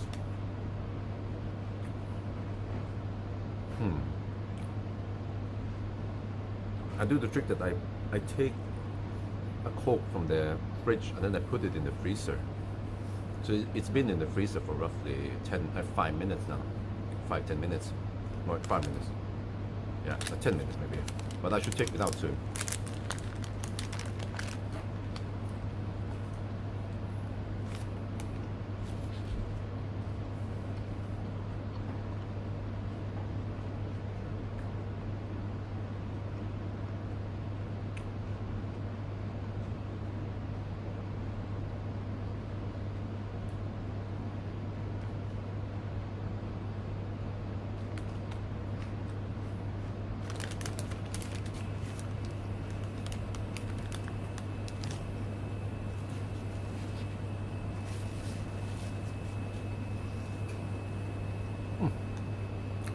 Well, Renault 5 was my first ever car.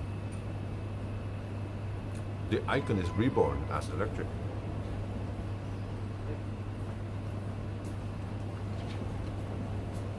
But man, this burger and Coke costs 170 NOK. Welcome to Norway. But wait, but if you go full package, it doesn't cost that much extra. I can get fries also. I don't remember what the price was at Gol. But this is only 150 gram. At Gol I got 250 gram. Plus fries. That was a lot of food.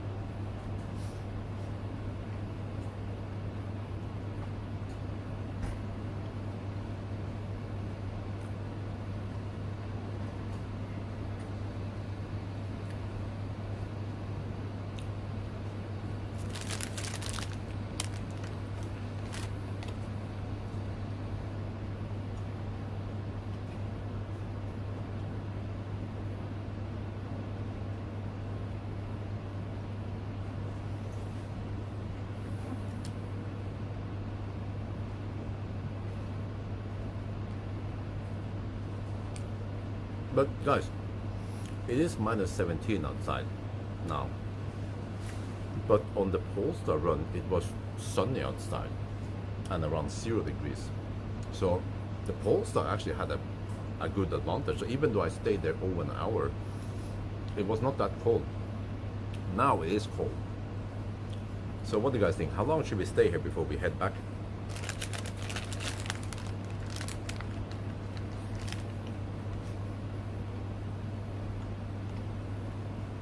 Exactly. You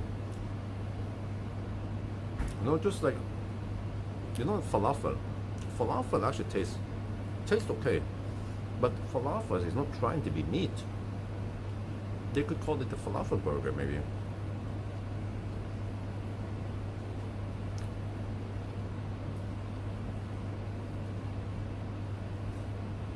Oh, we will see once you start driving. The consumption might spike because of battery heating then.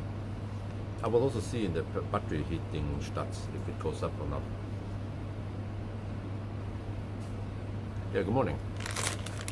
Okay, I think I should grab the soda now in the freezer.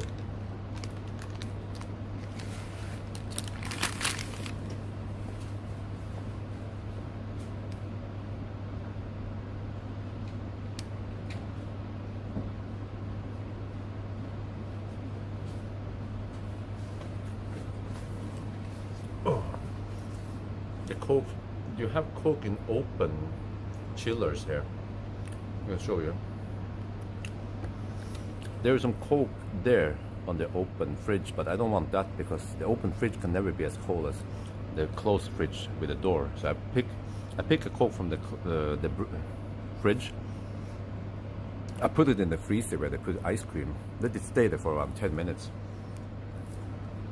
And then we have super chilled Coke. Maybe we cool it down to 0 degrees Celsius. And then I don't know what the fridge temperature is. Maybe 5 degrees.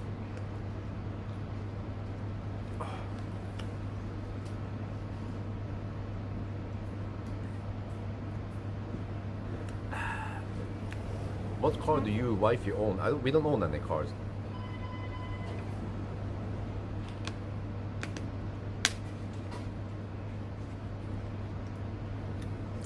Yeah, with the other child coming, then we need a bigger car. And also, if everything goes as planned, Emery's parents will be here. Then we need the freaking van. We need at least a 6-seater. And I don't know, maybe 7-seater would be too cramped. Depends what it is, of course.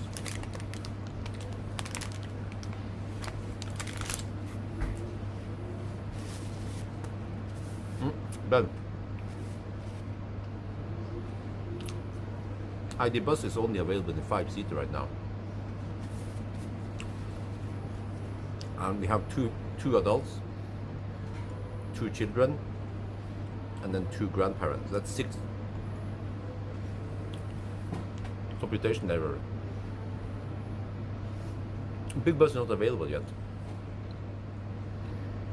The long bus or whatever it's called. My number one favorite would be EQV. Plenty of space and comfort.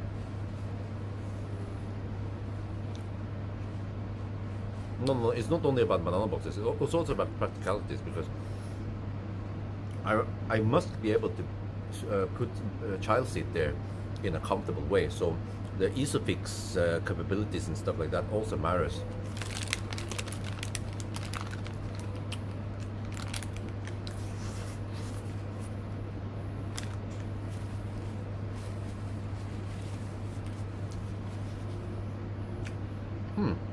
But it's getting brighter outside. That's good. I need it to be slightly brighter so I can shoot the thumbnail, because the car is quite dark. So I might need to boost up the gain a bit to make the image brighter for the thumbnail. But I want to have the mountains in the background.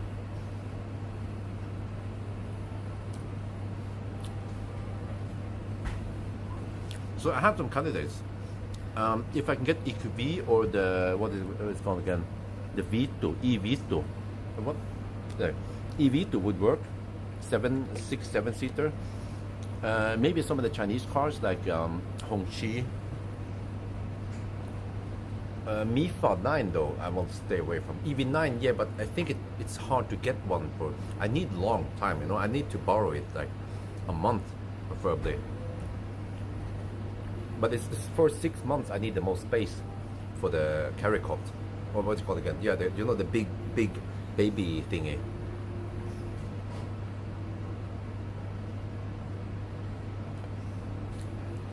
You only use that one until the baby is 6 months old.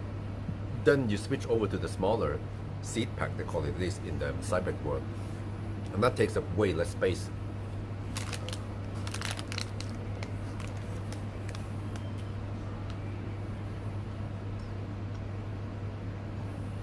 Yeah.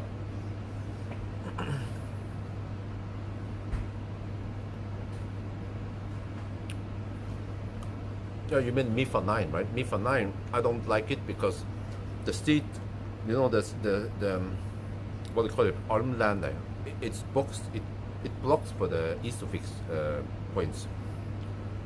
I've shown it in the video, it's super clumsy. But ES8 would work.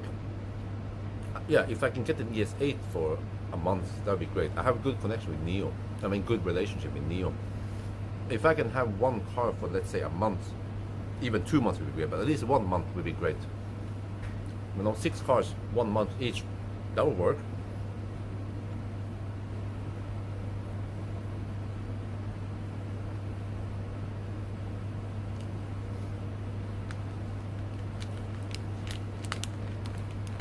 Ben is obviously not. Ben is not. You don't have kids, do you, Ben?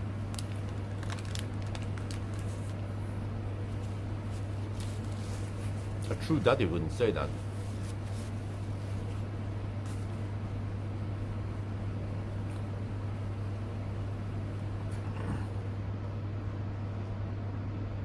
Cybertruck? I'm not sure. I'm not a truck guy. I don't go off-roading, or I don't live in a farm, so I don't really need a Cybertruck.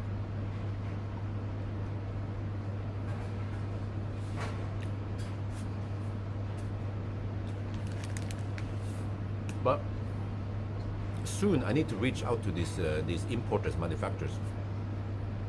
yeah, try to borrow a car during summer. But actually, you know what? I forgot something. I need that big ass car only for 3 months. Yeah, that's right. Because average parents will stay here only 3 months. So that's it. If I can get 1 month car for 3 1-month cars, like EQB, and then maybe E-Space Tourer, and then maybe ES8 or something, that's it. 3 cars. And then they go back, and then I need something smaller. Like even an ID7 would work with 2 kids, or even an ID4 or 5 would work, or Skoda Enyaq. So I can always ask Möller, or I can ask Volkswagen, Skoda, Kia, Neo, BYD. There's plenty of brands out there I can ask if they're willing to lend me one for 1 month at a time.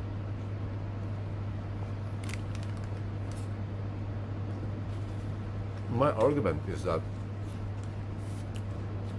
I would be touching into other topics than just a pure like 1,000 kilometer challenge or a range test. It's more like, practicality. I will make some more vlogs. How is it to live with a family, with a toddler and a newborn baby? Model X, no, I don't want Model X, man. The seats are so uncomfortable in the Model X, so shoo away from Model X. And remember that I'm not using this car for some kind of challenge. It's mainly just driving around town. So range almost doesn't matter. Any modern EV with more than 50 kilowatt hour battery will do it.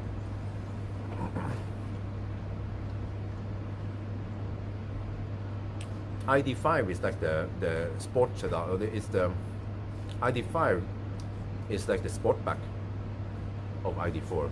It's like ID5 Sportback,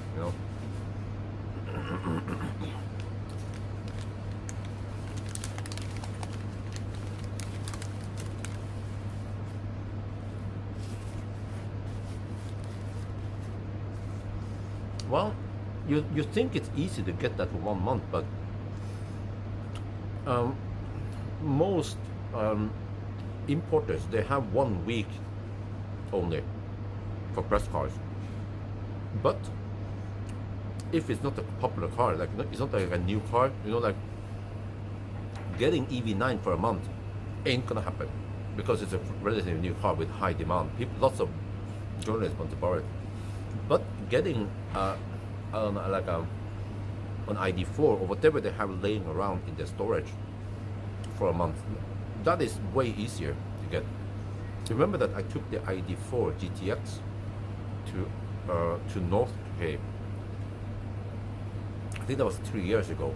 Yeah, I think I borrowed it for 3 weeks. So Möller or Volkswagen, they were really nice to meet my demands, my request. Wifey has driver's license for Thailand, but it's not valid in Norway.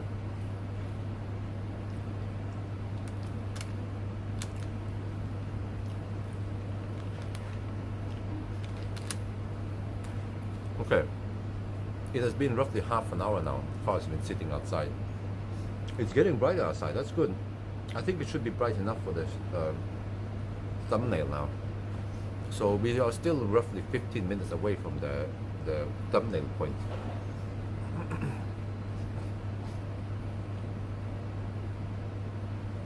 The red one. What red one? Red pill?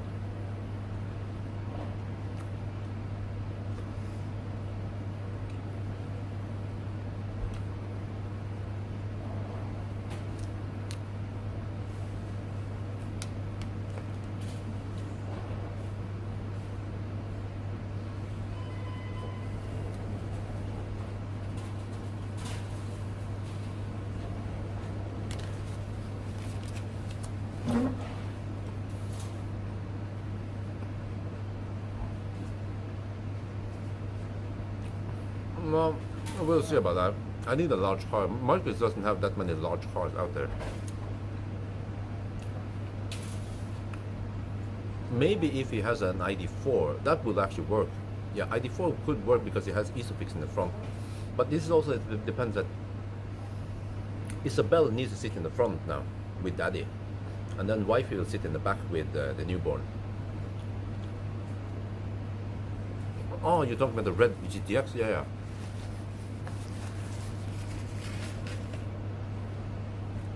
Wait, no. No, you're mixing it a little bit. I took ES8 to Lincoln North also, but I also took the GTX to Lincoln North, but I also went beyond it and went to Arctic, to North Cape with the ID4. But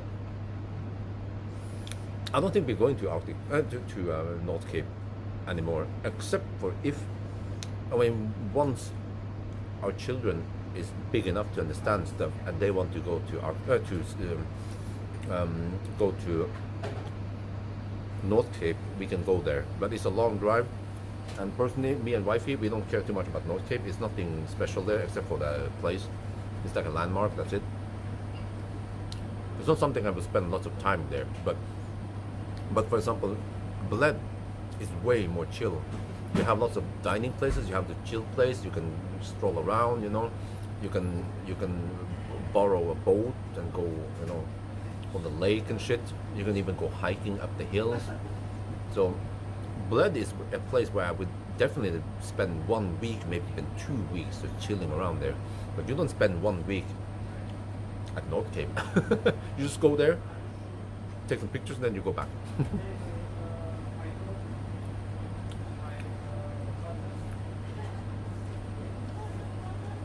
Gutster, do you have kids? I think you don't, right? Anyone who has kids understand that you want to have someone, a parent, next to the children. You don't sit in the front and then put the baby in the back. No, that's not gonna work, man. That is not gonna work.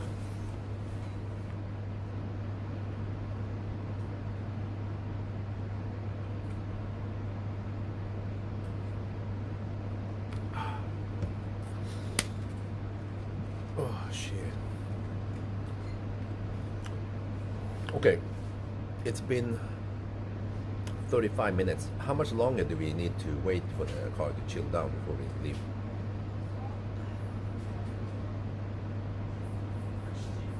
Well, you know parents, okay? But do you have kids? Well, I experienced this firsthand, that you want to have some parent next to the kid, or baby, or toddler, or whatever. It is highly impractical if the parents are in the front and then the 1 or 2 kids are in the back, you know.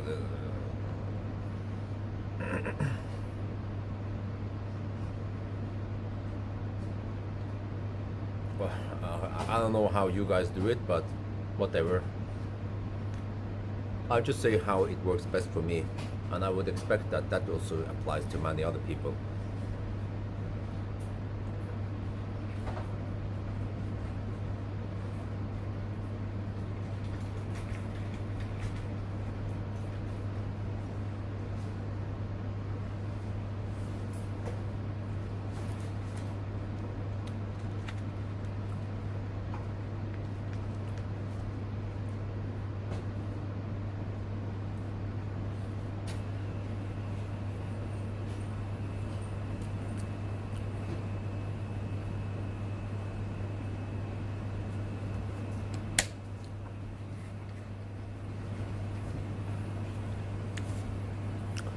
Okay, when should we leave?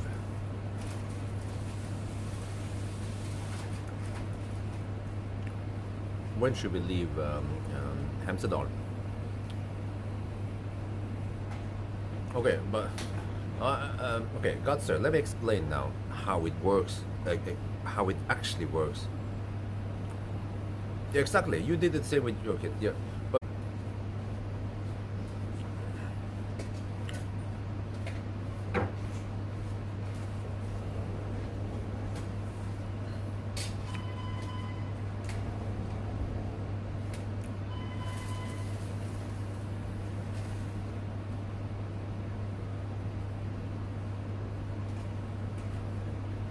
Okay, back. Okay, as I was saying, the way I have experienced this firsthand with a baby and now a toddler is that the baby requires stuff, right? She might want, I'm with Björn, I have 2 kids and only when they're older they sit in the back. Yeah, exactly, you see? actual parents with actual real world experience, they know how this shit works. So the baby or the toddler wants either food, attention, you know, singing for them, play. They want the toy, they want snack, you know, fruit, or if something drops on the floor, you pick it up. So that's why you want to have one parent right next to the baby, not in the front seat. No, you want to be right next to the baby, so you have eye contact. And you can say, well, you can just put up a mirror so that you as a driver or you in the front can have mirror contact with the back. No, it doesn't work like that. Trust me. Once you become an actual parent, you will understand how it works best. Just having that close contact with your baby or your toddler is the best way to do it, to calm down the baby if she's grumpy or if she's hungry or if she's tired, or you know, that's just how it works. So I don't know why I need to explain these kind of things, you know. Yeah. But anyway, so that's what I was saying. But Isabel, now that she's bigger, I think it's better to maybe we need to put her in the front, because how do you do it when you have two kids, right? A newborn plus a toddler. You can't put wifey in the middle seat and then put Isabel on one side and the little brother on the other side. That is going to be too cramped.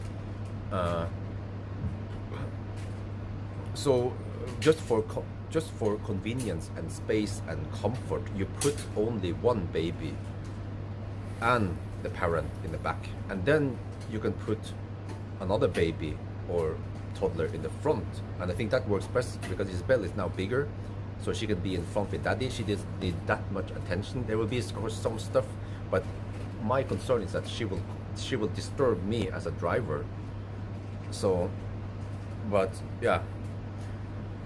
So, but also, yeah, even if we had a 6-seater, how is that going to work? Well, you will then have to put wifey in the second row with preferably the newborn, and then you put Isabel in the third row, but then wifey needs to either unbuckle or reach over to the third row, which is also not practical, and it could be potentially dangerous. So I think the best is to put the big sister, or yeah, Isabel, in the front seat with me, or in the front row, yeah. And then it would be best to use MEB cars, or I touched on this before, cars with Isofix base. You can of course mount a car seat without Isofix base, but it's more practical with Isofix. And then Volvo Polestar, they have Isofix in the front, but those cars are too tiny. Forget about them. MEB cars, they have Isofix in the front. Yeah, so MEB car seems to be the best candidate for this permanent family car thingy. Yeah. But yeah, you know, when I was a kid, I slept in the back of the now how was this again? Yeah, I slept in the back of the van when, you know, on the mattress. That was the safety 35 years ago. Yeah, when I was roughly 10 years old. They didn't care too much about safety. You would just sleep in the back of the van. No car seat, no seat belt, anything. If there would be an emergency brake or a crash, I would just get tossed all around like a doll, yeah, and probably get serious injuries.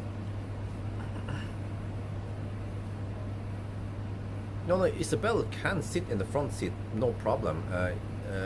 Allowed or not allowed, you can actually put, I think you can even put newborn in the front seat, as long as it's rear facing. But I'm planning on using, well, that's a problem. A Norris T, Isabel refuses to use it because, think about this, the Norris T airbag thing is huge. It's like, it's gonna block all of this, you know. She hates it. It's way too big. But once she grows bigger, then it would be something like this, and then it's okay. But she's too small yet. Yeah, exactly. You can disable passenger airbag. I think in these cars there's just a switch here. Really nice. How? What? No, every EV, every car, you can disable the passenger airbag. It's standard safety equipment. Yeah.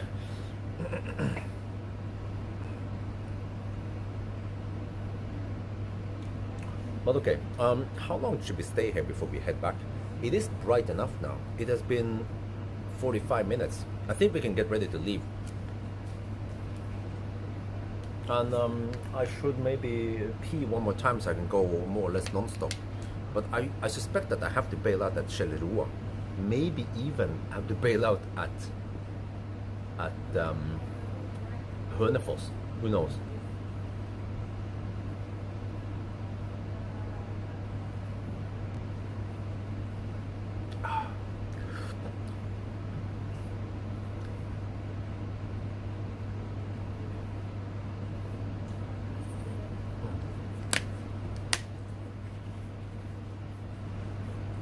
Okay, this will be interesting. How cold will it be in the car, and how cold will the battery be?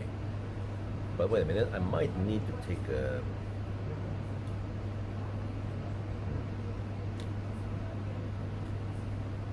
I feel like I need to take a little visit to the restroom. So maybe you can draw out the time until it actually becomes 1 hour. The longer the better, right? The more realistic it gets. Be like, oh, Björn, I like your videos, but you park the Tesla only in -9 degrees, and here you park the car in -17. I can't control the weather. Whatever happens with the weather, that's it, right? But I did spend, I think I spent an hour, or at least almost an hour, with the Tesla at Gol. Yeah.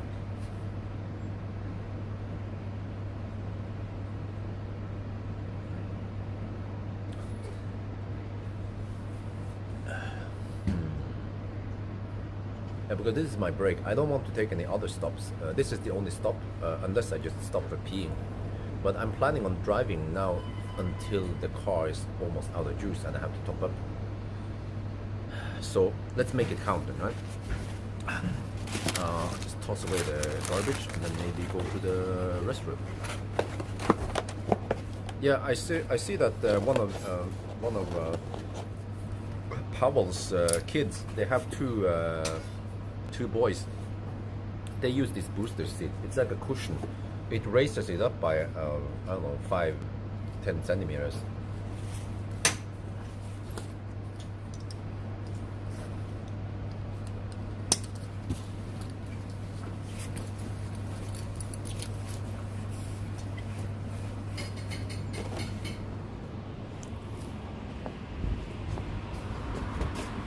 Okay, now I have to bring you guys with me. I have to mute. Wait, is that on? Oh, it's relatively big. Oh, nice.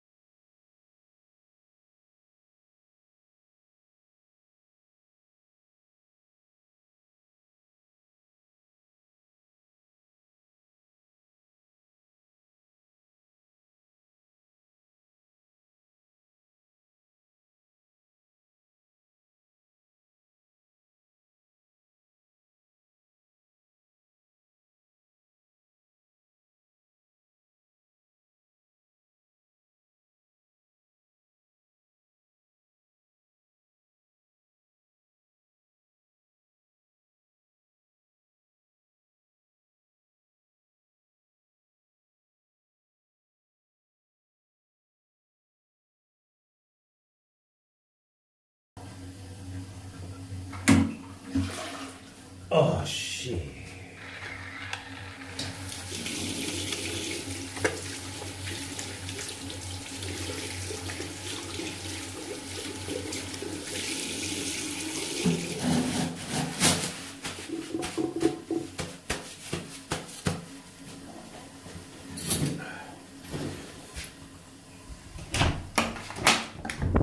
Okay, let's go. So now we will see how. Oh, you can see the car, by the way. Now we can see. Oh, it is proper cold outside. Here's the ID7. Have you seen it on the outside? You can actually see that it looks taller. It looks a lot. It looks kind of fat and tall compared to, for example, Model S. So yeah, it is 9 centimeters taller than Model S. But it's still not a freaking SUV. But yeah, right now I can actually see the fatness. Okay, anyway, let's see how it is inside the car now. After it is roughly 1 hour. Okay.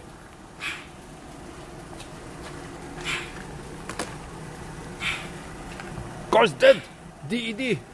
Wait, why did it not react on my hand opening there? I don't know. Oh, it's cold inside here. Okay. Zip.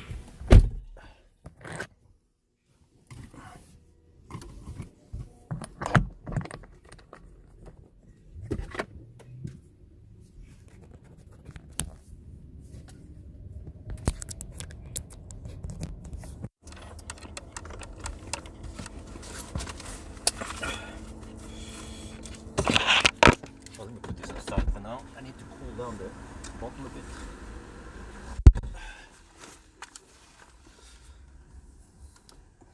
Why it didn't cool down that much? Let's see. Continue guidance, yes.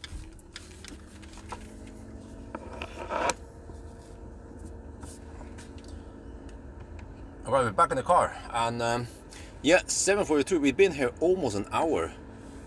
Yeah, stop. Go. It wants to resume the route. Okay, fine. Now we are at 42%. Wait, did it drop? Okay, but here, battery temperature has now dropped to -2 to 3 degrees Celsius. Wow, it's pulling 6 kilowatt right now to quickly heat up the cabin. So this is a realistic test. We've been sitting here. Now it's getting bright outside. So how is it saying now? Okay, it just says, okay, it doesn't say -%. That would be great. You know, if it says -2%, we'd be like, we can almost make it. It just says you can't make it there. Okay, all right, it's fine. All right, let's go then.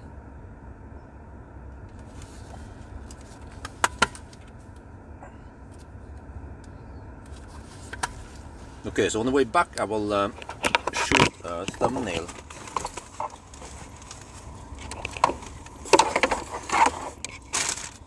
Okay, but I need to fill up the. Oh, I have to empty out this bottle also.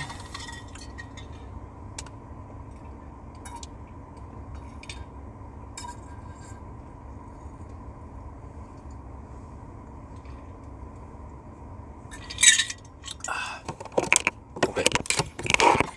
I need to restock. Refill, I mean. I need to refill the swimwear bottle. I don't know why it smells shit outside.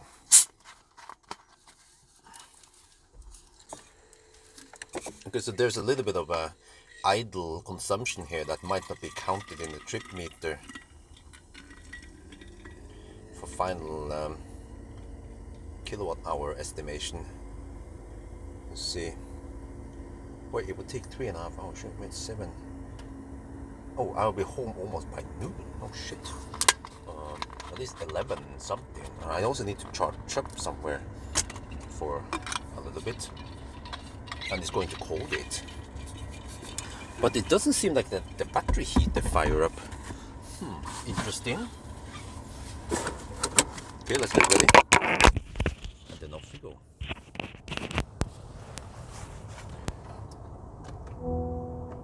Wait, assist off, speed warning, drowsiness off. Okay, go.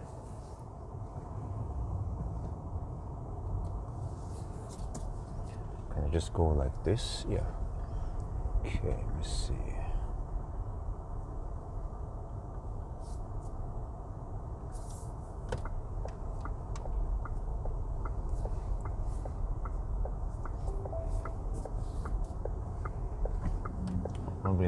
Okay, no, but the truck seems to eat up a lot of space. I can wait until the car passes before I enter, since I know I'm gonna drive dog slow. Well, it's a Toyota. He might drive slower than me. Okay, whatever. Let's go.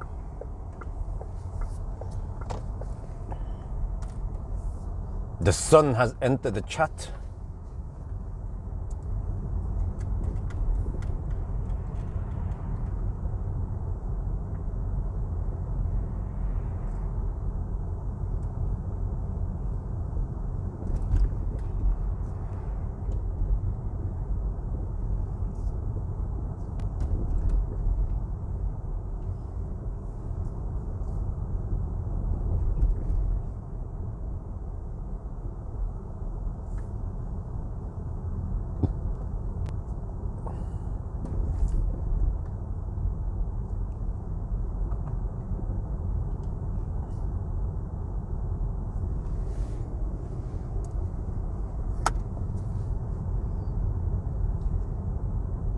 Okay, there is no battery heating going on.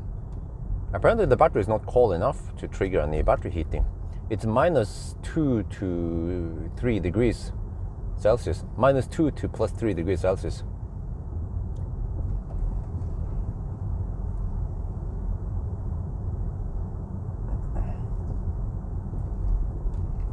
Yeah, we should have plenty of light now for the thumbnail. Wow, man, this is the main road. All the trucks, they need to pass by here. It kind of sucks they have to pass through all the speed bumps and shit. It would be great to have a bypass road with 80 kilometers per hour limit.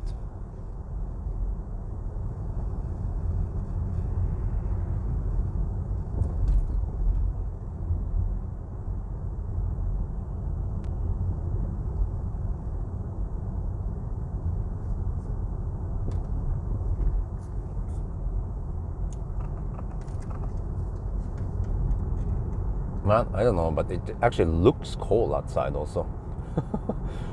-17 degrees.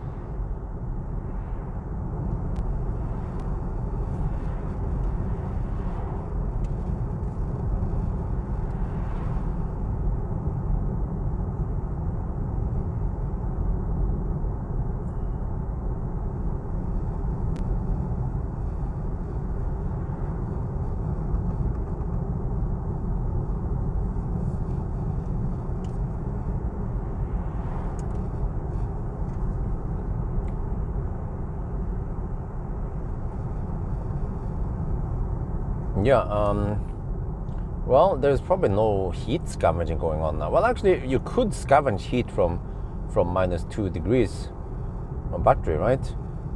Because outside is -18.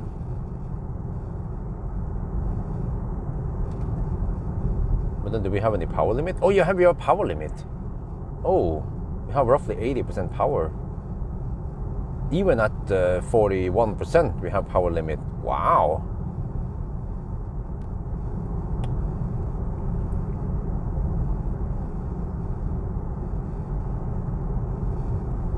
E134. Oh, really?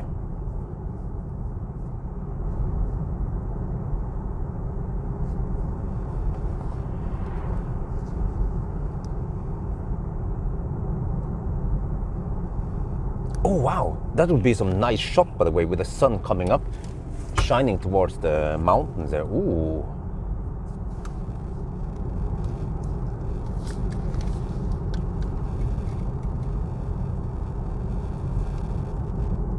Wow, you know, you can see that it is cold outside.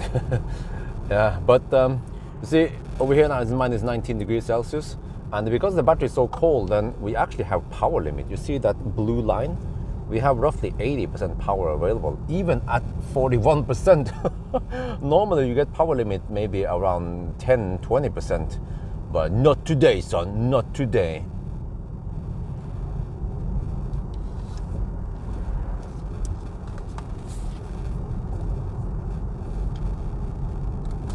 Wow, that is awesome, man. The sunrise there. Oh, I need to catch that in the. Yeah. There's a stretch we can park. We can pull over and shoot some thumbnail.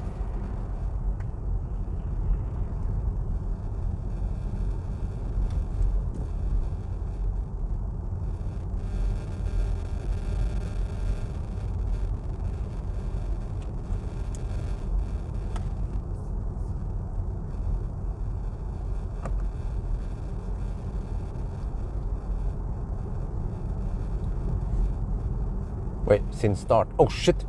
I forgot to reset. Okay, my bad. Well, it's too late now. It would be great to record the consumption on the way back. Yeah, what a bummer. Well, I could record. I could do it here. It's kind of late, but okay. Since start, long term. Yeah, let's go since start and then reset this one. A bit late. There. Oh, look at that.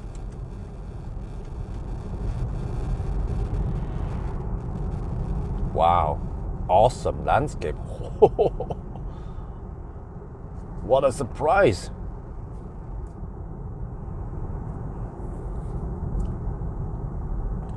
Yeah, so you see, starting at around 3, yeah, especially later in the year, I can even start at 2:30, as long as we get this sunrise now on the return. Did it not restart after? Huh? What restart? Oh no! I think since start needs to. From what I heard, it needs to be more than 4 hours before it automatically restarts. But Tesla, like, the since start restarts immediately when you come back to the car. But for most cars, it takes roughly 4 hours. I think I can just hammer that. Yeah, let's go. Yeah.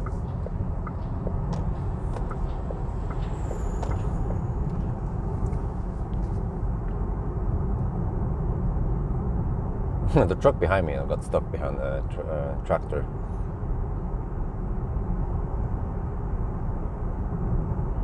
So I reset a little bit late while we were moving. I should have reset right at the Hemsedal. So it's not going to be that good or that accurate, but okay, whatever. Still, we didn't descend that much yet. But we did get in the movement before we reset, which means that you don't get an initial spike of I don't know, half kilowatt hour of kinetic energy.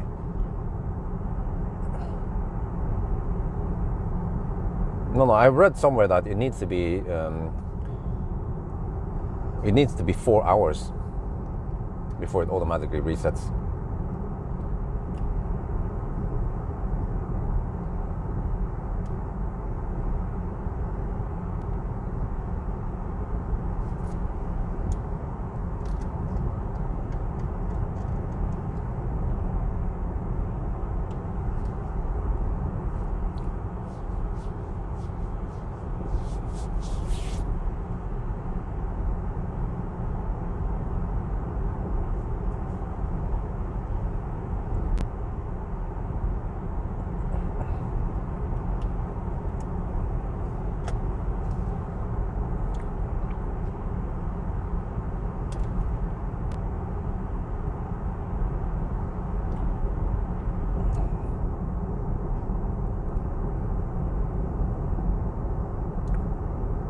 I'm not sure if it counts stationary or not.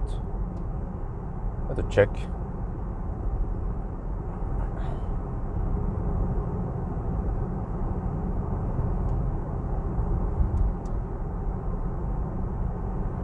Yeah, right now the outline is right on the edge of where I'm supposed to go. So yeah, this is quite tough, man. Minus 21 degrees Celsius here. But the consumption is 195. It's not crazy high.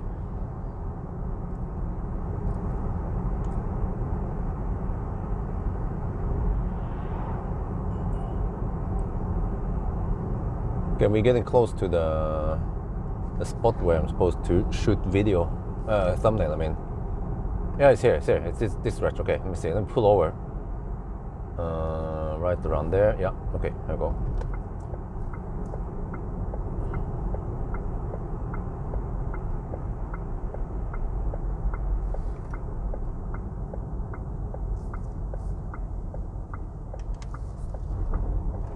Zoop. And then back up a little bit so I can get a nice shot on top on the snow here. Let me see. Man, it's cold outside though. Shit. There. So now I get the beautiful. Wait, let me see. I think I have to go further back. I get the beautiful mountain in the background. There. Okay, let me go on and shoot some video here. Quick one. And then we keep going. It's freaking cold outside. Minus 22. Oh shit, oncoming car. Oh! Then we wait. I don't want to go outside and have to wait for the oncoming cars to pass. Oh, is it 2 hours? Okay.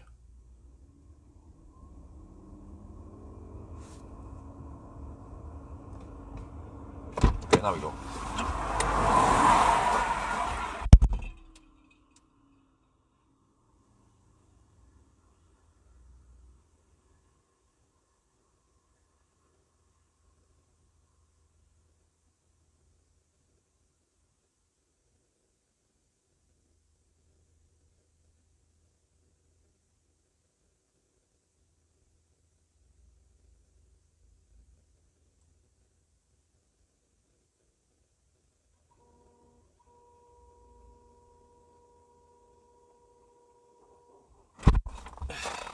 Right, a thumbnail has been shot. Oh shit, it's cold outside.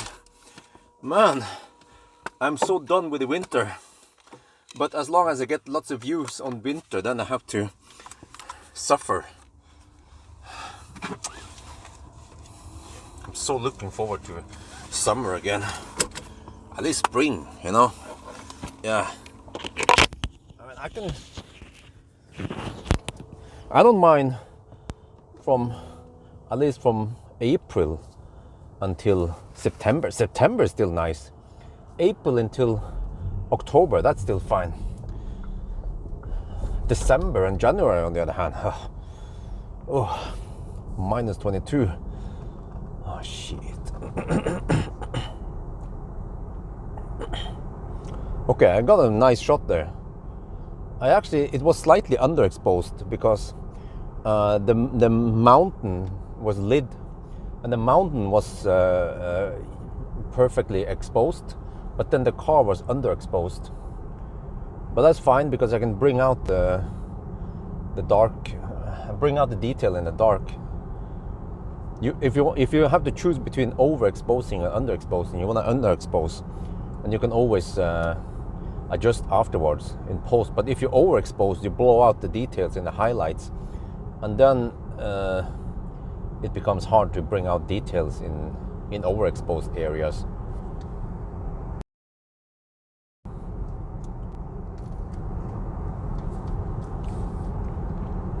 The sun has entered the chat.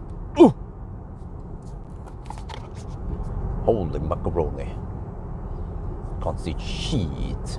Yeah, there is a lot of moose activity here at night. But I think now in the daytime, they shoo away from the road. Or rather, 8 in the morning now. So that means that the traffic is now happening around Oslo and Jessheim. But by the time we get there in 3 hours, it will be nice and clear.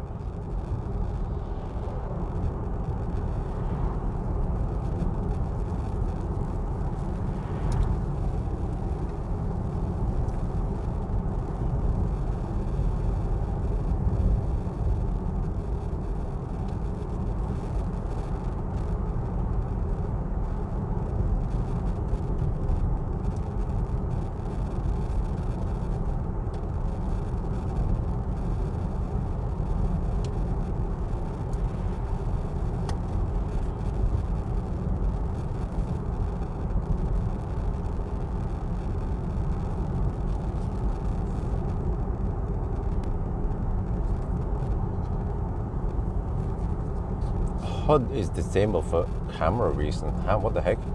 What does that mean?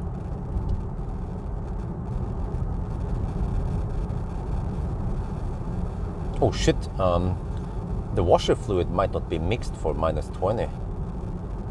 Yeah, I should avoid spraying until I'm down to, let's say, or rather up to maybe -5 before I try to spray. But dude, that guy is way over the line.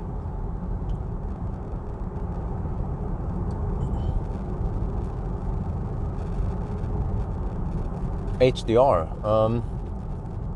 No, I think HDR might be on, or no, maybe not. Also, I've seen that the dynamic range on the phone is not as great as the camcorder. Camp mode, nope.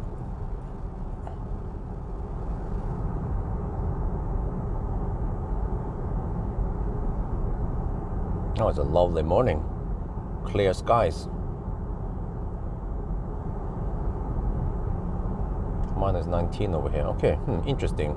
So the coldest place is slightly further towards Hemsedal. Here's a resting area with some toilets, I think. Wait, or maybe not. But there's a resting area.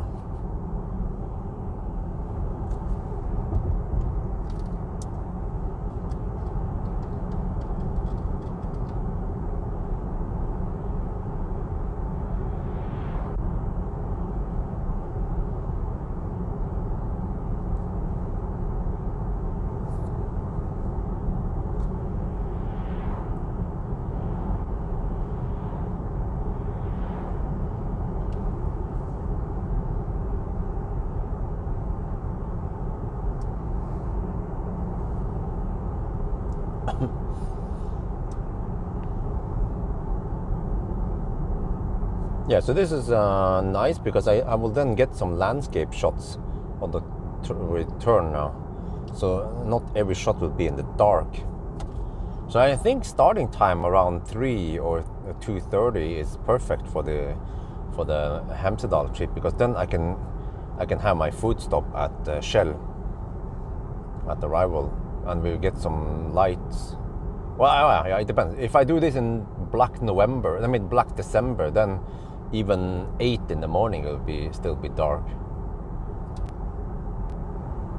So then maybe in December, if I do it, I have to shift it and start from Jessheim around 3:30 or maybe even 4.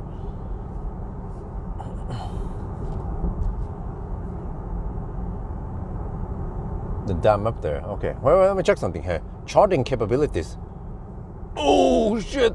Even at 37%, I have 40 kilowatt of charging capability.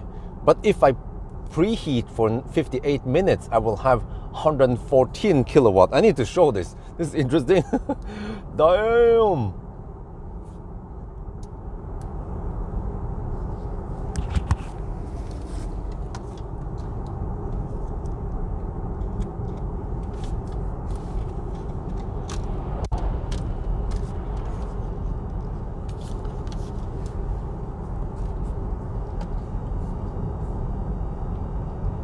Wow, look at this.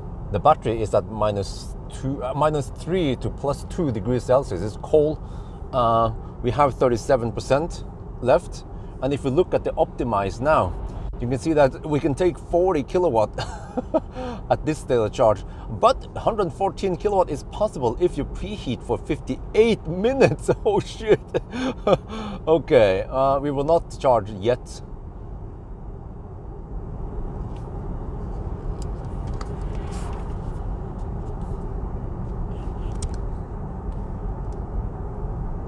What is consumption, by the way? I reset a bit late. 183 right now. Oh, it is semi-high because of HVAC use. But the sun helps, and yeah.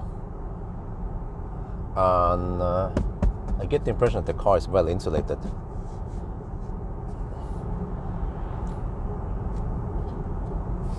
Well, I have seen that it pulls around 5 kilowatt for battery heating. That means that it will suck around 5 kilowatt hour. and that equals to roughly 6 or 7% of the battery. 7%. No, wait, 7%. Yeah, 7%. Asian math right there.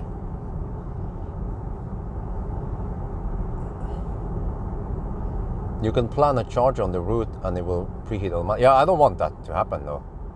I haven't navigated to a charger. I navigated just to a spot because yeah, we don't want to spend extra. Those 5 kilowatt hour could be a lot of juice we need just to reach the destination.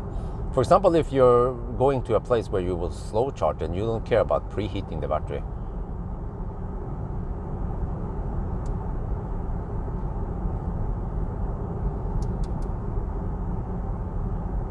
Well, the battery almost seems to be cooling down. It's -3 to +2 degrees now. It has chilled down slightly more since we started driving. But the temperature should drop soon at Gol. And then even further once we go down the valley. Well, not the temperature should rise, I mean, yeah. It can heat 1 to 5 kilowatt, huh? Oh, okay. So it can adjust from 1 to 5 kilowatt. Okay, that makes sense. But I don't know. I don't get this. Why can't older MEB cars get this feature? It's just software. The hardware is there. You know, you can preheat while it's charging. So I don't get this because Millennium Falcon got the update many years ago, and now it can preheat. You just activate the hardware to do some work.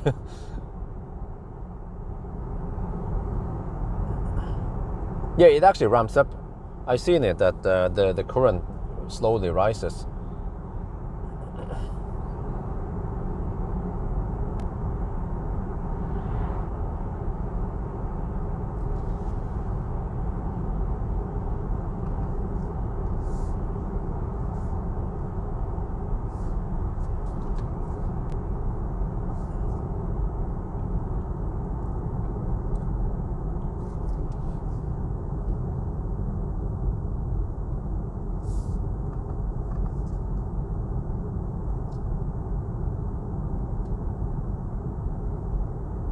Hamar kind of switch.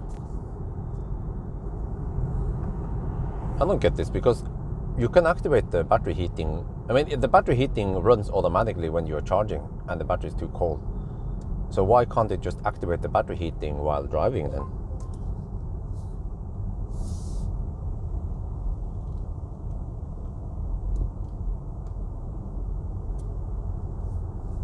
Oh, the outline is now has closed in. Yeah, we're gonna run out of juice before Jessheim now, it shows.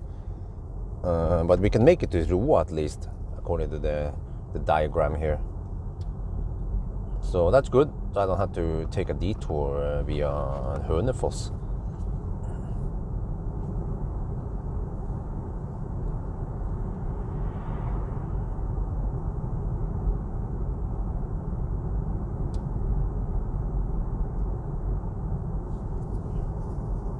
Yeah, what was I thinking? I heard that the old MEB cars would preheat the battery to 17 degrees Celsius.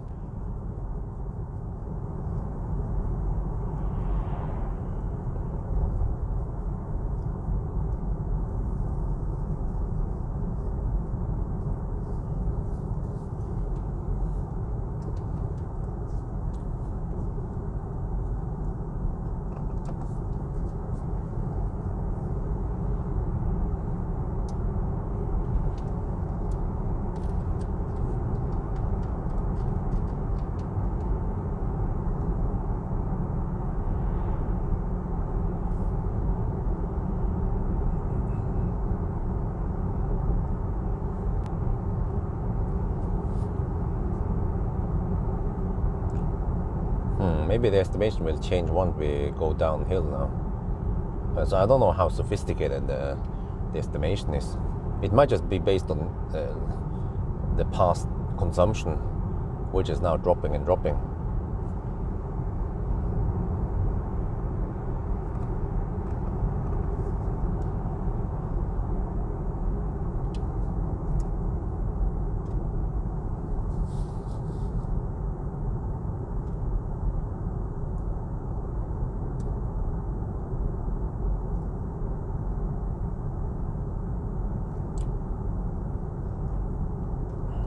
Max Knudsen, isn't it way shorter to write 300 watt-hour per kilometer rather than 30 kilowatt-hour per 100 kilometer?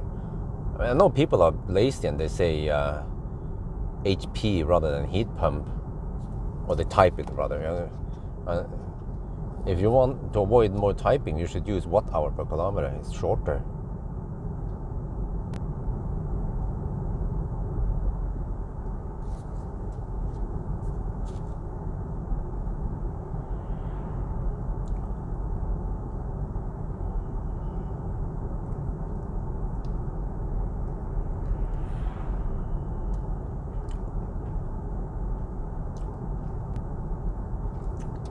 Just think about this. If you're driving in city, let's say you have 50 kilometers per hour average speed, and the consumption might be maybe 120 watt-hour per kilometer. That is 6 kilowatt for propulsion, right? And then you add another 5 kilowatt for battery heating. It's almost double the consumption then. It's madness. Summer of the car, in what regard then? It's comfortable, large, efficient.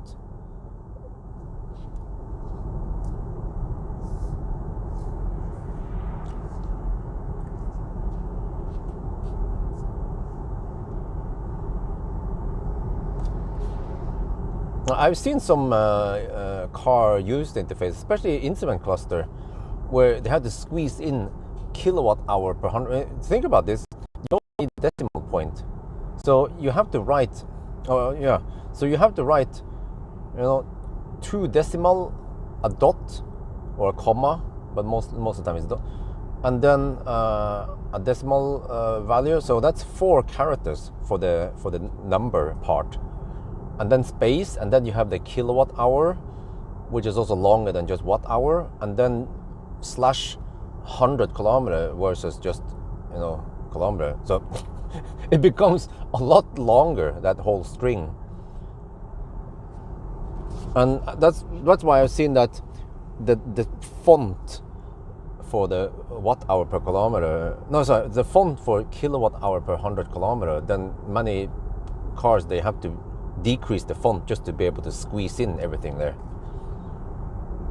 And you want to have large numbers. I mean, not large, you want to have large digits so it's easier to read, or large characters rather.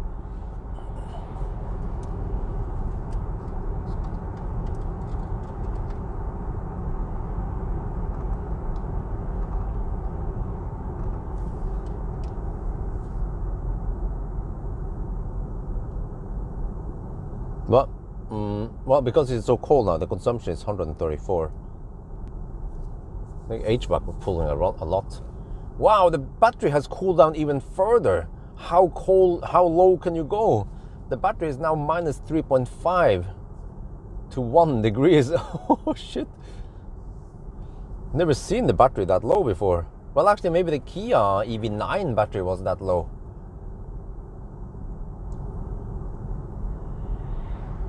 Oh damn, I just remember something. This car might go in some kind of limp mode towards the end now. Oh shit, I need to be careful. Probably want to bail out that Roa. Not try to push it further. Because even if I had, let's say, 5% left, I might be at some serious limbo. The red turtle. Yeah, once the red turtle is out, then you go dog slow.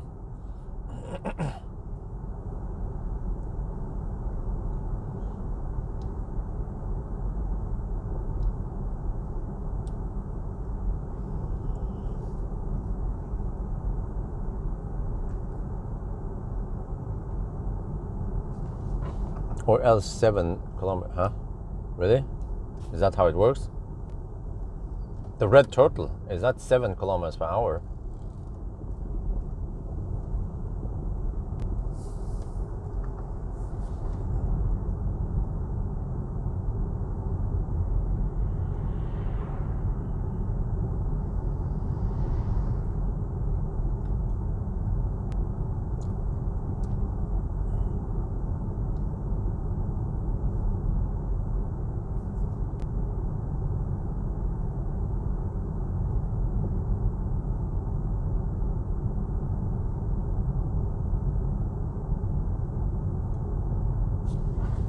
Oh shit, I forgot to check distance, but well, I already have it from the 1,000 kilometer challenge that it was 1% error, so I'm not sure if I need to check it anyway. Okay, let's go. Clear.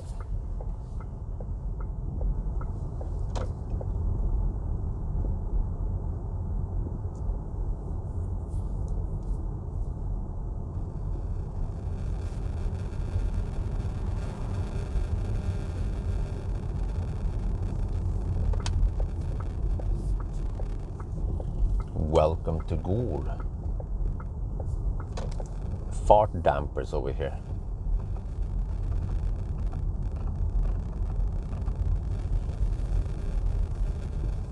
You can continue to drive, but not rest overnight. Well, I'm not planning on that. Yeah, it is actually 30 speed limit over here, man. Holy shit. Okay.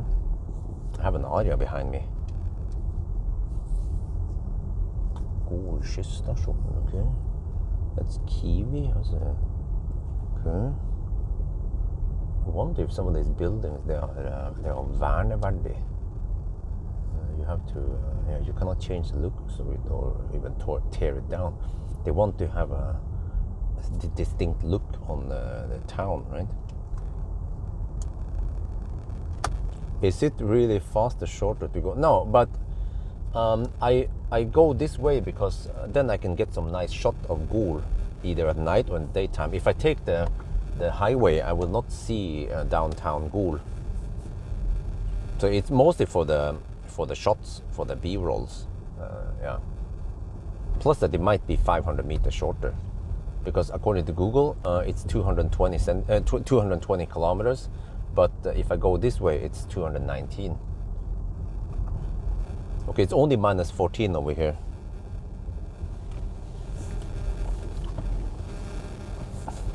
But also another bonus is that, well, it was more like a coincidence that I took this route initially because I needed to pee at Burger King, and it was open in the daytime. So then I go to Burger King and then I went this road.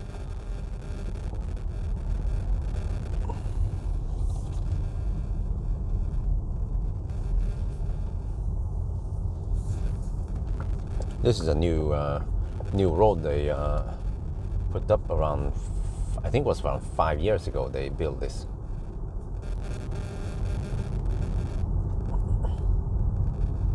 And around 5 years ago, there were no Bilteam or Burger King, or there was nothing here really. It was just swampland or whatever, grass and stuff over here.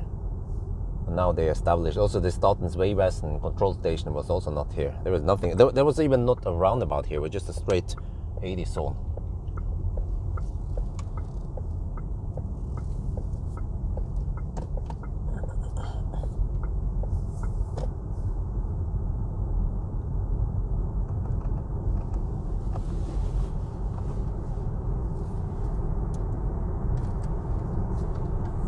Okay, minus 15 over here.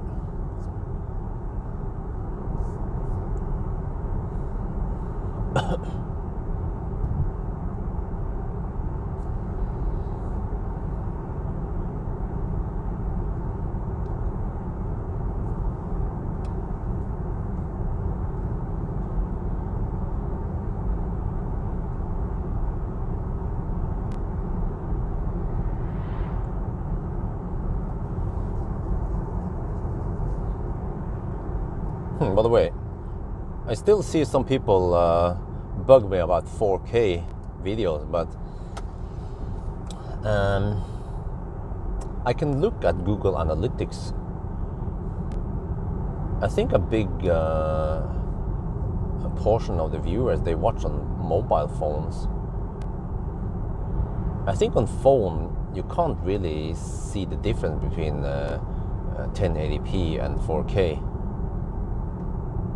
And even on a TV screen, I'm not sure if I can see that big of a difference, because if you have proper high bitrate 1080p, it is remarkably sharp and detailed. But the washed out, crushed 1080p on YouTube, on the other hand, doesn't look nearly as sharp and detailed. Wait, what the heck is that? A camouflaged car? What? Okay. Holy crap, this guy is driving even slower than me. What, are you serious? No, I'm not planning on driving that slow, buddy. I mean, okay, I need to hammer this dude. He's going 10 under the speed limit. He's probably local and we just pull up, exit soon, but whatever. I'll just hammer when I can. Oh, there we go. Wait, are you just pulling over just to pull over? Apparently.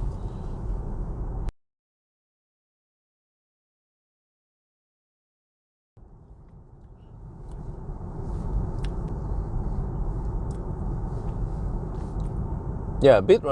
So I always thought about that. I could upscale my video to 4K just to trigger higher bitrate.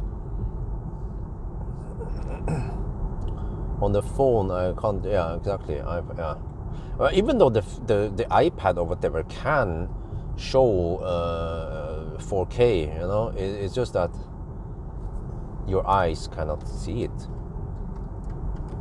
So what is the point of storing all that extra data and process all that extra data if the viewer cannot see it anyway? And this is just a physical limitation. So even in 10, oh, that was a moose. What? Did you see that? I didn't notice. It was a moose just walking in the snow over there. Holy shit. I claimed that the moose, they shoo away from the road in the daytime. Apparently that moose didn't care. Damn. What's a big moose? Or moose? Okay, consumption is 123. Okay, let me switch over to long term, or since charging even. Yeah. Okay, consumption since Hemsedal is 186 watt-hour per kilometer. It needs to drop to 174. Yeah, so the chances are quite slim that we can make it back now. So we might as well stop hoping for it, but at least if we can make it to Shellroa, yeah, that would be fine. But what about Circle K? Okay, we'll see. We'll see once we get closer. I want to also check how much power limit we have once we... Oh, what the heck, man? Battery is at -4 degrees Celsius. What the heck? I have even more power limit now. I'm down to roughly 60% power. Okay. Okay, I can shoot the video here then.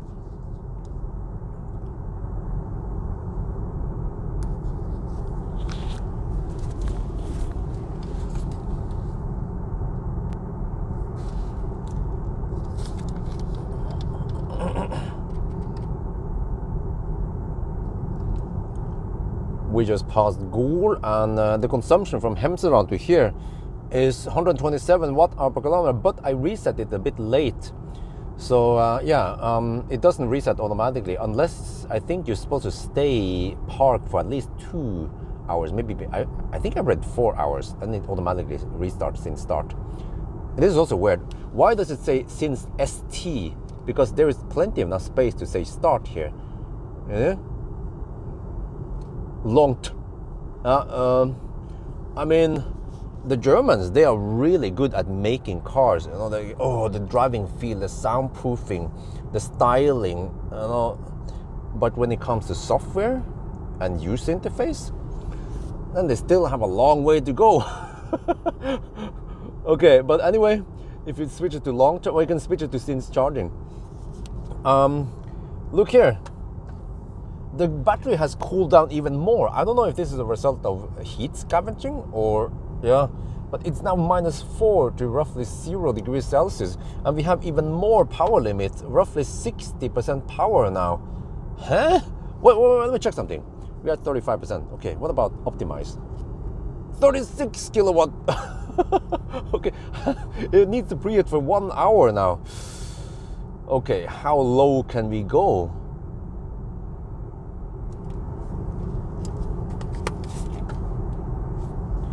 Man, I had no idea. But wait. You know, I just thought of something. I have the capability of preheating. Other MEB cars will also be like this then. Oh damn! No wonder why they're getting 35 kilowatt. Oh shit! I feel you, man. I feel you, bro. If you have an ID3 without this alien technology and you plug it in, you know, you've been slow poking in the mountains like here, and you plug it in somewhere and you get shitty speed and you can't do anything about it. Well, unless you yo-yo, but yeah. Wow. Okay, I'll see how cold it gets. It's now minus 1.4 degrees. Is the car actually scavenging battery heat now?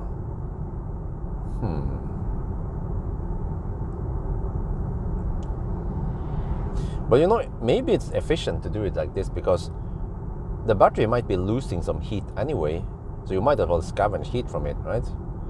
Depends how well insulated the battery is.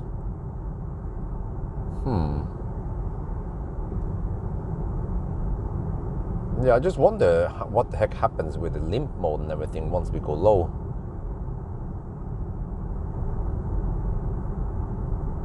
Wow, this is going to be interesting, maybe a bit scary. I didn't bring EcoFlow because I just run without protection.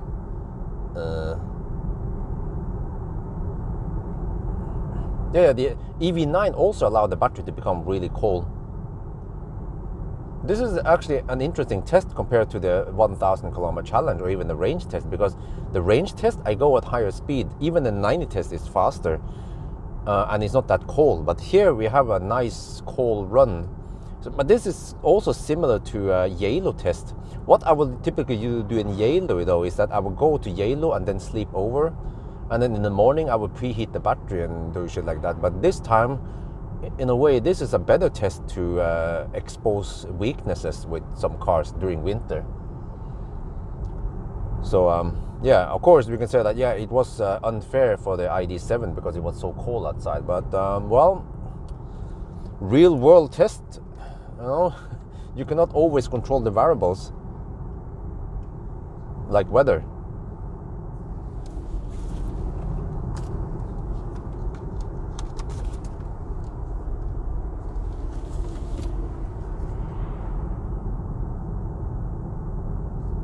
But yeah, there's of course plenty of options to charge. But the problem is that if you are stuck with a freaking old ID3 or even ID4 with no preheating, then you're fucked.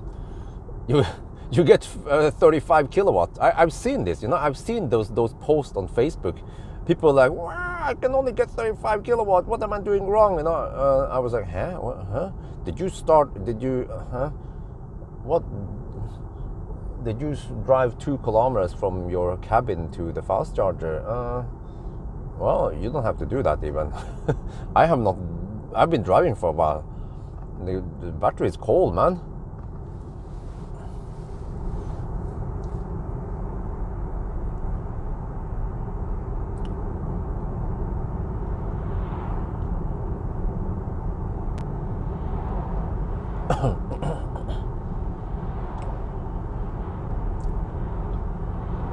Okay, now the outline shrinks even more to the point where I wonder if I can even make it to Roa. Because I don't know if the outline takes into account battery temperature and stuff like that. But also the car should not allow the battery to cool down too much. Tesla figures out this, you know they cool down the Panasonic battery too much, the performance, Model 3 performance. But they fixed that with software update and heated up the battery, just fed it with more leftover heat from the motors towards the end. And then they eliminated the problem. So I wonder if this is going to be like the Kona run. You guys remember, you saw the video, right? I didn't live stream, but Kona towards Gulsvik was crawling. I was going dog slow. I had 10 kilowatt power limit. It was shit scary. I was afraid that the car would shut down prematurely.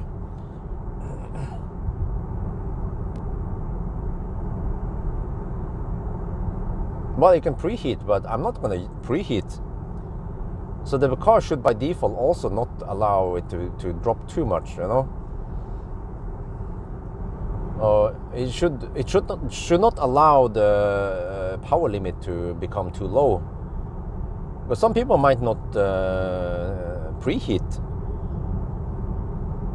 So yeah, we'll see. We'll see what happens now. This is actually a very good test. You heat up the battery, you might release some energy. So do we preheat or do we not preheat?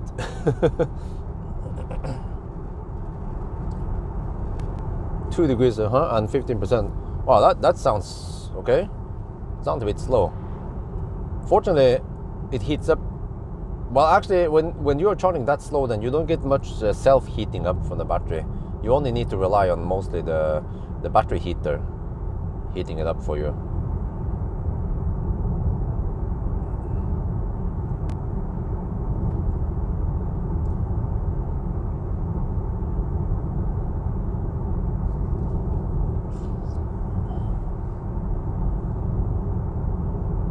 But eventually, towards the end, it should try to heat up the battery. But it is smart now to keep the battery temperature low, so that the delta between battery temperature and outside temperature is low.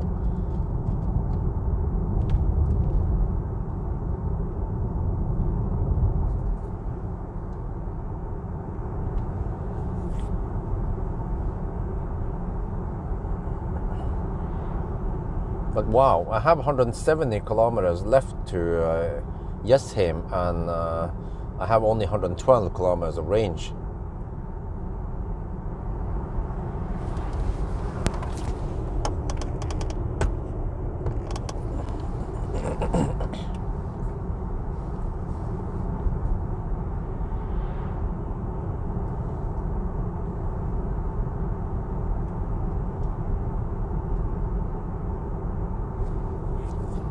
Yeah, the ID7 I think has a better battery, faster charging.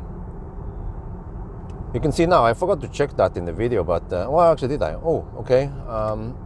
I can take 36 kilowatts, or I can get 125 kilowatt if I preheat for 1 hour. But let me see, I have 25 kilowatt hour left, supposedly. That should mean at least 100 kilometers of range left.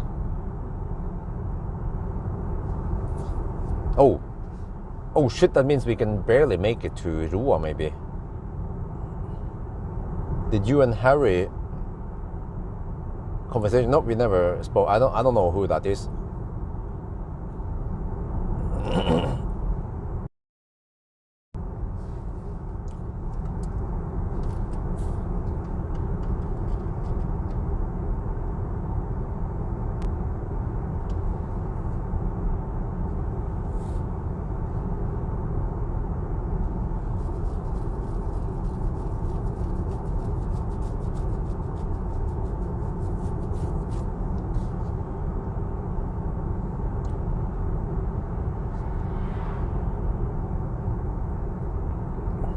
So maybe this is a bit unfair run for the ID7 because it's so cold outside. Because actually, when I think about this, it's usually not that cold over here. Normally, it would be only -5 degrees, maybe. Yeah. Well, the sun is up at least, so you can try to heat up the road as we go. Plus, it helps heat up the cabin slightly. Maybe I'm getting a few hundred watts of heating power. He mentioned, yep, I know. I've heard it probably 100 times now. Even Morgan bugged me about this, as if I never heard it before. Yeah. State of health, okay. Well, yeah, Pawel can probably check that himself. He has some tools also. I mean, he has OBD and stuff. He can send me the screenshots afterwards.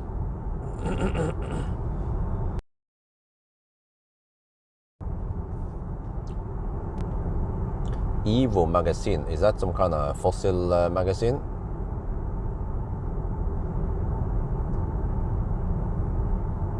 Oh, -10 now. Temperature is rising, fortunately, which makes it better and better for the heat pump and for the consumption.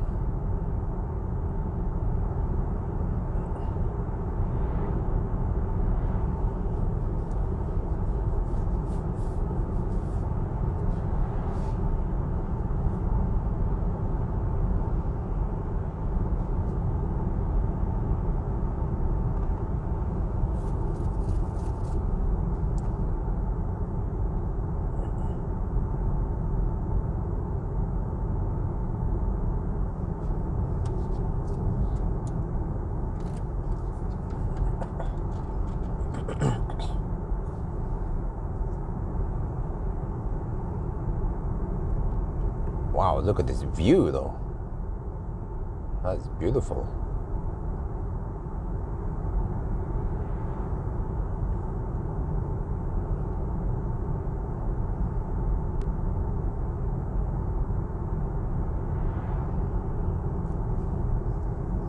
But well, soon I will get sun right in my face.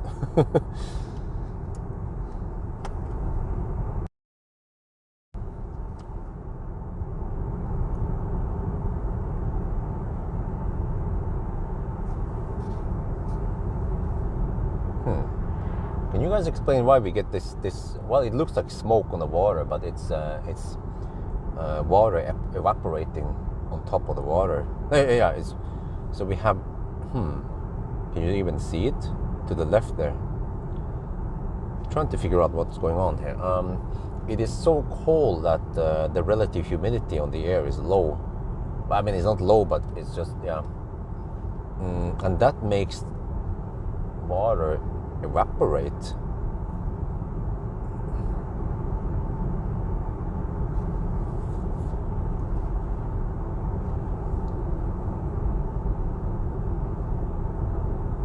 Temperature difference.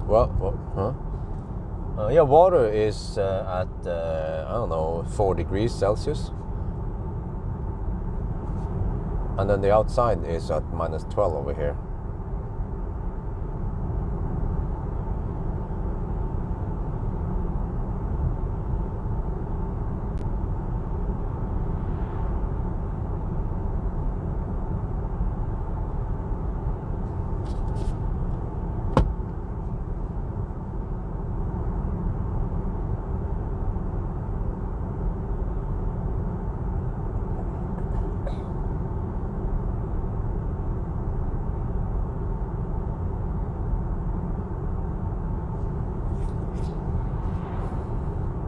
Man, I'm getting sleepy though, even though I had some naps before. Wow, there are some swans on the river.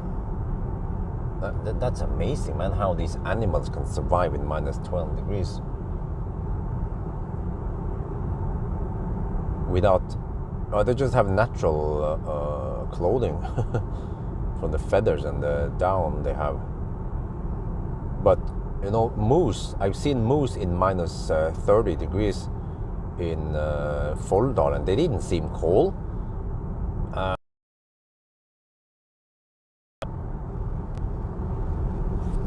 But it is incredible how those animals can survive in these cold temperatures.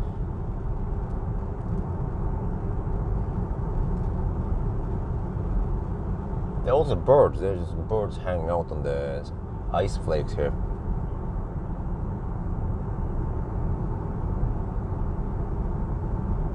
Oh, really? Alligators? Huh.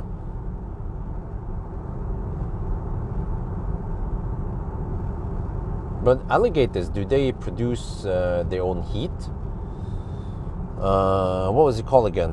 When you have those cold-blooded animals. I think lizards, they don't produce their own heat, right? Like flies, same there.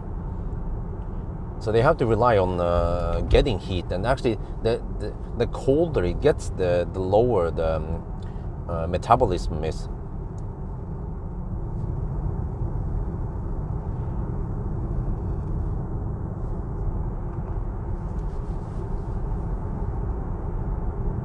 Yeah, we humans are quite weak souls. The only reason why we survive is because we have a big brain.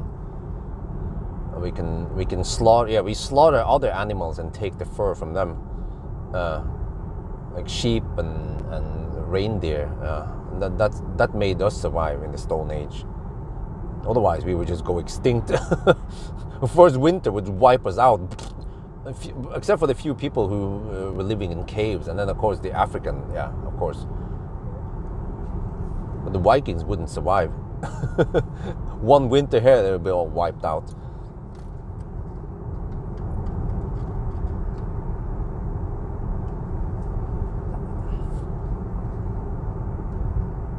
Oh, snakes also. Oh.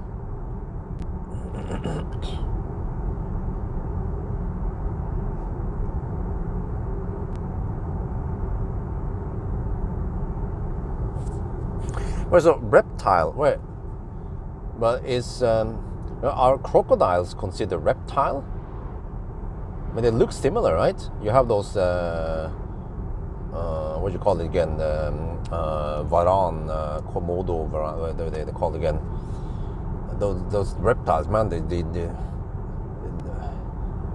freaking insane reptiles at it was this island, wasn't it?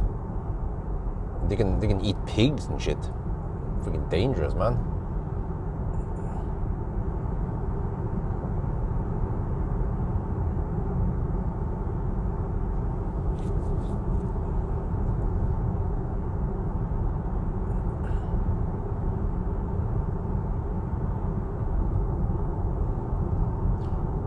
Yeah, I wonder if some people they claim that crocodiles they managed to survive the ice age. Damn.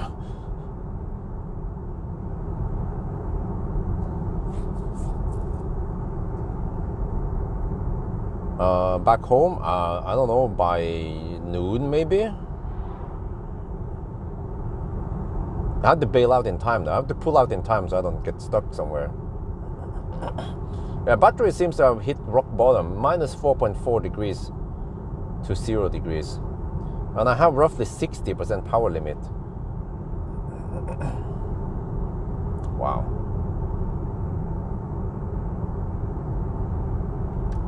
Temperature is still minus 11. The sun is not, you see the sun is so weak, low angle.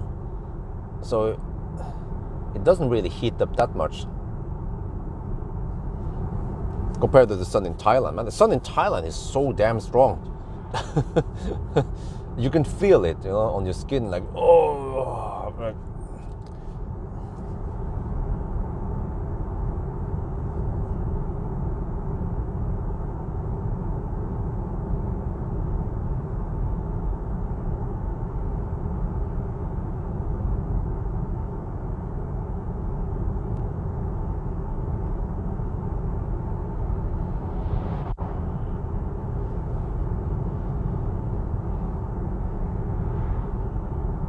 Oh yeah, sorry. I forgot. I didn't mean the ice age. I meant the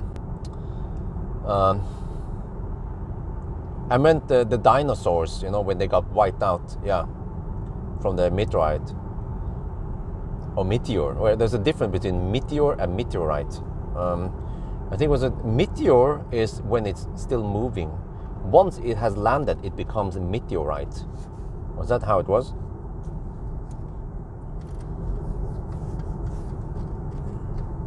Let me see Brumma here. Does it say 9.99? That's funny, man. 9999 on the kilowatt hour.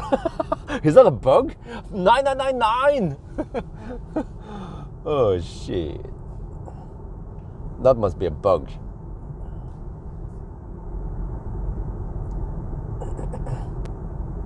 Too bad I didn't catch it on the camera.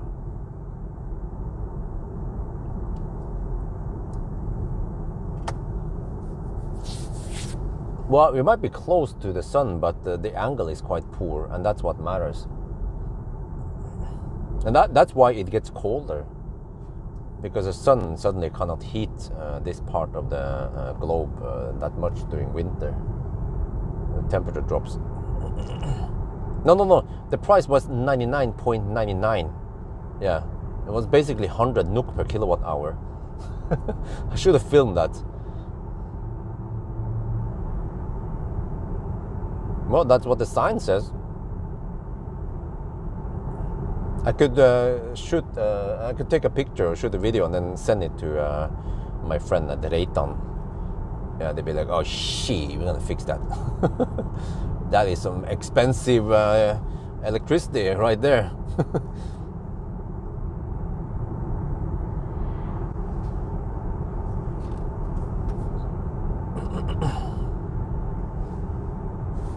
Yeah, by the way, Reitan Group owns Uno X, which owns those gas stations and chargers. And Reitan also owns Remen, or Rema 1000.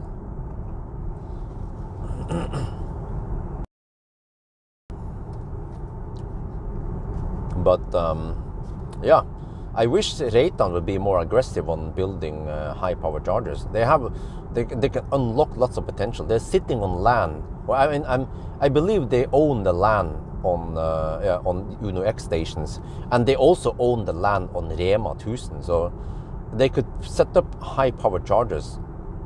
Rema 1000 is grocery store, you know, and Uno X is a gas station. So they can harvest or farm on buyers there who goes to shop or fills up. Yeah.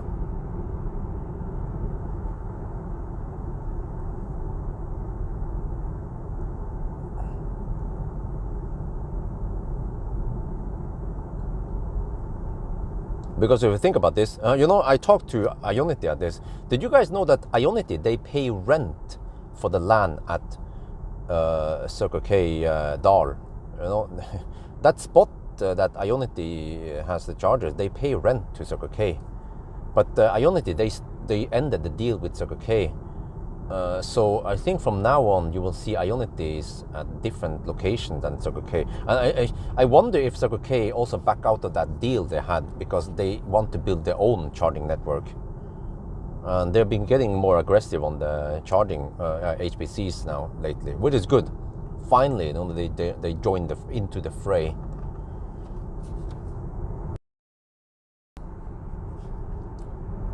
Yeah. Oh, wait. So does that also mean that the Tesla is paying rent? Interesting. Because I would, I would assume that people who goes to Ionity to charge there, Ionity Dal is a prime example. When they go there, do they shop at Circle K? Definitely. So it means that Ionity is actually making or they are attracting more customers to Circle K.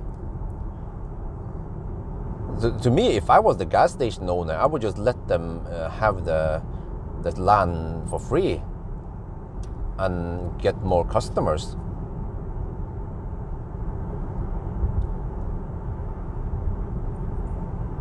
Oh, okay. Now the autos they're struggling with a low light, low sun.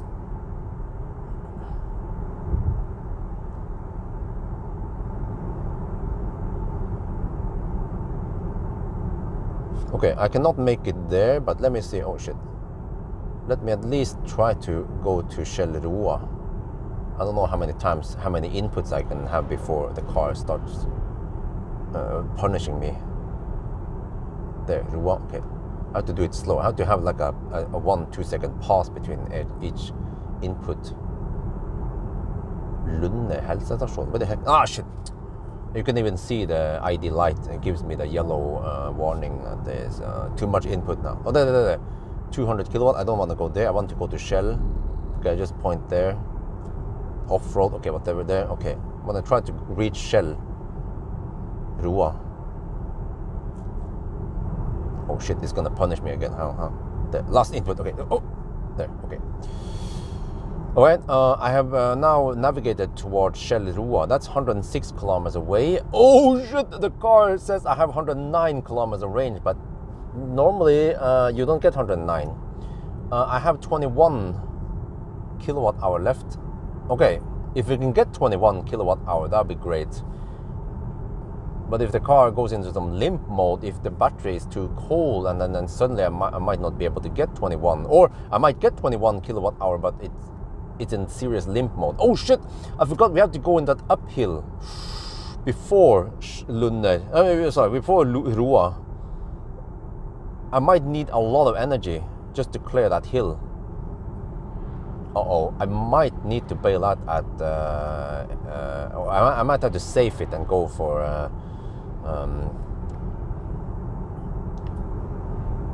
Hønefoss instead. Things get serious. Yeah, I also heard about that they the income from charging or some shit. I don't remember how the deal was. There was some kind of income sharing. So let's say Fortum or Recharge, the money they get from charging, they share it with Shell at that location. I wonder if it was something like that.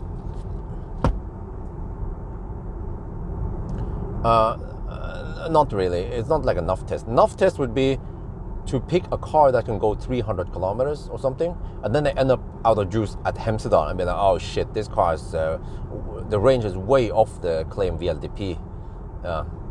And if you notice, by the way, if you look at Aria, for example, you will see that they compare the actual kilowatt hour they get from the car, and they compare that against the VLTP consumption, which is including losses, and then they calculate deviation. So, you know, Aria is like, okay, it's only 3% off the VLTP consumption. I'll be like, no. It's more like 13% off.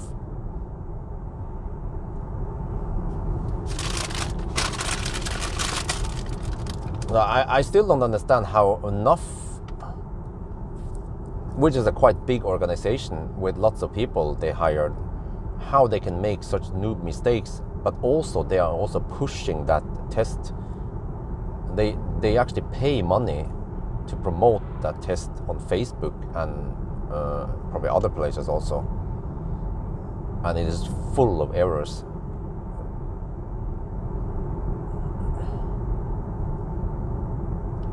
Okay, yeah, I can. Okay, that is a bailout point. It would be interesting if I have to bail out even before. Oh shit! Now I'm right on the edge of reaching Roa even. We'll need to reconsider everything once we are around Hønefoss. So, Gatzer, where do I drive then if I need to go to Mere Charger? I think I look on the map once. Instead of taking the exit toward left, right? Instead of taking the left turn towards the airport, I go straight into the city, and I should end up at the Mere Charger at Coop, just 500 meters down the road. But I want to see what happens with the battery temperature. Will it slowly rise towards the end, or will it stay cold like this?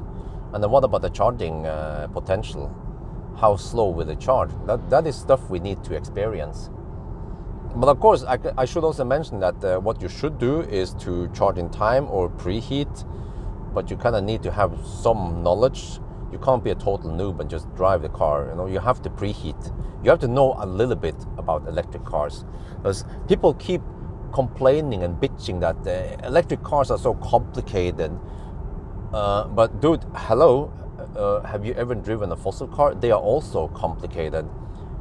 You need to know that, oh, if it's cold, then the start battery might be cold and you might not be able to start the car or shit like that. Or people put card box cover on the grill so they can heat up the cabin. You know, people who drive fossil cars, they already have some ninja knowledge about fossil cars.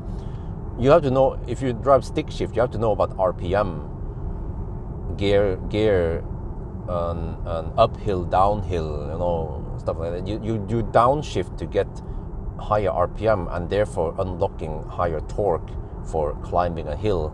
You know, you don't want to climb a hill in 6th gear, for example, or accelerate on 6th gear. Then you downshift to 4th gear. Yeah, at least that's what I do. Some people, they downshift to only 5th gear, but for me, that's not going to cut it. You can go with 7,000 RPM on, yeah, at least on petrol engines, but then diesel maybe 5,000 RPM, which is usually what you hit with 4th gear. Shell sled in navigation, okay. Okay. Man, I feel like peeing again soon. Temperature is rising, fortunately, -7 degrees. I think it should be a lot warmer around Hønefoss. But also towards the end, the batteries, they always heat up naturally because internal resistance increases and current also increases. Or I mean, you pull more current.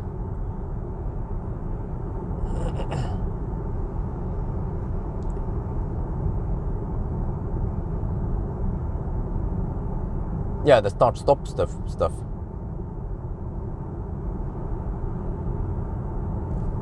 So you don't have to know too much. I mean, people nowadays, they know about charging because they have phone, laptops, cameras. We are surrounded by electric devices. Even some people even have electric bikes or kick bike or something, right? So you should know how to deal with charging an electric device. You don't have to know that part, at least for electric car. The only thing you might need to know is a little bit about battery temperature, but it's not much really. I would claim to say that, I dare to say that electric cars are less complicated than fossil cars, and you need to know less, especially if it's a stick shift versus an EV, right? And another thing is that you know that you shouldn't go to the red line on a fossil car. Redlining it too often will wear down the engine more. But you have seen those old ladies drive on first gear. I've seen some of those guys, man. Like, oh shit, that poor engine, man. And also, supposedly you shouldn't redline if the engine is cold, because that's also not healthy for the engine. You want to heat up everything and lubricate everything before you push it hard. But do we care about electric motors? No, we just hammer it. And also the BMS will limit the power anyway if the battery is cold and the motor is cold. But I don't think the cold motor will perform worse than a warm motor.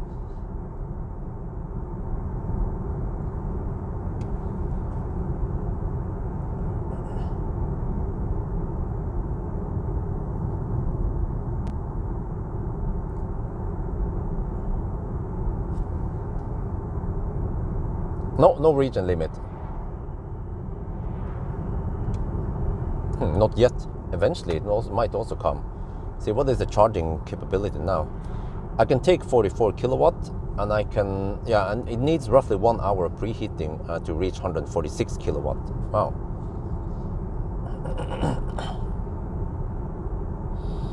But we will just keep driving. See how it goes. We are now 94 kilometers away from Kjell-Roa. But I have to be careful. I know that stretch, we have to go a lot uphill in the 90 zone before we go downhill. Yeah, so I'm not sure if the car is sophisticated enough to calculate that you can you have enough energy to clear the mountain pass or the hill.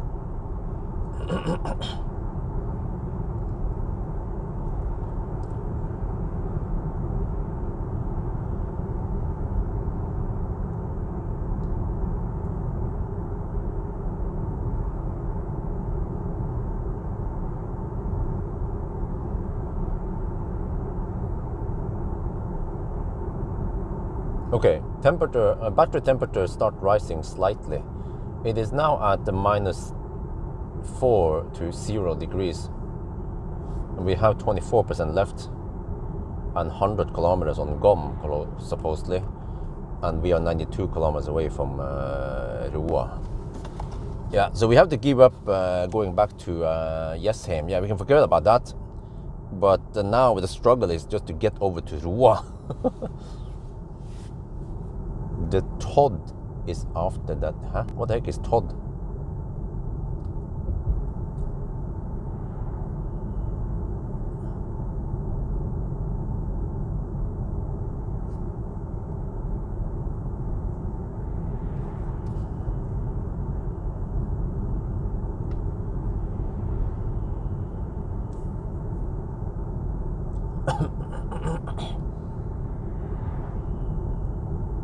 Well, 40 speed limit here, that helps. A little bit of hypermiling.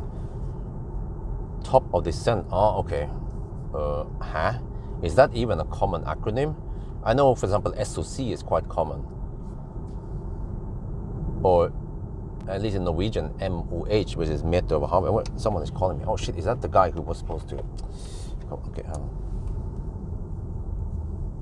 Ja, hei Bjørnar. Hei Bjørn, det er Timmy her fra Luado som lytter.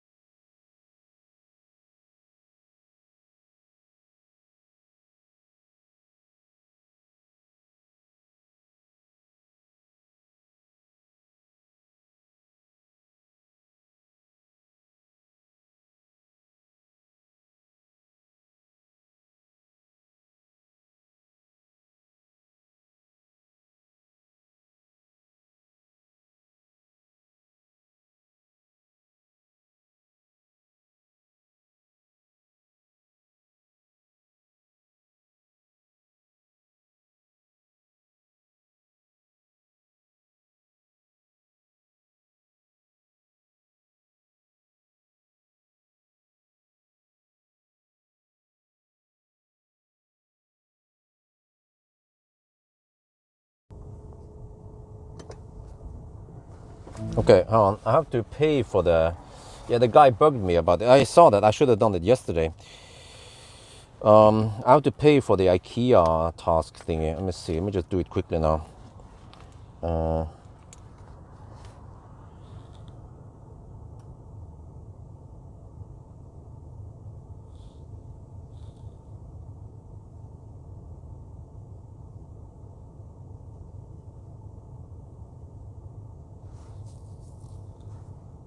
Maybe I can delete this shit.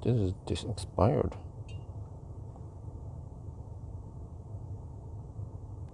Add card. Okay.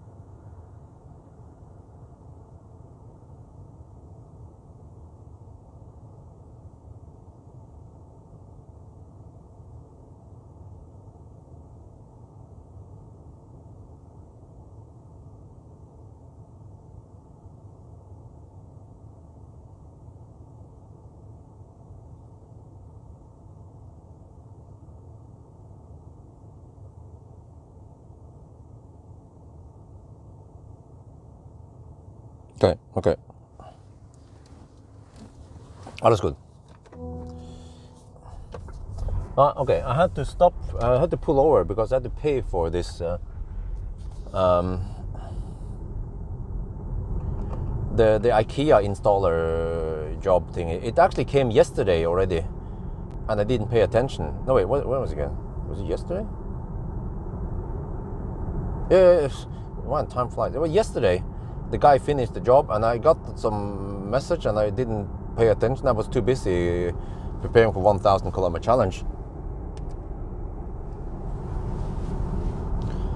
But I quickly paid for the job. It was actually almost 14,000 NOK for installation, but that was a lot of work, man. He worked for around 10 hours. No, two guys, yeah. So two guys for 10 hours with a little bit of break here and there, but so that's, let's say, around 6,000 NOK per person. So that's 600 NOK per hour, which is not much at all. I pay my accountant around 900 NOK per hour for stuff. And if you go to Tesla service center, they charge you 1,850 NOK per hour for work. But plumbers, man, they are the worst. Like they can do a 1 hour job and require 6,000 NOK or shit like that. It's just ridiculous how some plumbers charge you. But at least Bråten Rør, which I used lately now for installing shower walls, they had reasonably priced, because those are plumbers, man. You don't hire. I mean, it's not like we hire some doctor here, some surgeon, what do you call it again? Surgeons to do the installation. You know, these guys, they don't have 6 years of to do plumbing work. So I actually don't understand why plumbers are so damn expensive. Some plumbers, yeah. Just have to avoid them. Electricians also, yeah, plumbers, man, they have ridiculous prices. I wonder if there's some kind of prissamarbeid, you know, they call it, technically it's called cartel, where they gang up, they work together to artificially raise the prices, and the consumers, they don't have any choices but to choose one of them, and all of them are expensive for no reason. But because I know this, because I used to work in Konkurransetilsynet, which is a Norwegian authority company, and we actually had some razzia at Norwegian and some other stuff. I don't remember. Yeah. So the Norwegian Competition Authority will then fine businesses that has illegal how do you call this? Illegal price setting, pretty much. So there is actually a competition law in Norway that regulates stuff like this to protect the consumers.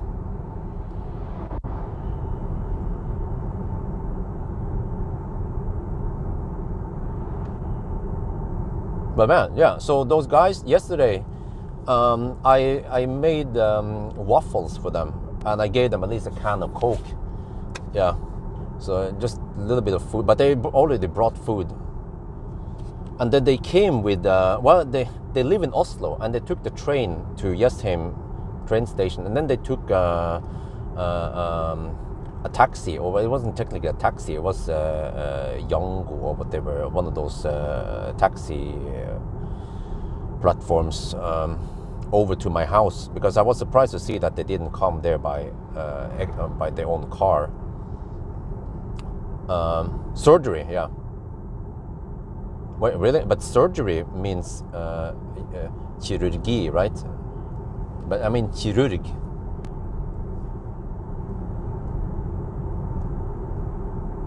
But okay.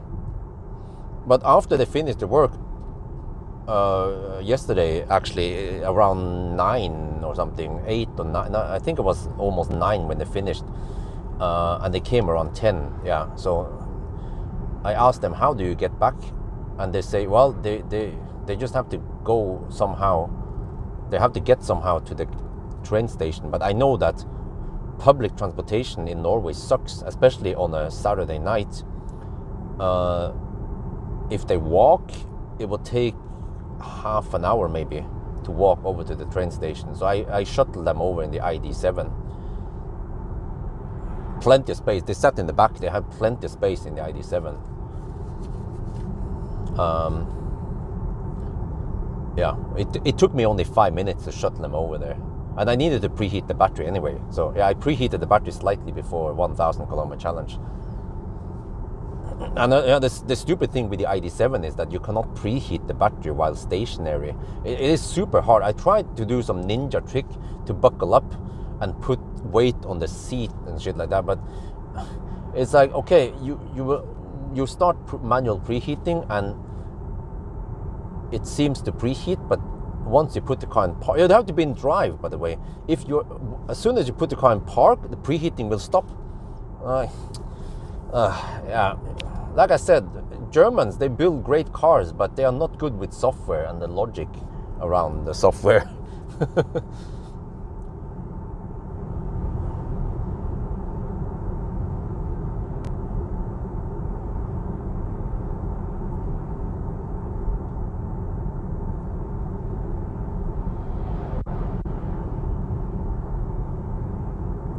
Money back now. I also gave them 100 NOK bonus. They had to do some extra work, some cutting of what do you call it, sill door. No, that's the sills. You know,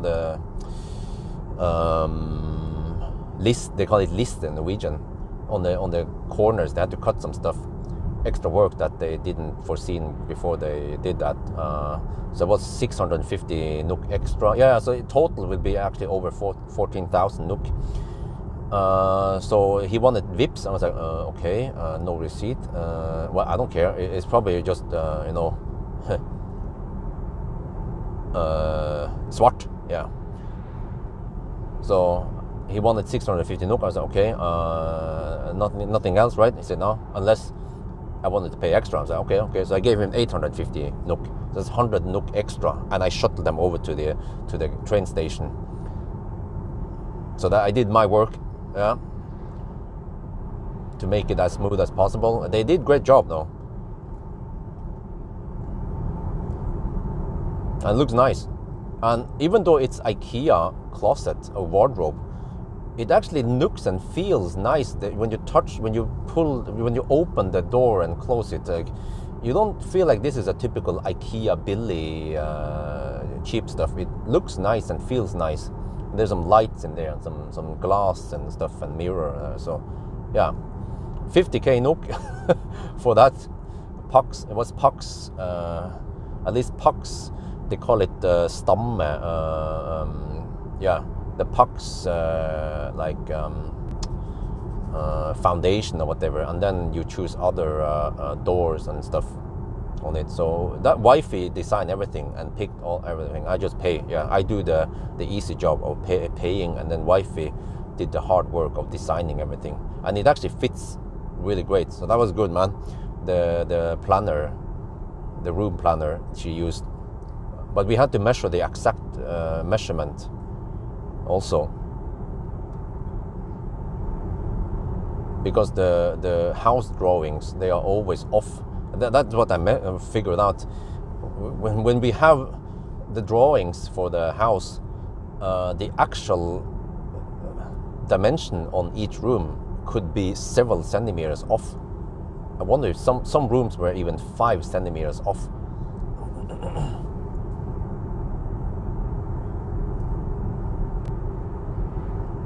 It's like NAF test.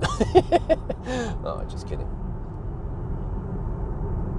Minus 6 degrees Celsius. Okay, I want to use the wipers, but I think I will wait until the tunnel. It should be 0 degrees in the tunnel. We'll be there in around 10-15 minutes.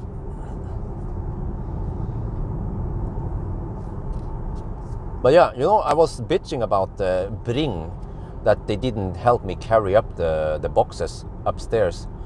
When it comes to these guys, the IKEA installers, they carry the stuff, but they didn't carry the boxes of themselves. They split they open the box, the big boxes with the heavy ones, you know, the one that are around 2 meters long and weighs probably over 35 kilograms. One dude opened the box, each box downstairs, and then carry the smaller pieces upstairs.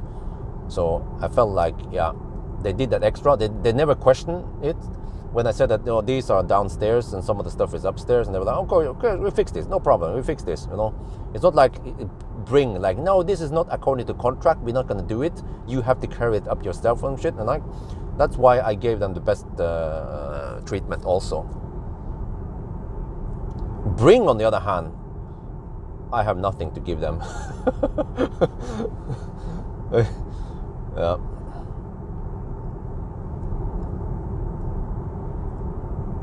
But yeah, I remember I had they call it commode. I'm not sure what it is called. It's like a small closet, right? Like a small, I don't know what the heck commode is called in English. But I had one of those IKEA furnitures, like old generation, 20 years ago. I bought one generation of that commode, but then several years later, I bought the second gen, or the whatever is a new generation of that one. And it was a bit larger, but they then made it a lot better, because initially those shelves, or what do you call it, they slide just marm. Yeah, it was marm, exactly. It was marm. I had marm, the old marm, and each shelf was just sliding, you know. But in the later generation, they had wheels and shit, so it was rolling on a rail, and it was a lot better. So IKEA, man, they are like Tesla. They are slowly improving the products. Also, another thing I noticed, by the way, is that in the old days, you would have more screws or threaded fasteners. But nowadays, when you install furnitures, well, there will be some threaded fasteners, of course. But when you have those things you put to install the shelf, they have these. It's similar to what you find in cars nowadays. You know, you have those plastic looks like a screw, but it's not a screw. It's like a fastener. It's a plastic fastener where you just push it in and it will self-lock, and then you can pull it out again to release it. So yeah, that's how it is nowadays. You install this little holder tap thing, and then you push this into the hole, and it just clicks in, click, click, and it stays there. So I don't know what got IKEA into doing that. Why they move away from screws. There are still plenty of screws, of course, but you know, if you have installed IKEA furniture, you recognize those parts they tend to use over and over again. You know, you will have that little wooden piece, like a wooden cylinder that you poke into a hole, and that will help for stability and to help hold the furniture in place. But then you have those screws, it's like a half screw with an opening that you use to you twist it clockwise to lock it, you know, half round to lock it, and then you can twist it the other way to unlock it, and then you have this other screw that locks into that with a head, and you know what I mean, right? So IKEA, Munro is always promoting, or I mean IKEA maybe how do you put this, it could then make some screws loose. I've already now, we are down to 20%. There is a small chance we can make it to Rua. What is the car claiming now? At Rua we will arrive with 2%, just like the is true, then I will just give it a slow clap. But ikke sell skinnet for bjørn er skutt, they say. We can't sell the skin before the bear is shot, literally. Yeah. I have to see if I dare to clear the mountain pass. And then also, do I dare to go 90 in the new stretch? You know what I mean? Like that 90 stretch, the new stretch around Javnaker. There's a hill there. We have to go from 150 meter over sea level to 450. That requires a lot of energy.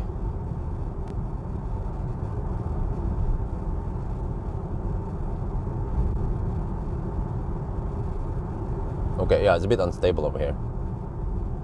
True.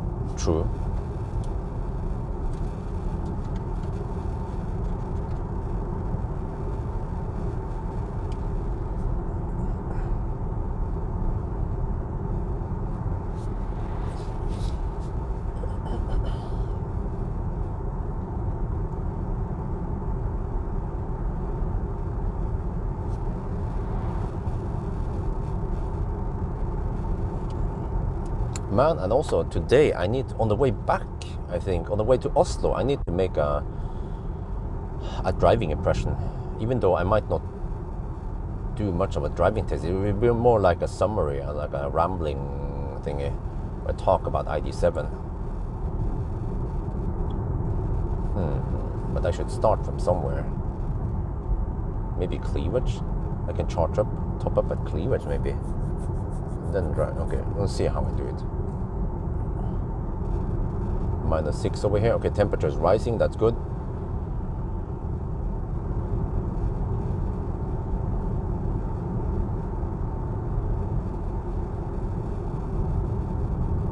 Come on, you just have to reach Rua. Clear the mountain pass. The MEB cars supposedly they have around 2.7 kilowatt hour below zero, but you might not be able to use it when the battery is really cold. 1/5, no, 20% out of or 2, quick math, that should be 2% of the battery. Or I can actually look at the car scanner also and see how many kilowatt hour I have left. We just have to clear them out. If we can reach the top of the hill, then we are safe. From there is mostly just downhill plus regen down to Roa or to Shell.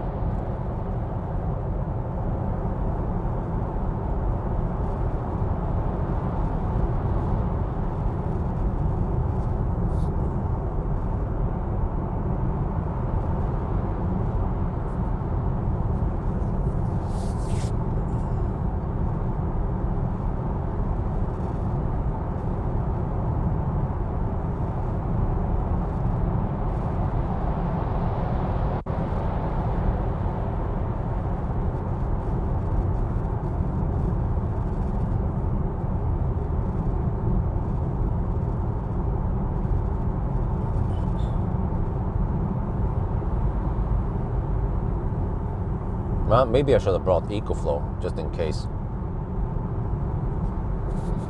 Maybe that should be standard equipment every time I do these Hemsedal trips. Around 5-6% before the hill, then we should be safe.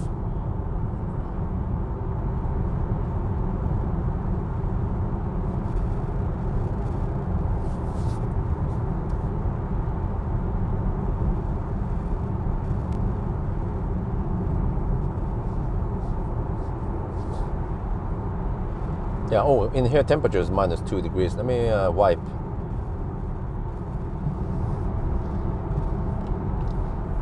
This is my chance to get some wiping done before it chills down again.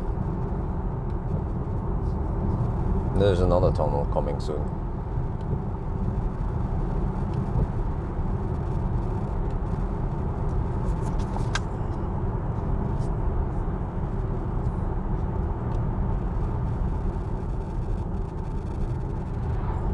Uh-oh. We have 90 zone. We have to go 90 by the rules, my own rules. Okay, here we go. It makes it harder on the consumption, but a test is a test. We have to make it consistent. I cannot go slower here. That would be unfair against the other cars. Even though it was colder outside. Yeah, true. I mean, how much do we modify our own route and test procedure? Should we go 90 here on the speedo, or should we go 80? It's 90 zone here. My own rule is that I want to go at the speed limit on speedo at least.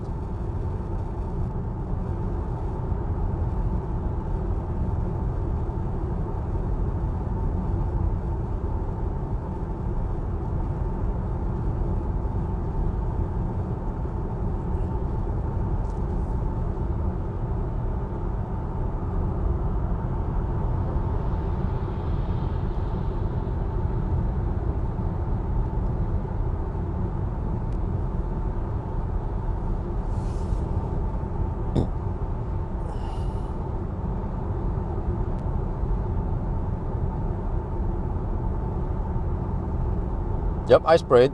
Trust me, I sprayed, but it's not clear in the center. I'll try to spray again in the next tunnel.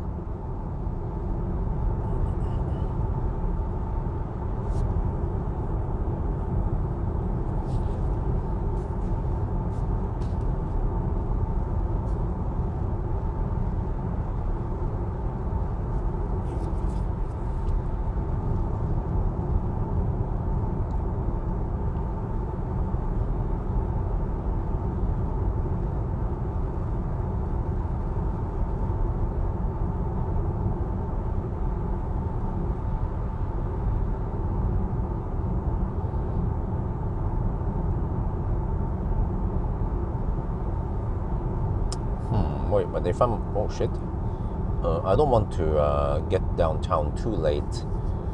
Okay, it's Monday, but I should try to get out of Oslo before 2 in the afternoon to avoid too much traffic. Even around 1 in the afternoon would be even better. But then by the time I'm home, it would be close to noon. And then, well, I could go straight to Oslo, not visit home, but yeah, maybe I'll do that just to save time. I just have to bring a lot of equipment over to the to the E-up then.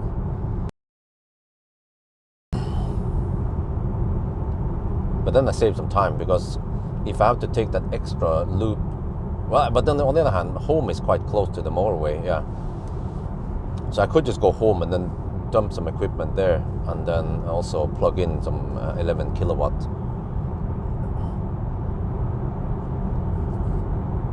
But maybe this time I will not go too high on the juice. I might return the car with, I don't know, somewhere between 20 and 50% battery only. And I can notify the reception that the battery is a bit low, so remember that. But they will not lend out the car to anyone else. I have to return the car by 3 in the afternoon today, and they will probably just start preparing it for tomorrow. Someone probably wants it tomorrow morning. Yeah, because I know that at least Mølle, they have the car ready by the morning, from the morning already, in most cases. So they probably have time to AC charge it overnight. And if they don't have time, they will just put it on the 50 kilowatt charger.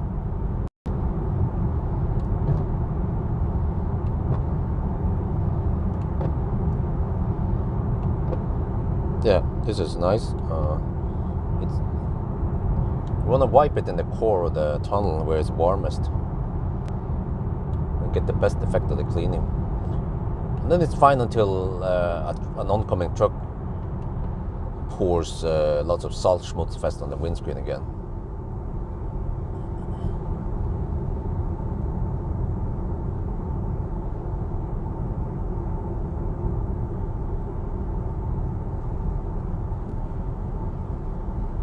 This is going to be close, man. I have 68 kilometers of claimed range and 67 kilometers of range left and 57 kilometers to destination. So that is only 10 kilometer margin. But I know that ID cars, they tend to be a little bit optimistic in the beginning, and then towards the end they be like, and then it drops faster, and you will not have 10 kilometer margin once it gets low. So yeah, we'll see.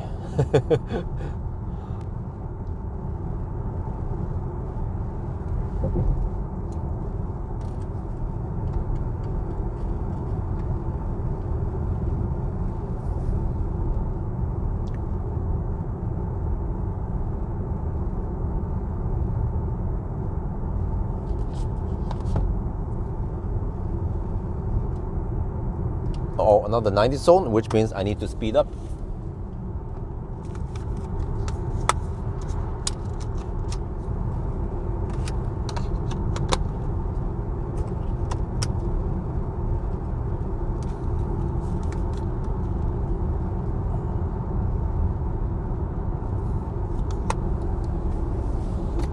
Yeah, this is hard on the consumption, man. We're down to 15%. Battery has heated up. Fortunately, we are at the -2 to +1 degrees right now. This is good because we can then hopefully not get crazy limp mode, and we can utilize slightly more of the battery.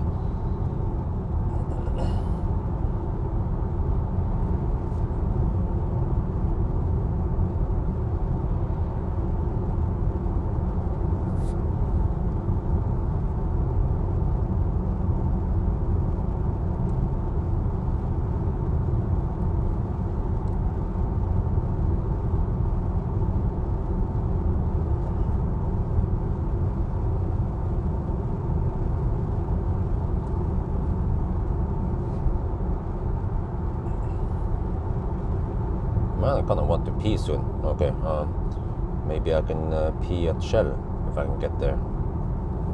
Wait, no. The car wants me to drive via Hønefoss. Not gonna do that. Wait, let me check here.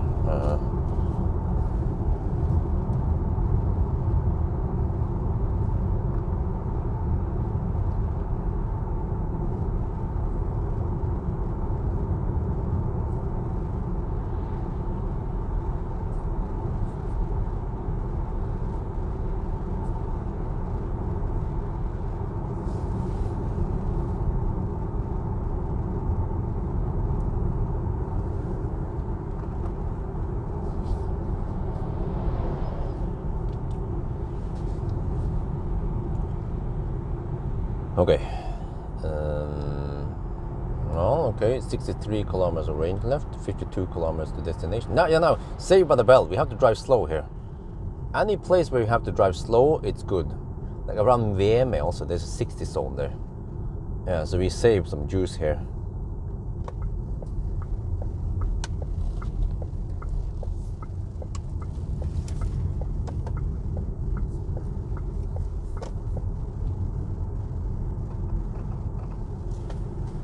And then over here we have to hypermile at Sokna. There's 40 zone here.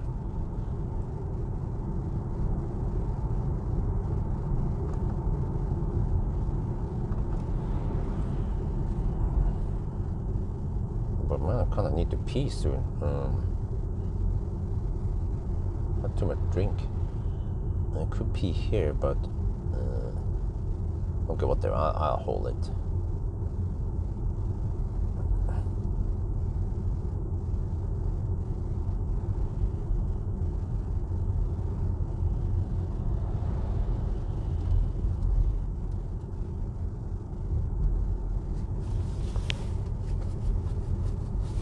Opel, okay, all right.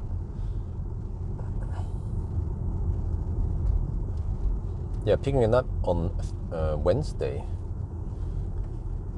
So, yeah, then I have time to drive back home and then, well, you know what, ideally, I should just, the press car, ideally I should get the Astra for Monday. But I think I'm planning on doing some test with the E-Up. Not sure which test. I have two interesting tests.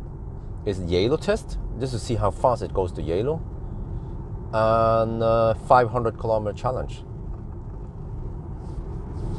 I think that's pretty much it. I don't think I care about acceleration and noise levels. Well, I have some charging test I need to do maybe. Yeah, that would be interesting. Colgate, especially the Colgate charging test, and maybe the hot charging test also. Start at around 20 degrees and then start at 10 degrees. See if there's any difference.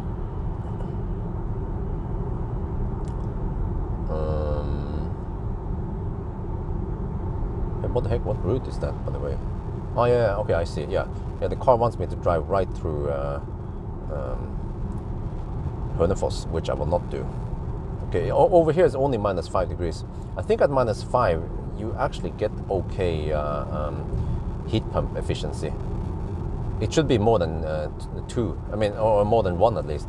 Wonder if COP at -5 is more like 2 or 3, right?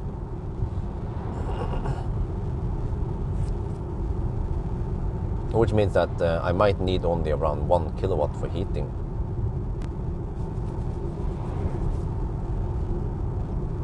Okay, battery is heated up even more. -1.5 to 1 degrees now.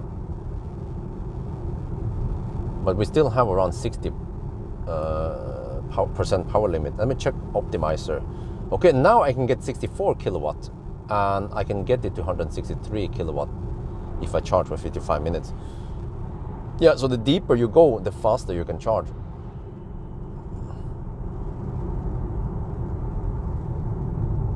I couldn't find the energy content. Trust me, that was the first thing I searched for. Oh, e-golf profile. What, does it work?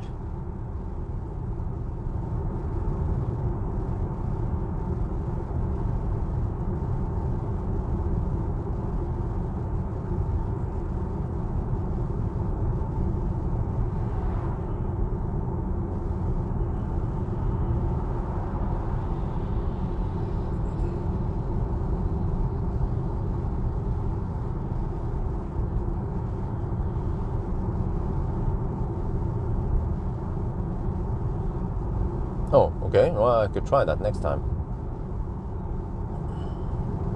Man, I kind of want to pee. Every bump shakes my bladder now. 60 kilometers of range left, 48 kilometers to a destination.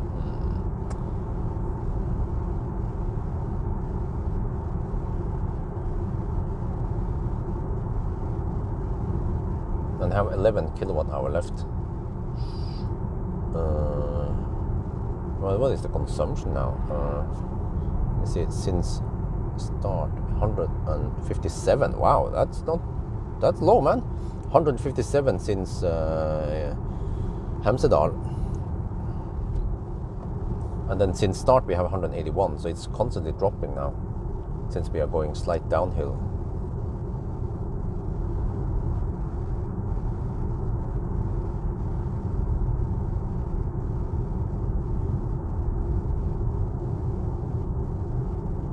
Okay, let me see, what is the car saying now? At Roa, we will arrive with 2%. Okay.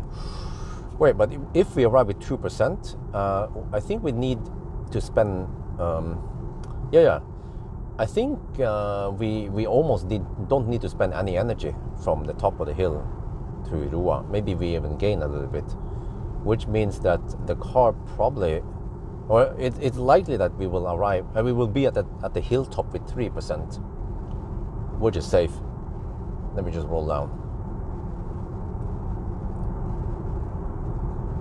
And this is also very, very nice for consumption now. A dry road and not too much wind. Oh yeah, we have tailwind, I forgot. Dry road, tailwind, slight tailwind, and minus 4 degrees Celsius.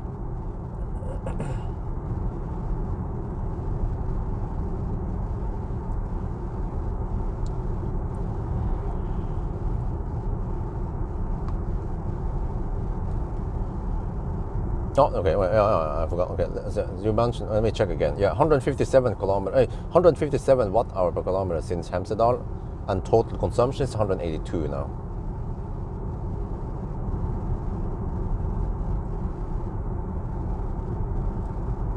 But on these roads, I think the base consumption should be around 160. You know, before we have any uphills or downhills.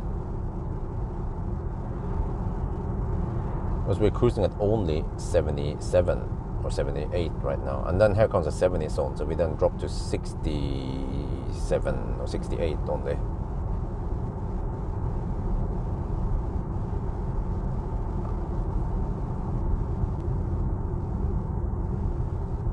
Bit of detour, huh? What? Esso Jevnake along the old road, huh? Really? Huh? Wait. Oh, you have to go the old road. Okay, I wouldn't do that. So it's either Roa or we bail out at Hønefoss. But we have to actually decide soon whether we should go for it or bail out at Hønefoss. So we have 10 kilowatt hour left, and we have 43 kilometers. So that's roughly 400. No, that's roughly 200 watt-hour per kilometer. But the uphill cost... Okay, wait, you can do it like this. If you deduct 1.5 kilowatt-hour, then we have 9 kilowatt-hour left. Yeah, okay, my gut feeling says that we can make it there, barely, or with 2%, like the car claims.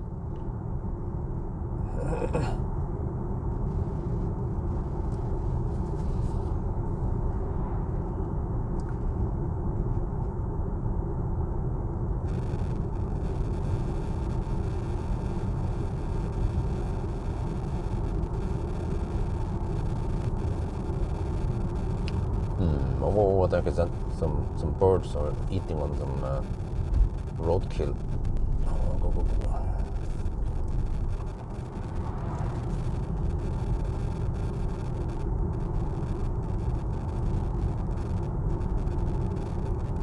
What do you mean dropped?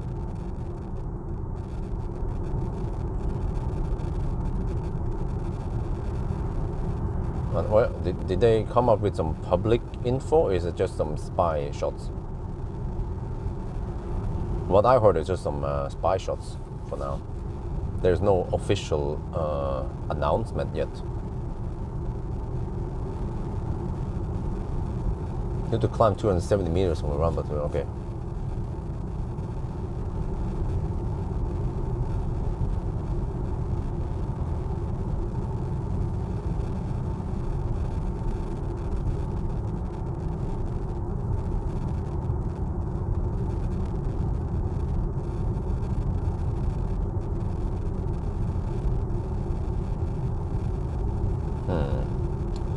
then over there, I would probably charge for, I don't know, a while. I mean, actually not too long.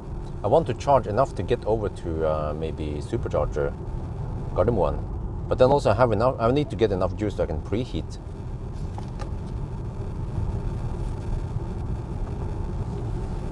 So maybe charge around 5-10 minutes and then go pee and then shoot some video, and then we go for supercharger. And there I need to top up enough juice so I can get to Oslo and not have too low juice. Like, I don't want to return the press car with no juice, dirty, and not vacuum clean inside. But actually for Mølle it doesn't matter, because they have dedicated people. They have washing place downstairs, so they probably have a dude to vacuum clean and wash and whatever, inside, outside, before the next dude gets the car. Oh, there's a dude there over there next to the road. Okay, he stepped back.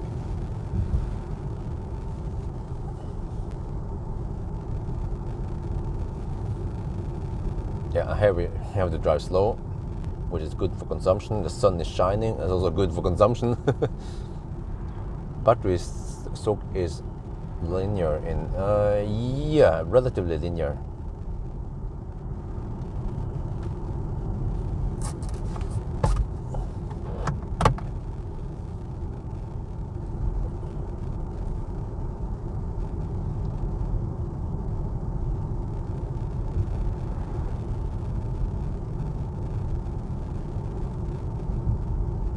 Now the margin has increased. 53 kilometers of range now versus 39 kilometers to go.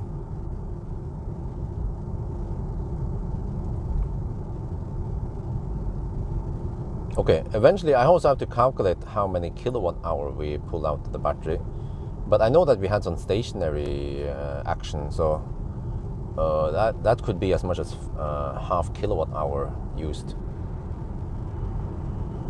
And I believe it is not counted as long as you're in park.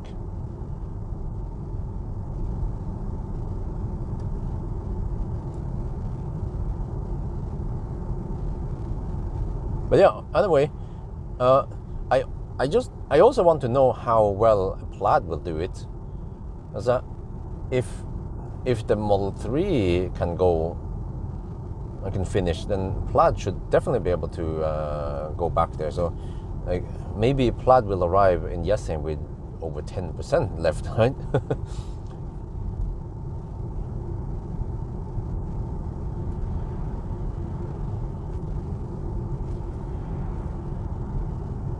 Driving dynamics, yeah, it's nice. It's in comfort mode. It is a bit boat, but still nowhere near SUV boat anyway. So has good handling, comfortable, yeah, great.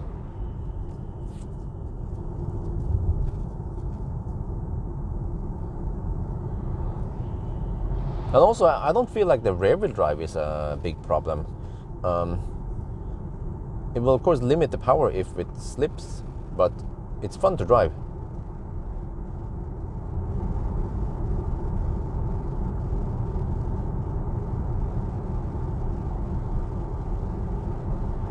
Yeah, Model 3 arrived at the supercharger with 2.5% left.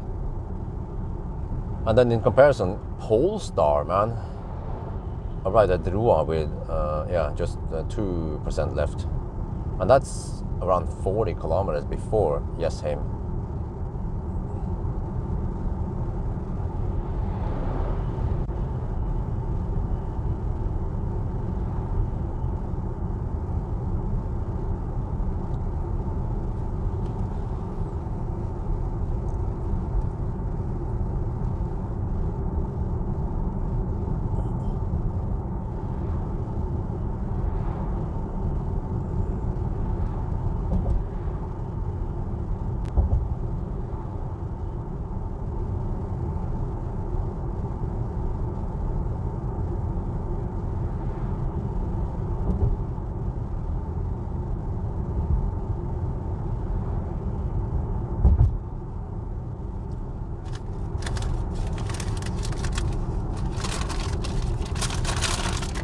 Right. getting low now. 12%. Our battery is heating up even further. It's now -1 to +1.5 degrees. Oh shit, but power limit has reduced to around 50%.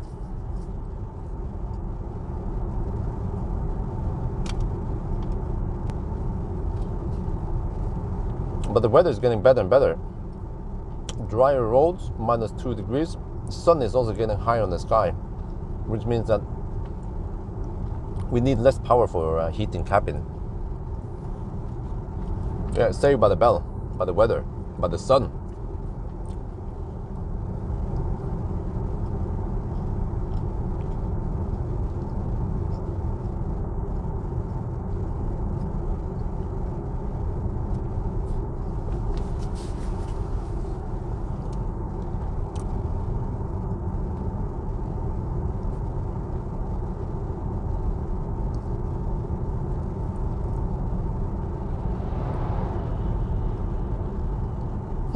Interesting. According to my test now, it seems like we can get 74.5 kilowatt hour out of the battery.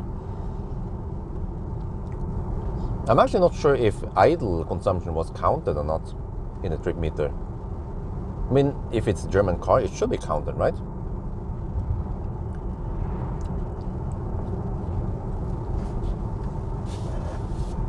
CCS channel adapter. Well, interesting.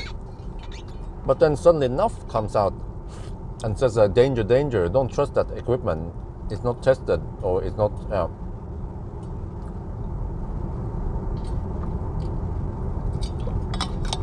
So I'm like, okay.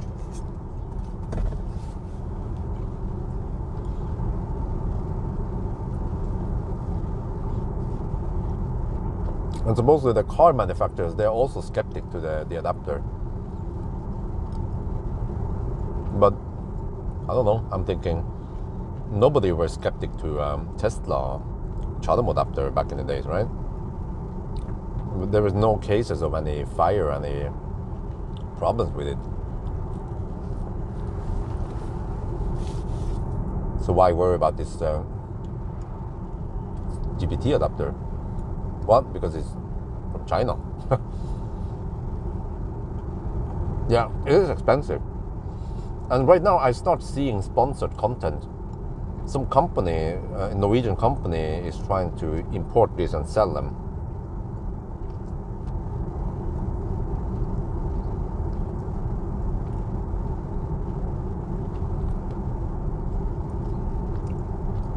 I should test it maybe.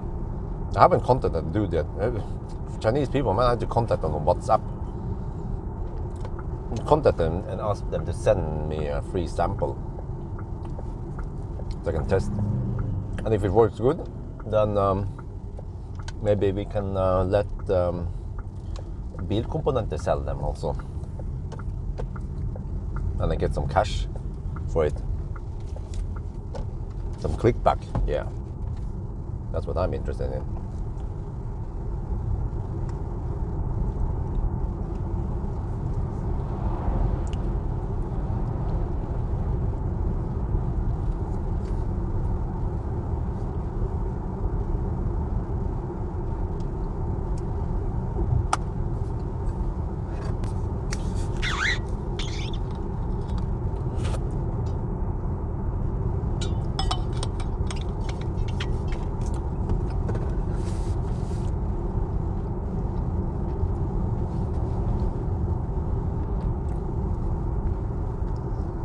Okay, we should be fine. We have 8.6 kilowatt hour left and 33 kilometers to go.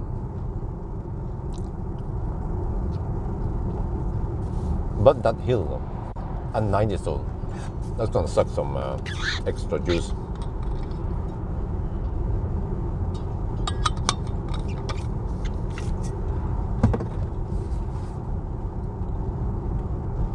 Yeah, I remember the NAF expert, they were saying that this has not been verified by Nemco, which is a Norwegian thing for some electronics.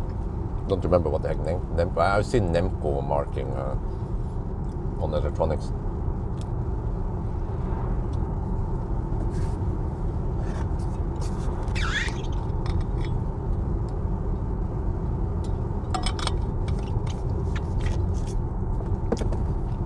But the good thing is that once we reach the bailout point, we can then hammer it towards Oslo.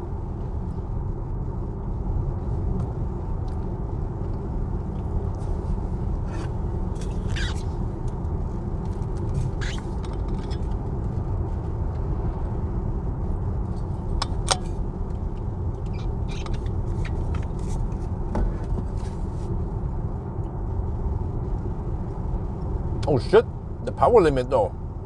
I have roughly 40% power left. Still no turtle mode. It's getting kind of scary, man. 10% left.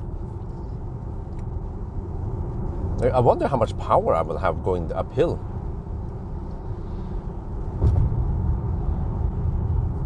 Wait, I have the detour here also. Oh, they closed the main road. Okay, that's fine. Means we have to drive slower. E16, and then, okay, we're gonna go towards Oslo.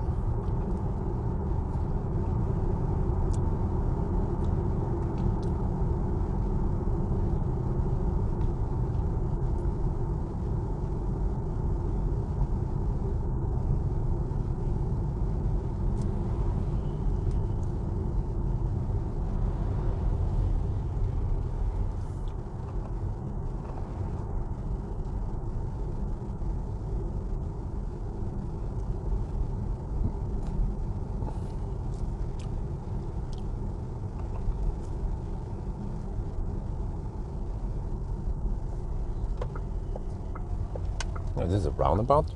Doesn't look like it, but apparently it is.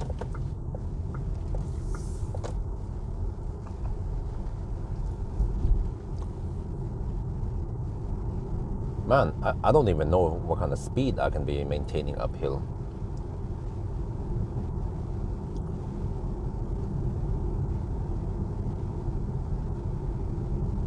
Will I run out of juice in the hills there?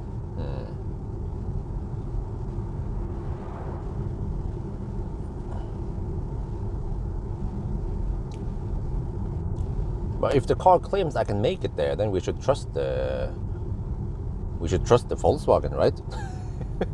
Can we trust the Volkswagen?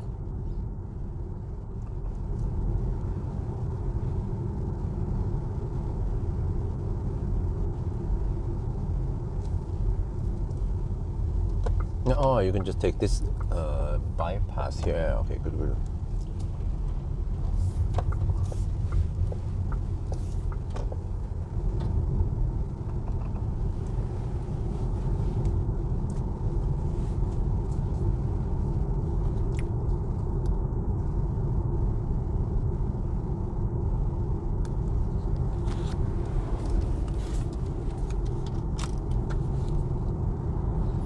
.8 kilowatt hour left. I'm gonna shoot the video now.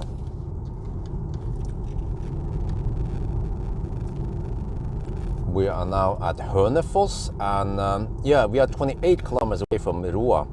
We have to bail out. We can't make it to you. But there is a problem, which is that there is an uphill here, a significant uphill, where we have to spend extra kilowatt hour, actually roughly 1.5 kilowatt hour to clear the hill. Once we clear the hill, we are safe. So if you look here, click here, man, so many clicks.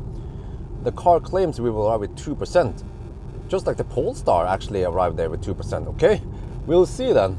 Can we make it there? Or do I bail out? I can bail out and charge over here at Hønefoss. But yeah, I feel like we should trust the car system, right? You see, the car claims we have 39 kilometers of range, and we are just 27 kilometers away. And the outline here also shows that we should be able to make it. So, can we trust the Volkswagen? We can, right? Yeah.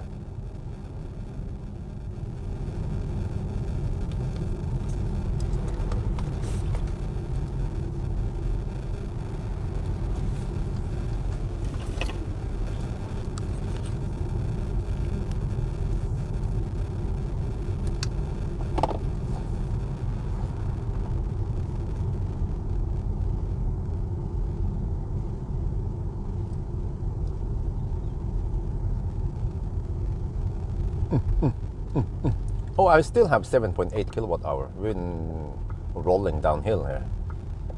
Okay, here, if I go straight there, There's a Circle K, and I can see there's a Shell on the other side. Yeah, there is where I could have bailed out, but I feel like bailing out at 10% is still, that's too high, man. We can keep going. Let's YOLO it.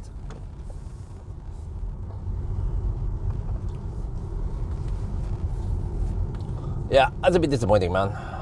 And then why the heck did Tesla make it there with unoriginal rims? Well, because Tesla kicks ass for the Lord. No, but yeah, Tesla was more efficient. We are now at 179 watt-hour per kilometer. Tesla had 168 or something. Yeah, but also it wasn't that cold. Yeah. So we were driving actually for let's say at least 2 hours in quite cold weather. So for 2 hours you need to spend, let's say 1 kilowatt extra, right? Or let's say worst case, we spend 2 kilowatt extra for 2 hours. So that means 4 kilowatt hour extra. If we had 4 kilowatt hour more, and the consumption is roughly 100 and not sure, that stretch, let's say 165 best case.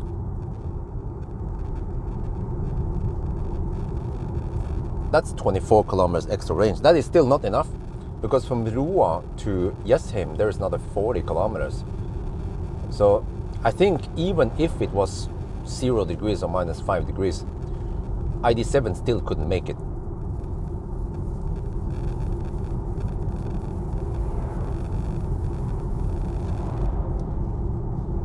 That's my claim, my gut feeling. So yeah, I like this test because only the best cars can make it. So far, only Tesla made it there. Polestar failed, Volkswagen fails. Next, huh? Who's next? Some Korean wants to try? Come on, bring it on. EV7, let's go. Or Ioniq 5. Those are very common cars, so we can see if they can make it. But you know what's gonna happen if I make some of the tests, and then some people will be like, Björn, I like your videos, but range is not everything. There are other more important things like charging losses and 800 volt hype and charging speed. You know, the Ioniq 5 charges way faster than Tesla. You know, yeah. Okay, well. Actually, many Norwegians consider range to be important. Yeah, I want to try Plaid. Plaid is available. I can request Plaid anytime, pretty much. Actually, today I should get the Highland back.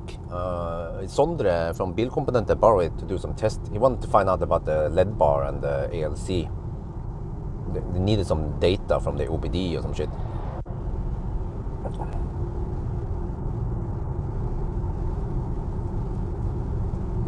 NAF test is better because they have same condition and no advantage. Max Knudsen, you're joking, right? Or you don't understand the NAF test at all, like most Norwegian say.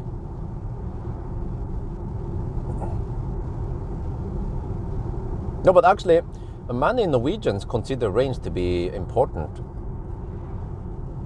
Oh shit, we're down to 6.5 kilowatt hour. Oh, do I dare to do this? Oh shit, what kind of power limit do I have here? Shit, I have 25 kilowatt. Oh shit, are we gonna run out of juice now? Are we gonna go in some kind of limp mode?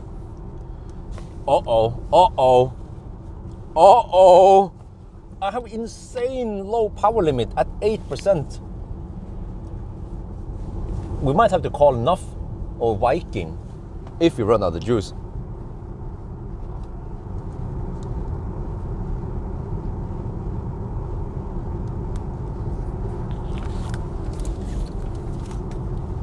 And I might not be able to maintain the speed uphill. I have 6.3 kilowatt hour. The car still claims I can make it. Well, actually, does it now? Yeah, it still says 2%.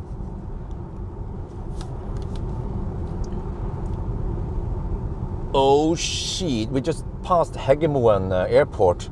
And the car still claims I can make it to the charger with 2%.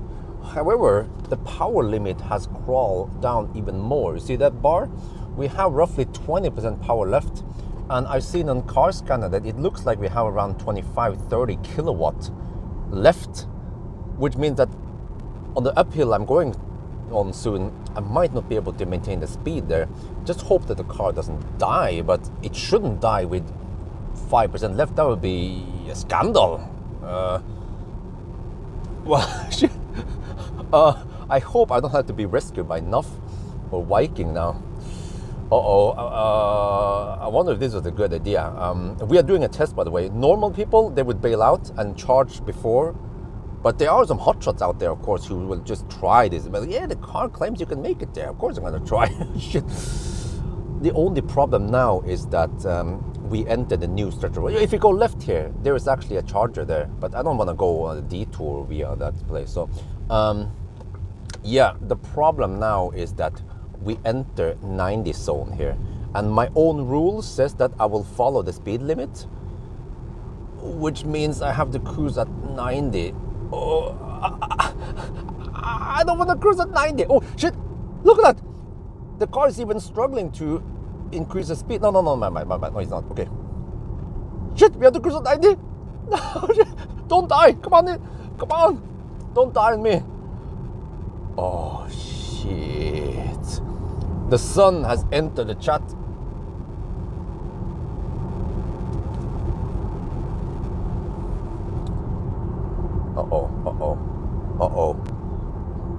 We have 5.9 kilowatt hour. Come on. So we have to use 1.5 kilowatt hour extra to lift the car up. I have no cars behind me, fortunately. I'm doing 90 right now. Yeah, B mode is always on.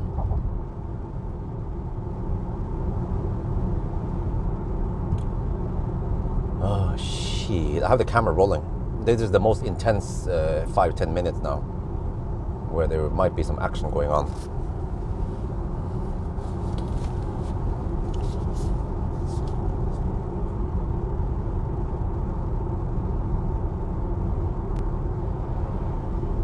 Well, the car claims 32 kilometers and we are 18 kilometers away, so it should be plenty, right? 7% left. But the power limit though. No, I have 25 kilowatt. You don't want to be in front of me, trust me. Oh shit. Let me drop behind. Oh, drop behind. Oh, look.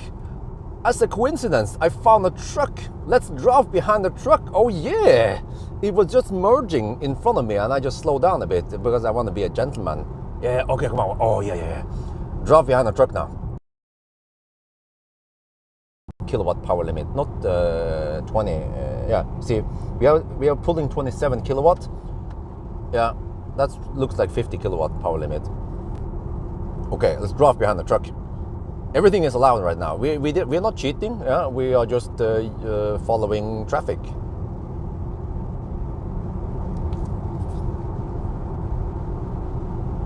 Yeah, the battery fortunately is heating up right now, 2 to 4 degrees Celsius. 6%, 5.2 kilowatt hour left. Come on, you're climbing the hill. Shit. This is getting very exciting right now. Come on, don't die now. There's still no turtle yet.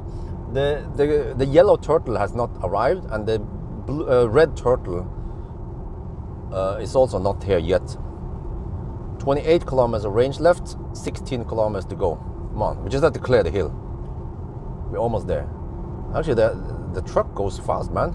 Is that some kind of Volvo FH750? I don't know. It seems to be a powerful truck. He can maintain 87 kilometers per hour, even uphill. Yeah, I'm not cheating. I'm following traffic. I cannot go faster, by the way. I'm cruising at 90 on the speedo right now, and I want to stay behind the truck. I don't want to die right in front of the truck. That could be potentially dangerous. Okay, 2 to 4 degrees Celsius, 4.6 kilowatt hour left. This truck is powerful. He can go uphill and almost not lose any speed. Now he's losing some speed. kind of want to know what kind of truck it is. I bet it's either a Scania or a Volvo. 5% left. 4.5 kilowatt hour left. Come on, come on. Shit. The circle is tightening. The circle is shrinking now. Wow, this is some powerful truck. We are going uphill and the truck can maintain the around 85, 86 kilometers per hour. I bet it's either a Scania or a Volvo truck. Okay, now it slows down, but it is, you know, we're going on the uphills now. But look at that, we have 4 kilowatt hour left. The battery is heating up. That's good. We need the battery to heat up. Oh, we are right at the power limit now. Oh shit. Which means that the truck slows down because it simply cannot go that fast, or it doesn't want to go that fast. And I slow down because I don't have enough power. And also the circle here, the circle of trust, it's shrinking. Oh shit, it's shrinking. I don't know why. What? I cannot follow the truck. I don't have enough power. Huh? Come on! Shit! Turtle is here. No, that's just a yellow turtle. Once we see this red turtle, that means serious business. Oh, it's flattening out. Oh shit, it's flattening out. Come on. 4% left. Turtle mode is here. Can we make it? Come on, Volkswagen. Come on. Oh, it's flattening out. It goes downhill a little bit. But then, no, shit. We are not on the top yet. We are not on the top yet. There's still another uphill, the last hill before we flatten out. Shit, the power limit is insane, man. I think I have around 20 kilowatt. I need to film the next ascent. Oh shit. Oh shit. Here it comes. Oh damn, this is so scary, man. I have 4% left. Okay, let's film.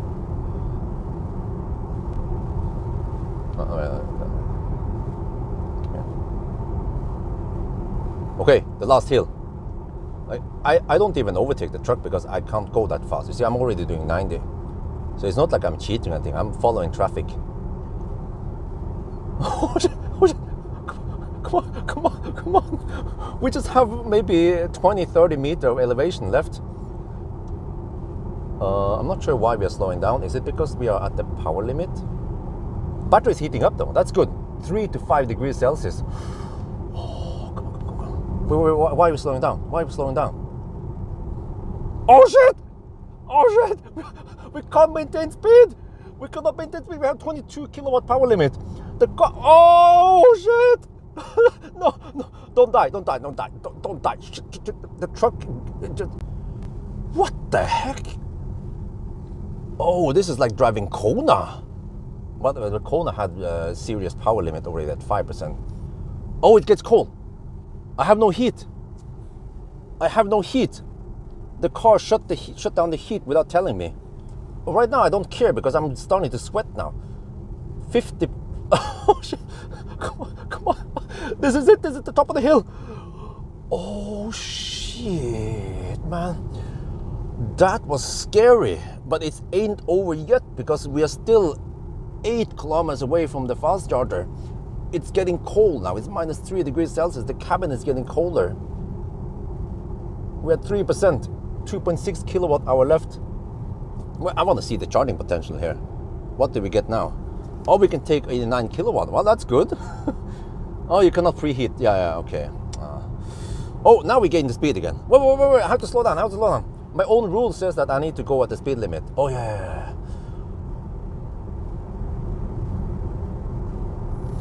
Holy mackerel. It's getting cold in here. But whatever. You cut the power. Cut the heat. I don't care. As long as you don't die. Holy shit. That was scary. I got 20 kilowatt power limit. Crawling uphill. Oh shit. Oh man. I shouldn't have dicked around too long in the car. I could have done the payment later. I was idling for 5-10 minutes while I did the payment for the IKEA installers. spend a couple of 100 watt hours there. But yeah, the car scanner claims that I have 2.5 kilowatt hour left. And then, well, actually, it's still not. Wait, was that the top of the hill, or is it still going up a little bit? Oh shit! Come on, come on.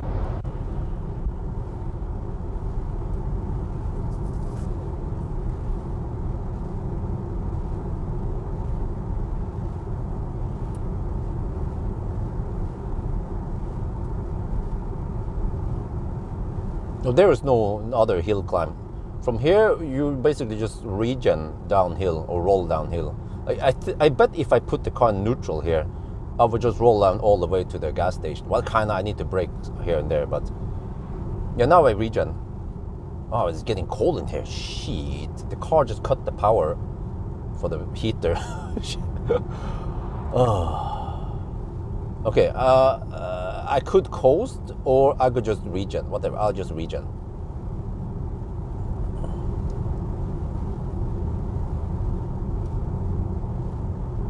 Yeah, we have 2.3 kilowatt hour left. 3% left.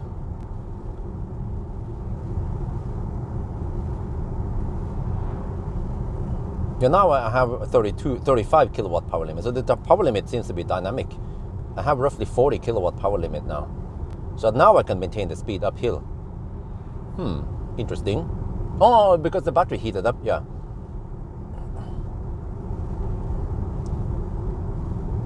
There. Okay. 2.1 kilowatt hour left, but from here it's basically just downhill and lots of regen. Oh man, I wonder if I should bring EcoFlow next time and the safety equipment, just in case some cars die on the uphill. That would be clumsy. I have to wait for the Viking lady, you know, or enough. Yeah, I think that would be standard equipment on these tests from now on. You weigh a little bit extra, but that's actually realistic. The EcoFlow weighs 25 kilograms, and then the safety equipment weighs around 15 kilograms. So that's 40 kilograms extra, which is the same weight of a Thai wife. Yeah. Charter me, no, that won't be exciting, because I will use this clip.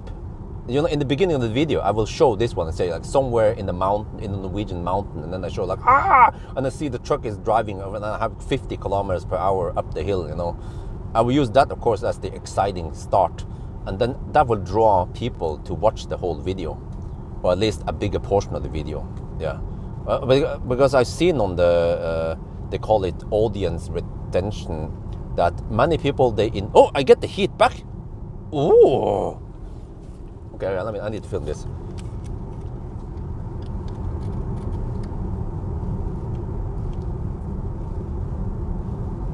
This is interesting. We are now descending. We are regening 15 to 20 kilowatt. Oh yeah, this goes up again. But I noticed something. Even though we are 2%, which is lower than we had previously, I suddenly have heat. Huh? What? What is this voodoo? The car suddenly figures out that it can fire up the heater again. Okay, whatever. But yeah, I think at this point we should be able to reach the gas station and the fast charger.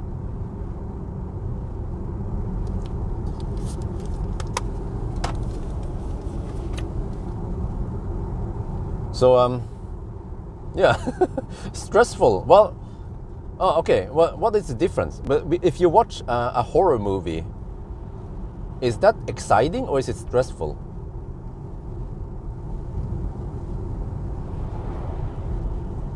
Power limit dependent. Nah, the power limit seems to be quite low. I have 350, according to Car Scanner, I have 352 amp limit. Oh, I7.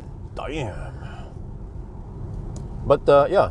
So you can take 350 multiplied by 3. Huh? No, that can't be right.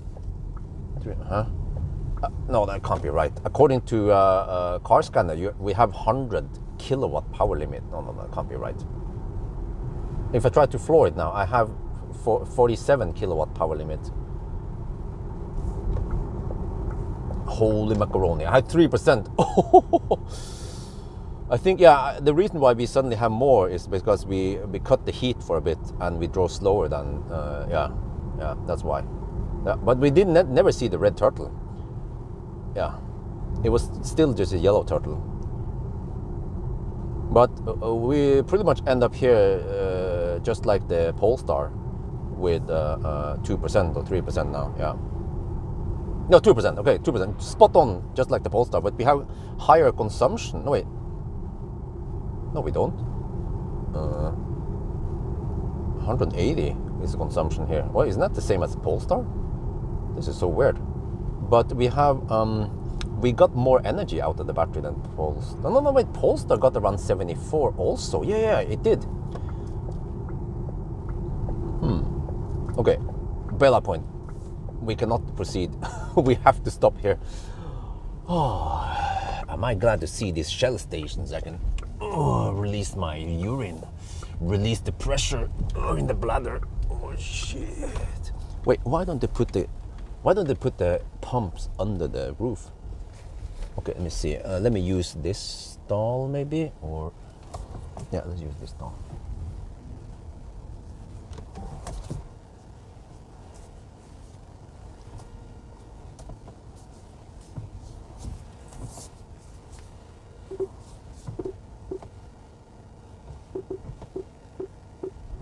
Oh, I just spin. I cannot get further up the hill because I just spin now. Rear-wheel drive spinning uphill, that's not good. Burger? No. I already had burger, you missed it. But let me calculate some stuff here. I have 2.1 kilowatt hour left, 2.2 actually. Let me check here. 180 watt hour per kilometer. I have the exact distance also. 400 times 400.4 kilometer. Okay, 72 kilowatt hour. Plus. Okay, I have 74.2 kilowatt hour. Yeah, that is some power on what we should get.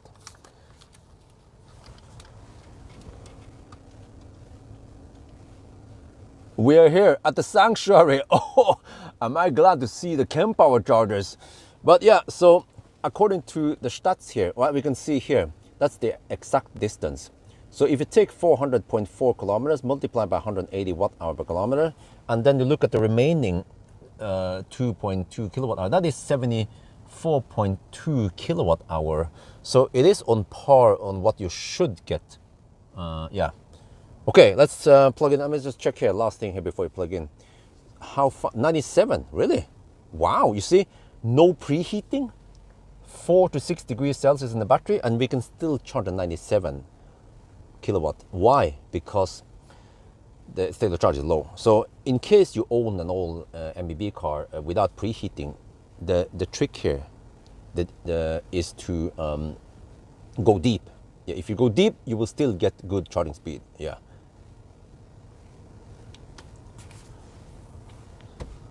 So remember, that is ancient Chinese secret. Yeah. Okay, let's plug it in.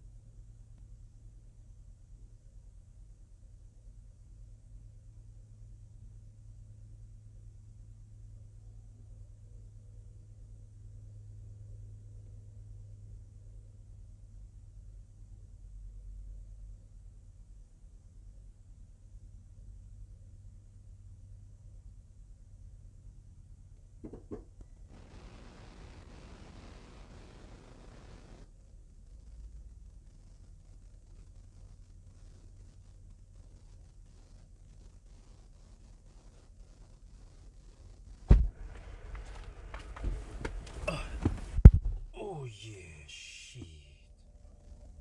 No, why are you playing music? What the heck? Is this a Chinese car or what?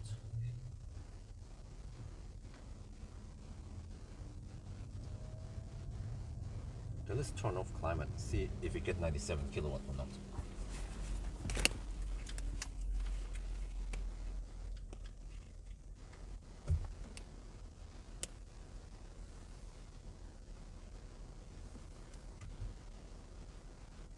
Wait a minute, look at this. We're getting 109 kilowatt. Wow, 112. Ooh, it overperforms. Yeah, if you look here now, it says that 111 kilowatt is possible. Wow, look at this. No Colgate here. And you know, compared to the Polestar, you know, we even had way tougher temperatures than the Polestar run. Polestar received only 80 kilowatt. Yeah, and Polestar also had 82 kilowatt hour battery. But you see here, we charge way faster. Wait, let me see here. 150. Yeah, this is buggy, by the way. Charges 13 miles each minute. There's kilometers. There's kilometers. We have not set the car to imperial. It is set to metric. So this is clearly a bug. Well, like I said, software is not the strongest point on German cars.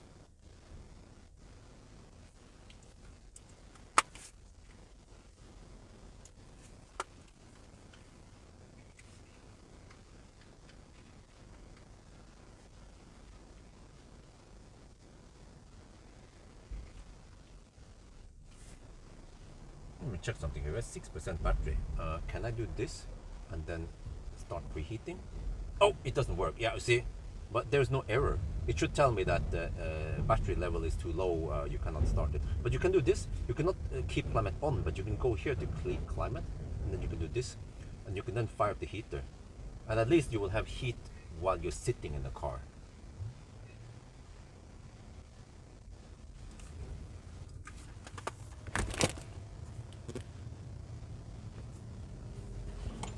Okay, let me bring up the shaft. We actually have to drive a significant distance now before we are at the Gardermoen. But now I want to preheat the battery, and then we go to Gardermoen. We heat up there. Then we do a little summary there.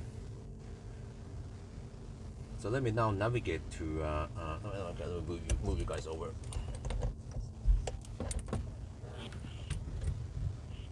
You can see some stats here. Oh, we're already at 120 kilowatt.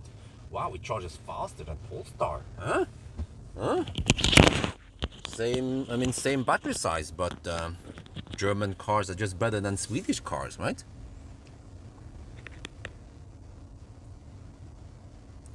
Nannestad, Ullensaker. Okay, let me see. Circle K. No, there. Tesla supercharger. Let's go. Wait, are they that cheap now? Yeah, 39 more kilometers to get there. Oh shit. What is the car saying now? I will arrive with 2%. Okay. Well, I wanna go pee anyway over here. So, and then once we are on the road, we wanna preheat and also want to hammer it. 330 amp. No. At least the screen shows 400 something amps.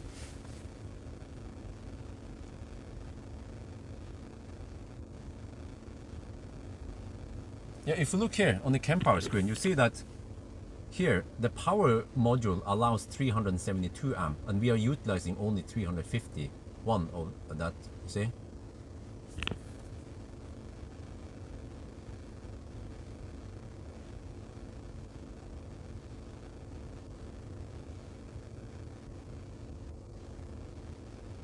Let me check something here. What is the price at the Gardermoen supercharger? I think the prices has gone up lately. It might be at around 450 or something. Okay, Pawel show.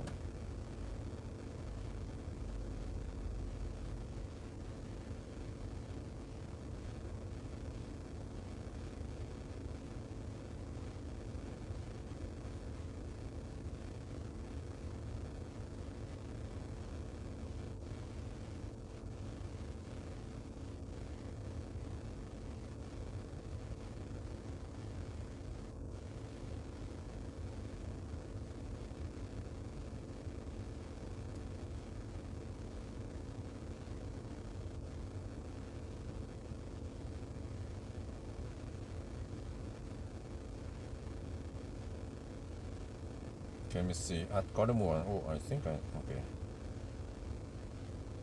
Oh, okay, 4.3 NOK per kilowatt hour in the daytime, and then past here are the prices. So between 4 and 8, the peak per hour, then it's 4.8. So yeah, 4.3. That's not too bad. I mean, there's been times when the price was as low as 2.5 NOK. That was dirt cheap. But yeah, home charging is better. But on the other hand, I can show you that right now over here at Fortum, it is probably a lot more expensive.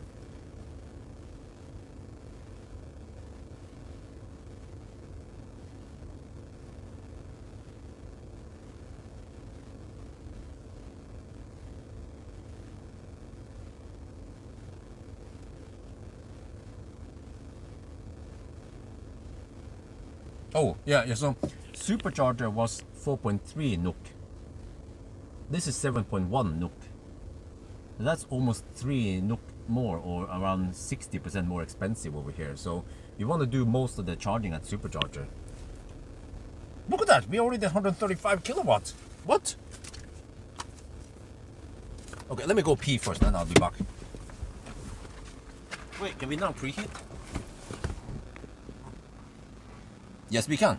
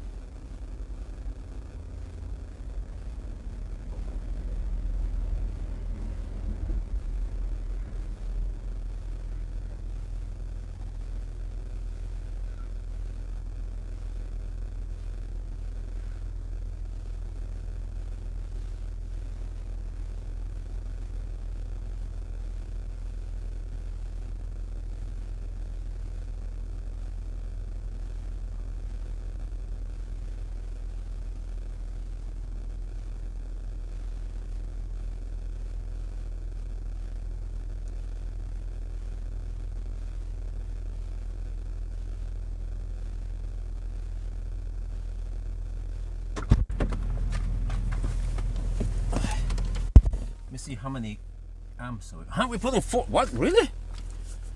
I need to document this.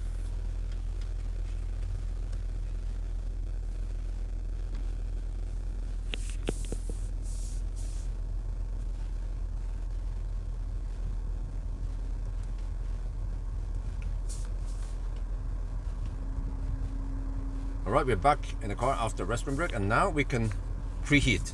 Well, we are at 35%. Huh? What? Huh? We're taking 150 kilowatts. Look at that. Wait. 400 amp. Since when did the Hamar deliver that?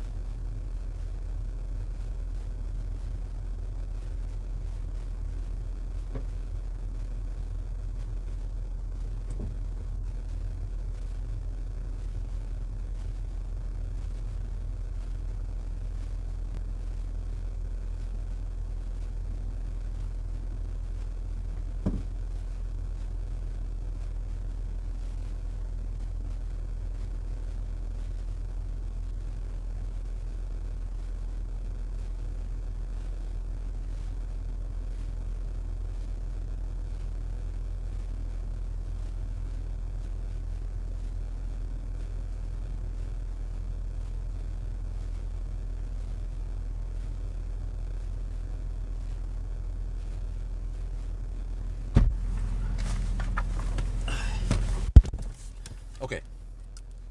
Oh, what? I forgot to.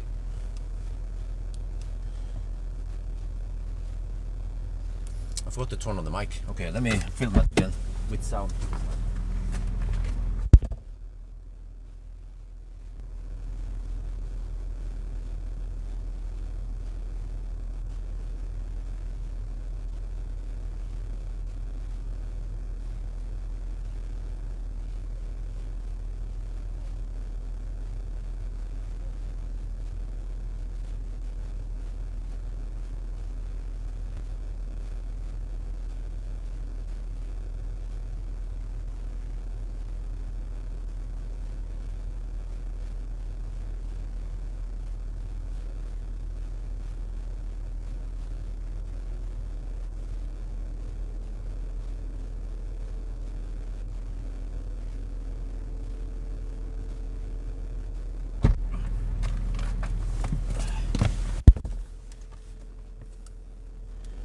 Okay, I stopped a little bit early, but we can do the remaining now.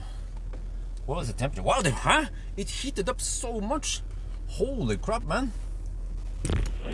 The battery in this short time heated up to 35 degrees. Which means that I don't have to preheat anything yet.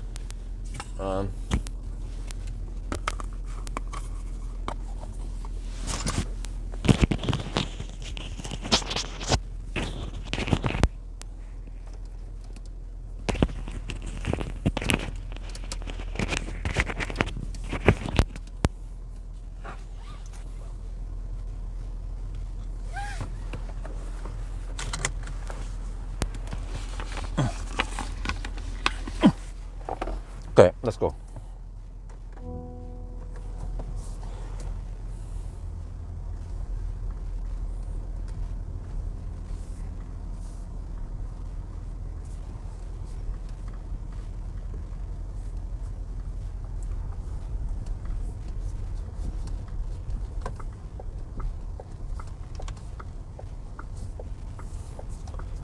Wow, that was just around 13 minutes of charging, and we are already at 40%.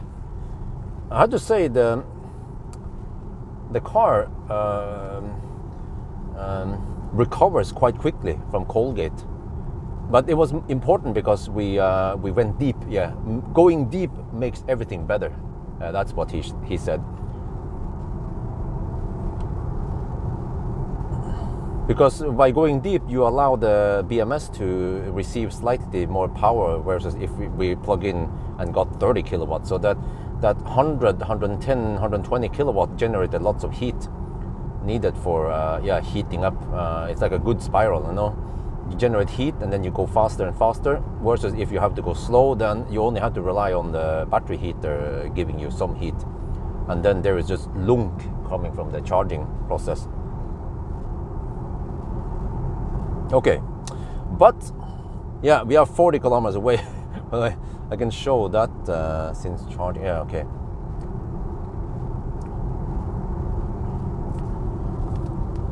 Yeah, that's just 40.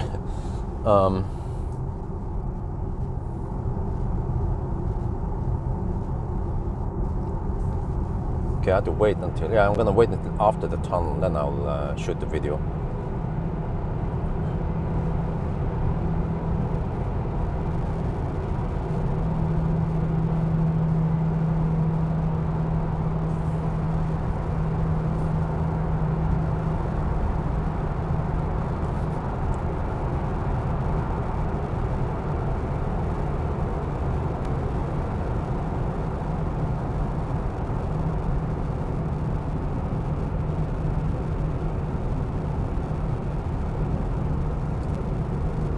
Yeah, the app includes battery heating and also heating the cabin. But we did get around 155 kilowatt, I think, on max. I showed the graph, by the way, on the Kempower, and after just 5 minutes, we hit roughly the maximum speed.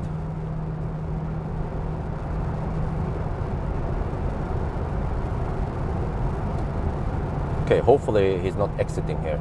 But even if he exits, I can hammer in the tunnel soon. No, he doesn't. Okay, good. Go. Oh, I have plenty of power. Oh, I got the power back. Oh, yeah. Full power now.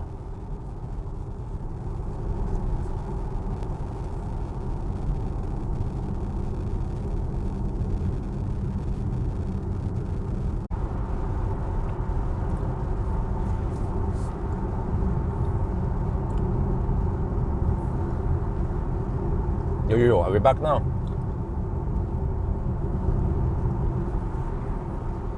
Hello?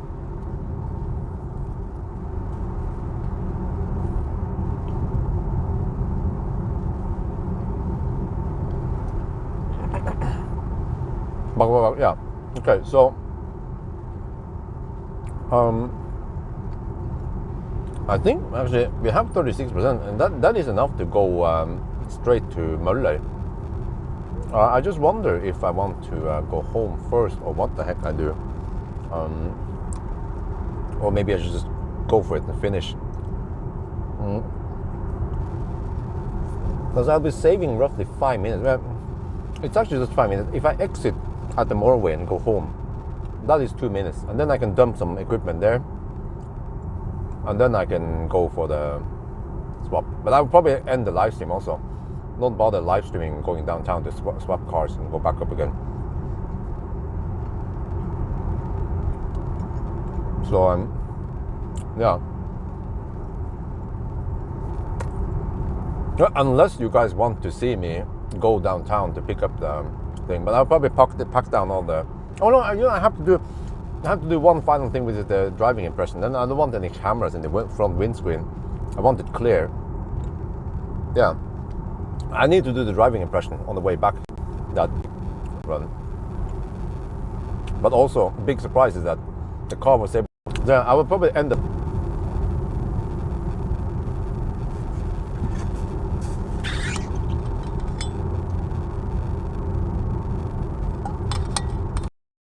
Was very important. If I would go straight away, I could have.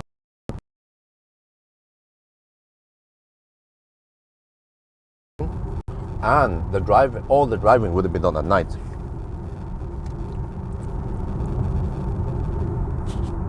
Which, for my viewers' perspective, might be a bit boring.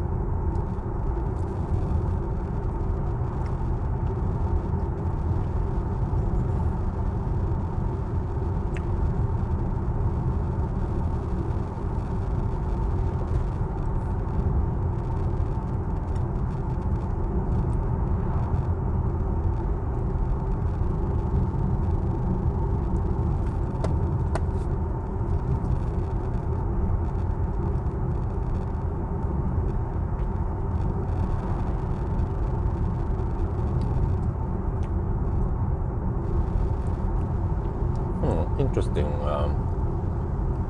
Marcus, he has an old Model 3 Performance from 2020 with a harsh suspension. I can do a side-by-side comparison between that old one versus Highland, like a driving impression, I think. Maybe also show the interior differences. I think that would be interesting for people who don't have too much knowledge about Tesla, just to see how is Highland versus the old Tesla Model 3. Wow, we have dry roads here, huh? Haven't seen that in a while.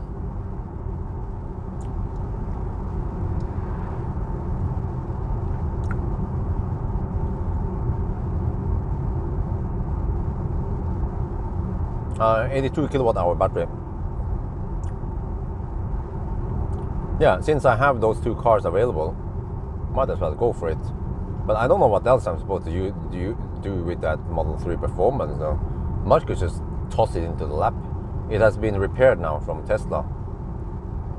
So, but I need to request the plaid from him eventually. But I think now I have a couple of days now before I pick up Astra. And then I'll just park the E-Up at Bertelåsten at Learn School. That's actually closer to Jessheim, which is good for me, while I test the Astra. But then, I need to kind of stress this, but maybe tomorrow night I will do either 500 kilometer challenge or go to Yalo. Which one is more important, by the way? Which one should we go for first? I also, of course, need to check weather. If one stretch has snow or rain or some shit and the other stretch doesn't, then I will go for the one without any rain, snow. But there's not much snow nowadays anyway. Yeah, also if there's gonna be freaking insane cold weather, then I might avoid it. Because, you know what, another thing, by the way, another plus, I need to make like a side-by-side comparison between E-Up and Soul, because they cost roughly the same, but there are some major differences. Soul has heat pump. Even the first gen Soul has heat pump, whereas the E-Up does not have heat pump, only PTC heater. That's probably why the efficiency, at least winter efficiency or winter consumption on E-Up is roughly the same as Soul. So there are actually now many reasons to go for Soul over E-Up. Even if you don't need the space, Soul is actually a better car than the E-Up. It has a big touchscreen with navigation. The E-Up navigation is super clumsy. I couldn't figure out how to input the destination there. We have backup camera, we have heat pump, we have faster onboard charger. You know. Nice bonus, we have more space. We actually have slightly more power also. I wonder if even the Soul is faster, 0 to 100. Not that that matters. Well, actually, but Soul weighs more, yeah.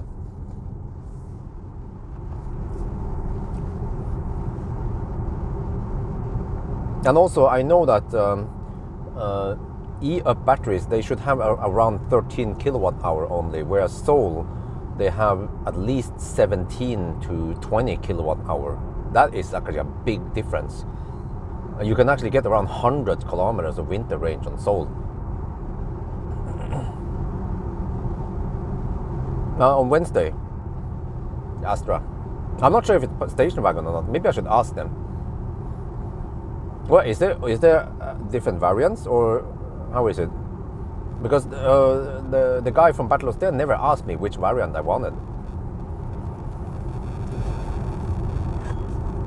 Yeah, I heard about this. The E-Up had backup camera, but it was in the tiny screen, and it was almost useless how small the backup camera was.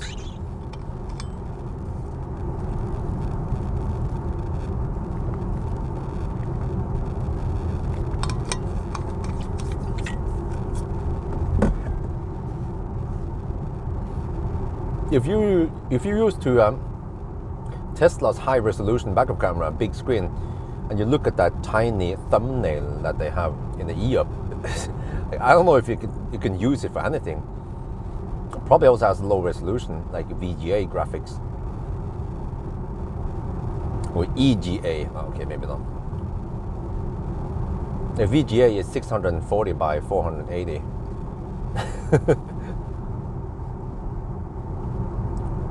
Wait. So I have to make sure I get a station wagon. Okay, just remind me at the fast charger, at the supercharger. I can email him and ask him, yo, is this a station wagon? If you have station wagon, I would like to get station wagon. There seems to be no rush, or I mean, they had plenty. They had available. They probably had available for a long time, because it was. He said immediately it was available. No checking on the calendar stuff. So they are just laying around there. Now I have to hammer this dude, because he's actually going under the speed limit. It's going around 70 in the 80 zone. Let me see here. Check for clearance. There's a. Well, here this is just. I mean, it's rear-wheel drive, but wait, how big is the Astra battery? Is it the new 53 kilowatt hour Stellantis battery? Or is it something bigger?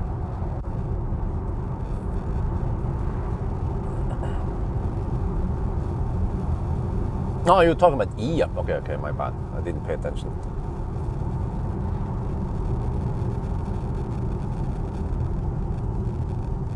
Well, but if they have a station wagon, Astra, then I need to test the banana box test. But wait, it's front wheel drive, is it? What the heck, man? If it's Stellantis, it's front wheel drive. Stellantis platform is shit compared to MEB and EGMP. Extra always lose to ID3, huh? Lose on what? Banana box? Oh, so you mean the regular Astra is kind of small, right? Like a little bit larger than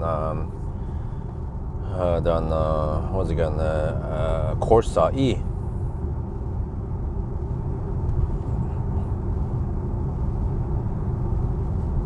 Oh, we have plenty of hot battery. We are just, let me see, we are around 5 minutes away, and we have 26 to 28 degrees Celsius, which means that we should get, well, actually we have 33% battery, so we won't get 185 kilowatt. Well, actually we might get it briefly.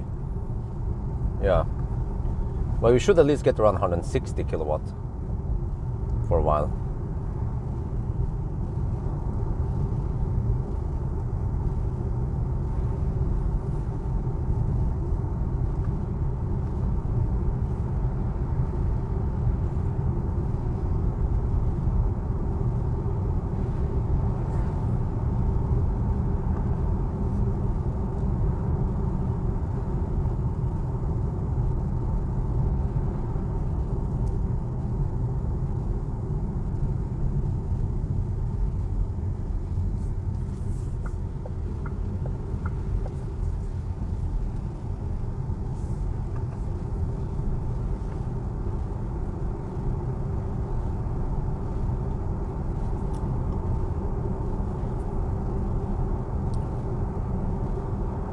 Well, are we back? Or we still drop out?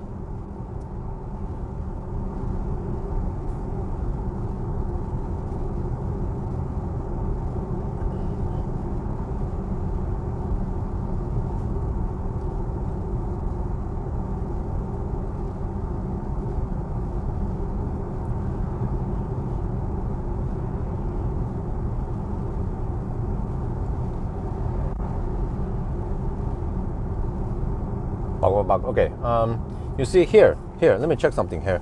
33 kilometers and 162 watt hour per kilometer. Let me check.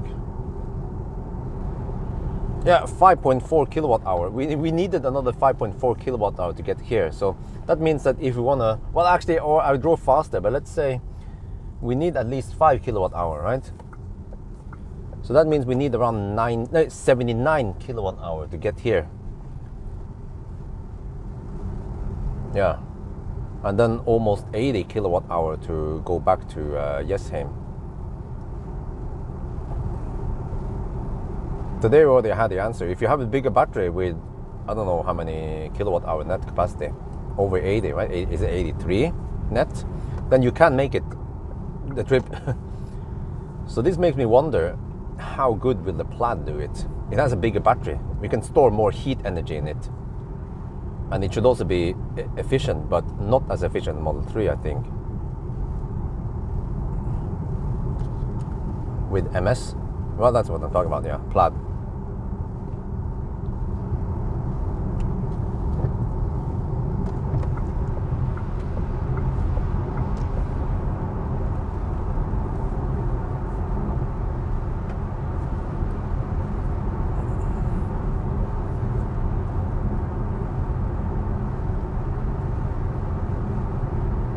But this makes me wonder, will the Korean cars even make it? I know they are quite efficient at low speed. Maybe I should get an EV6, right? Is EV6 more efficient than Ioniq 5? Well, I can go for the rear-wheel drive, but I think if there is an all-wheel drive version, I should try that one, because that's more relevant for Norwegians at least.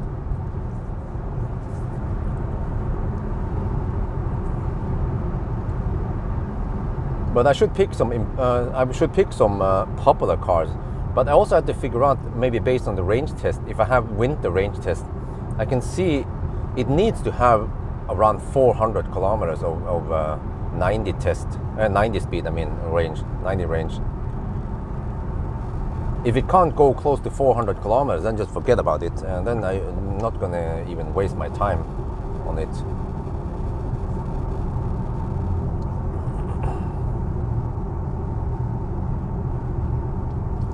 Oh, I see, I could have exited later. Okay, whatever. Actually, timing wise, if I would just hammer it, I should stop at Cleavage instead.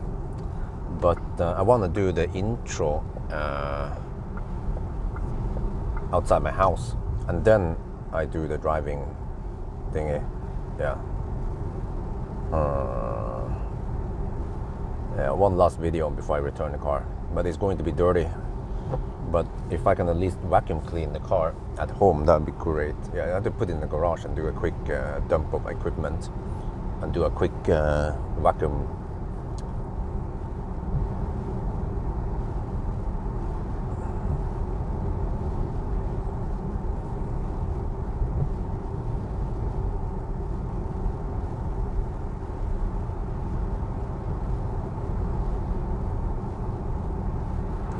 You're wrong, Simon. You're so wrong. First of all, my name is Björn Nyland. Even the channel name is Björn Nyland. And second, if I have to choose between Highland and ID7, I will actually take ID7. One of the reasons why I don't want Highland is the lack of stocks. If they had stocks, then I might have chosen Highland.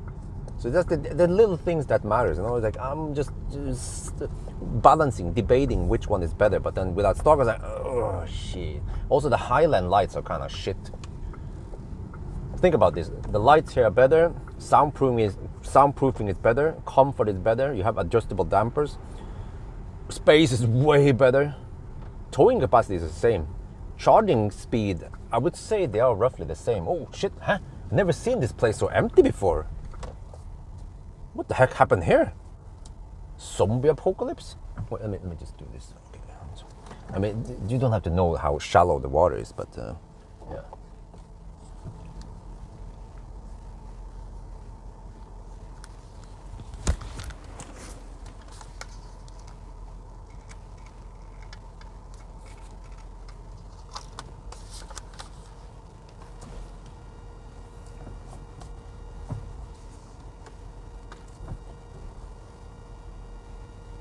Oh, we're here at the supercharger, but it's flooded. No, I'm just kidding. Wait, can we? Okay, now let's do the weighting test. Oh, wait. I've got an idea. Wait, what the heck is over there? Holy shit! So, wait. Wait, look at this. Wait, are these superchargers operational? I heard that electricity and water doesn't go well together. Do I dare to try those stalls? Let's stay away from them.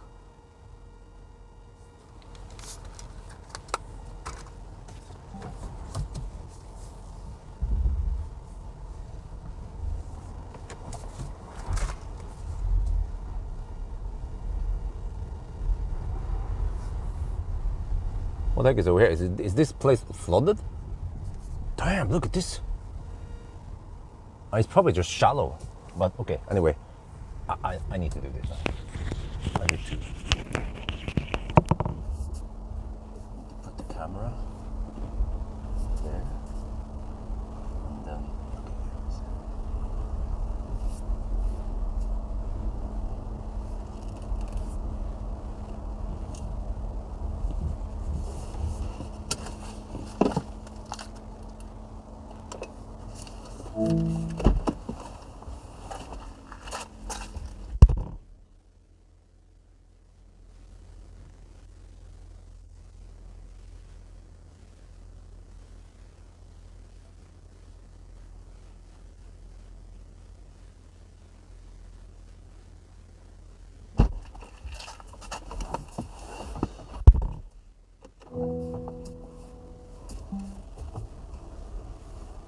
check. I meant to check camera alignment. I had to check the frame.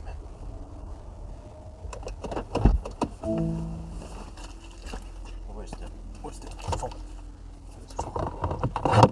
I need to do this one.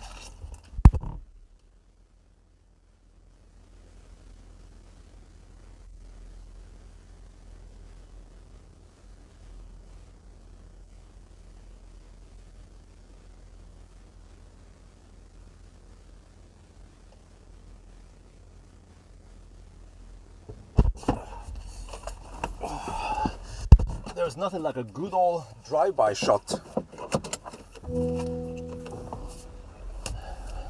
I need to go back to doing the iconic Tesla Björn drive-by shots. Where the heck is he going? Get in my way now. Where's got that? What are the chances? Who goes there?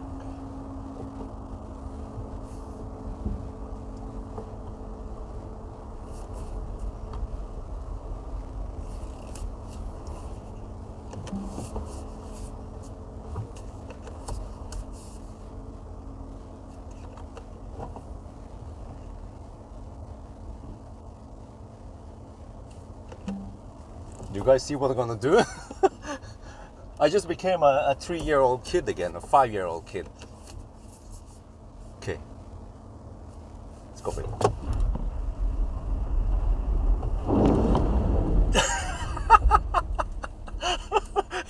That was so worth it. I had to look at the footage, man.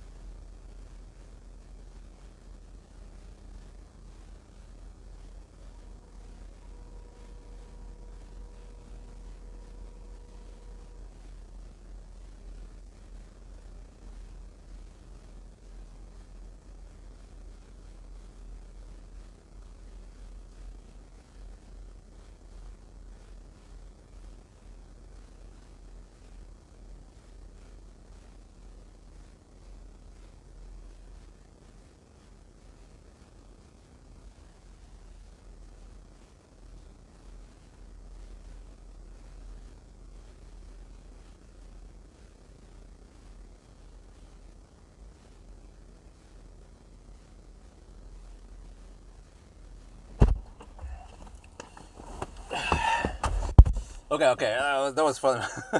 Let's stop digging around. Let's plug it in. I think that was worth it, man.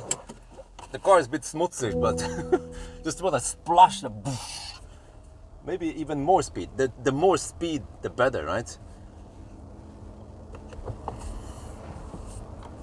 I could maybe put the camera closer, but okay, whatever. Let's for some reason I feel like using V3 superchargers because those cables are just smaller, easier to handle. But whatever, maybe today I will use the V4 for once. You know, I'm not a fan of the V4 chargers. Okay, whatever. Oh shit, look at this! Oh, it's fucking... Oh shit, it's tight! Ah! Oh shit! Oh, I know now. I understand how a black guy feels like. Oh shit! Oh, come on. Oh shit! Oh, why do they have to make it so tight, huh? Oh, okay.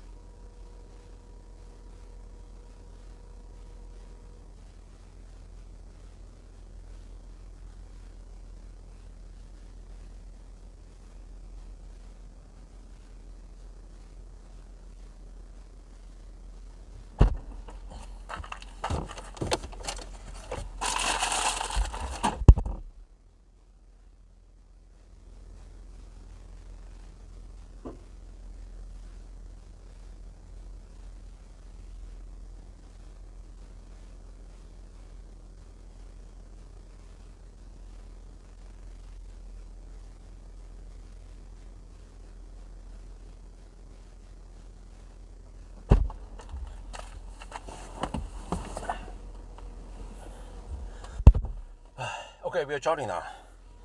Maybe I could just film this, that we're getting 145 kilowatt or whatever. Yeah. So maybe it's ramping up. Or yeah, okay. But we are done now. I don't have to show you guys the charging screen. We are done. Alright, we're now getting 143 kilowatt.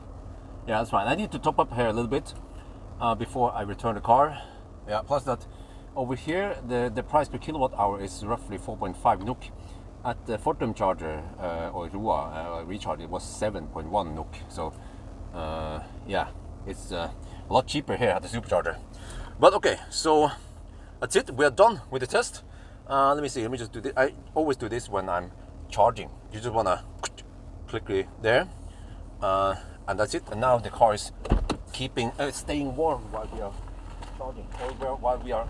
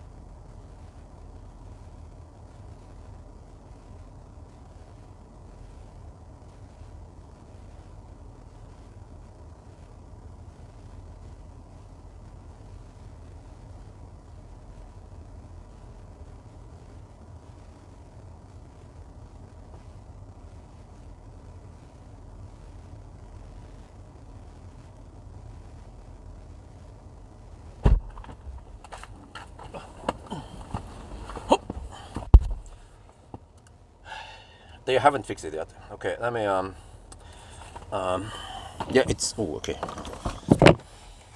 I should go downtown now. Let's see. Okay. Okay. Yeah.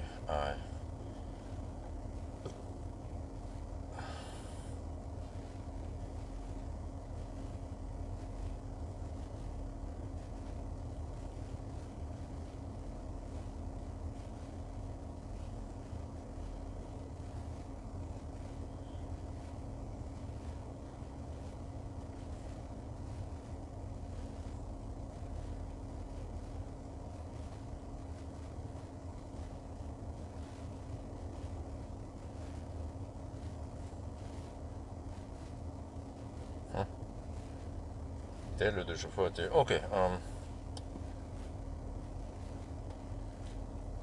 Marcus wants my attention now. Wait, I have to get out of this.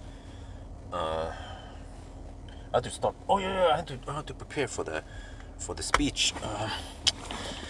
Man, there's so much stuff I need to do now. Okay, I have enough battery, right? Let me check. Oh, it's not active. I need to start packing. Yeah. Okay, that's good. Okay, I need to start packing all the stuff now. So we are charging at 47%.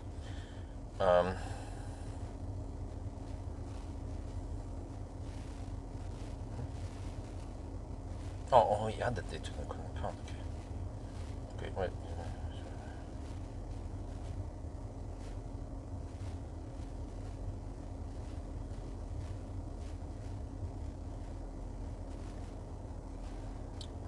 Let's see. Okay, he wants me to share it. Right, let me do that.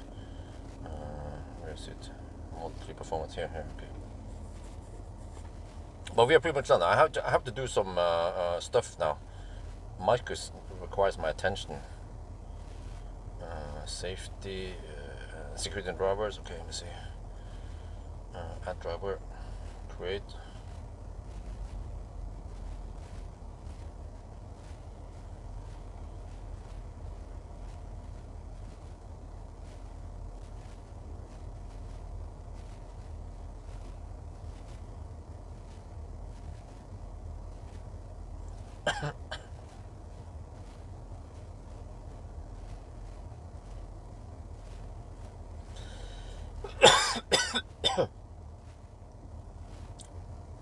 Okay, there. Right, I'm good there.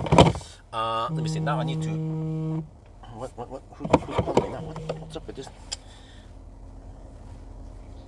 Yeah, hey, Bjørn.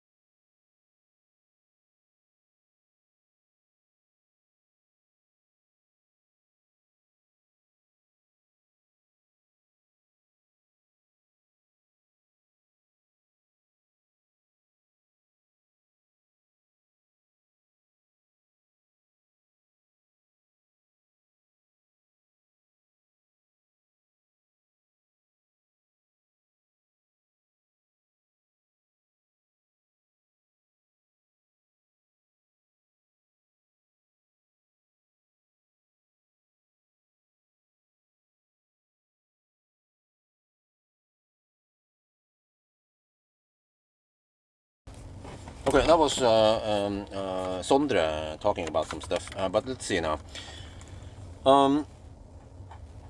Yeah, I need to get home. I need to start packing some stuff and then pack my stuff in the back. Needs to go out.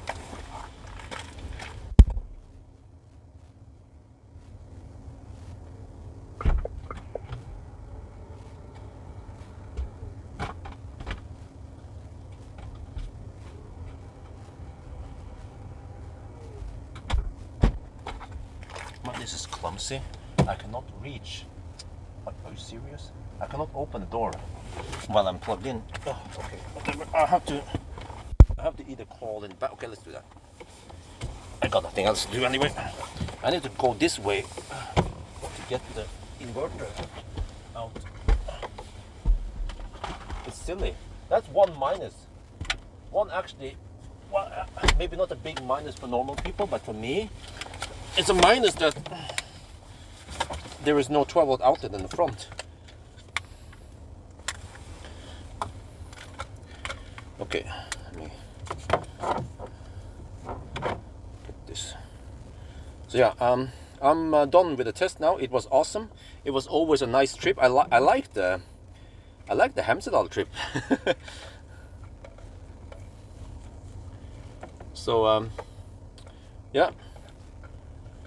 I'm just charging up. I'm at 67. No, I'm at 64%. I think in about 5 minutes I should be ready to go home.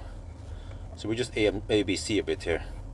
So at least I will probably return the car with around 50% battery left. Okay, that's good. Yeah. Just want to ABC while I'm doing some other stuff anyway. Need to pack my shits. Wait, I don't know if I got the answer from you guys.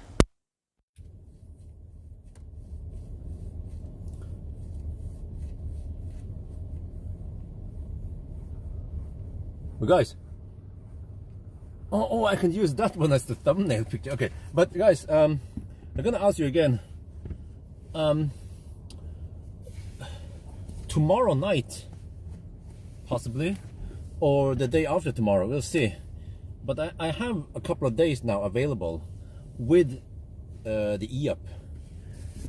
And if we have to choose, do you want me to go to Yalo with it, or do you want to see 500 kilometer challenge?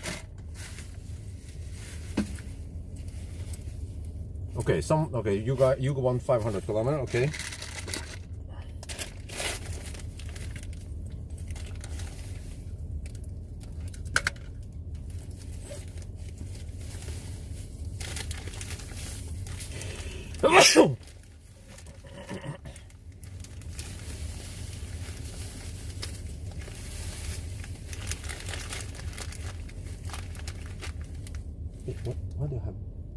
Why do you have two? Oh, no, okay. Oh, it's a plug-in. 500 kilometer banana, huh? No, I already done banana box test. You can search for it. No need to redo it for no reason. Many people don't know that I already tested e-up left and right. You know, that's kind of funny that you say that. Do you know how far it is to Yale and back again? Huh? Try to guess.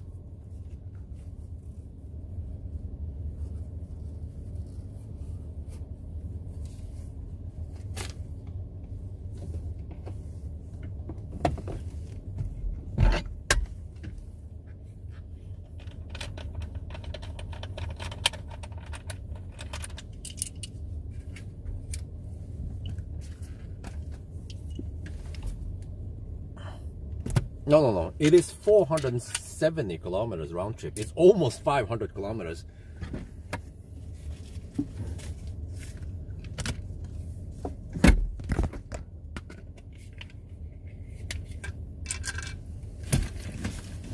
And actually, the Yalo test might take longer since it's a slower route. You can't just cruise at 90 all the way, for example. I think that's what I might want to do, the strategy with the e-up.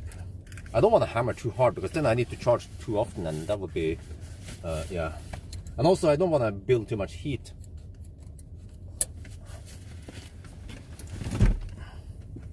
450, really?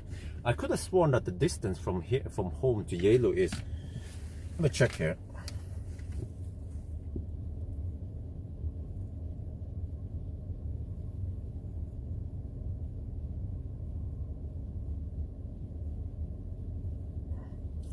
Home to Circle K Yellow is 237 kilometers. 237 times 2, 474 kilometers. Yeah, from Yellow to, from home to Yellow and back again. That is almost 500 kilometers. But average speed is going to be low, like 70 to 75 kilometers per hour only, whereas the 500 kilometer challenge, the cruising speed will be 90. So I actually think that 500 kilometer challenge will be faster than Yellow in time, at least time spent.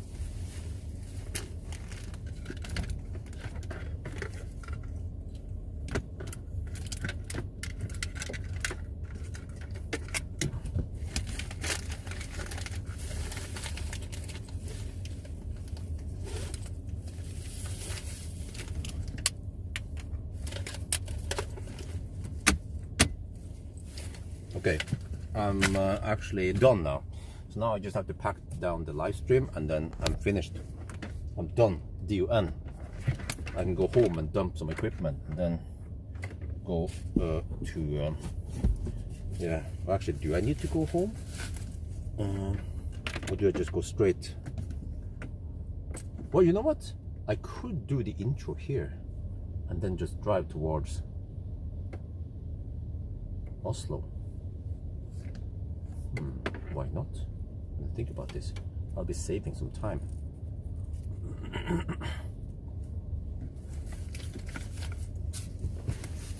Okay, let me call wife in.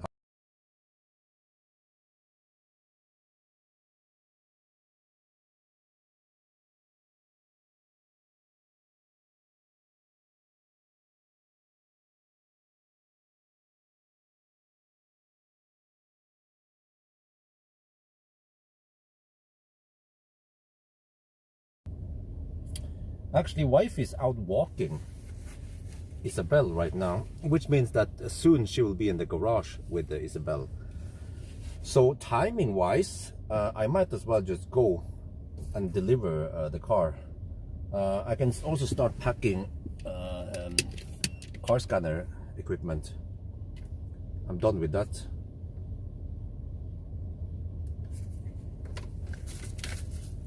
So then I just have to transfer the equipment over to EOP once I'm there. Yeah, so we save 5 minutes by not having to go home.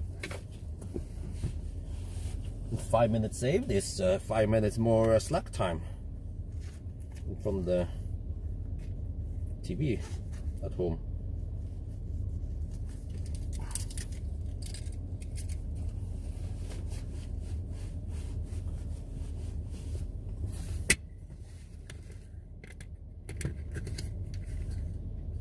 And that means I can go faster. I'll be in Oslo around noon-ish, and that means I can be back in Jessheim around 1 in the afternoon before any significant traffic starts. Oh yeah, that's right, Astra. I need to ask them if that's a station wagon or not. There, Astra. Hey. And stasjonsvogn. Jeg skal låne. Kommer den i flere?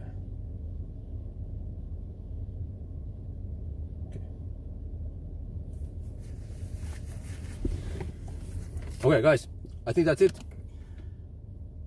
Thank you so much for a nice live stream action. I'm going to get ready now for the last video and then get ready to leave. Yeah.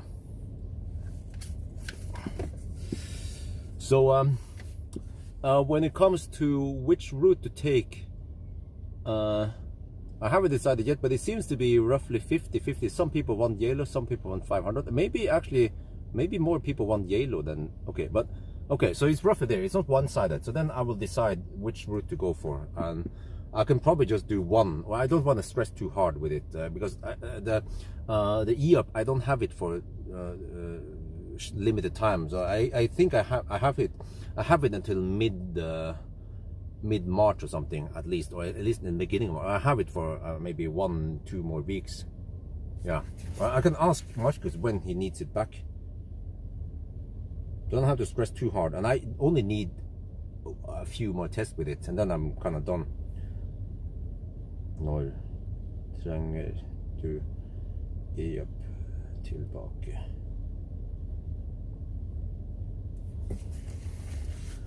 But yeah, so we will see. I can actually do a quick check now before we leave.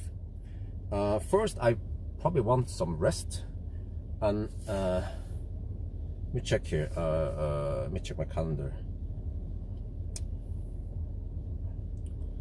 So I'm not sure if I'm keen on another run tonight.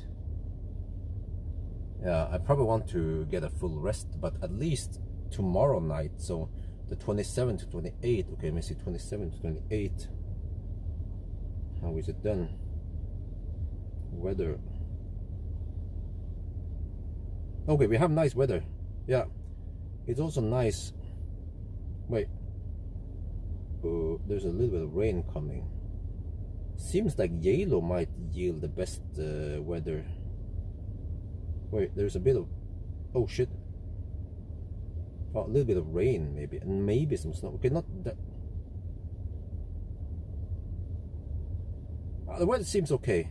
Maybe I go to yellow then on Tuesday night. Yeah.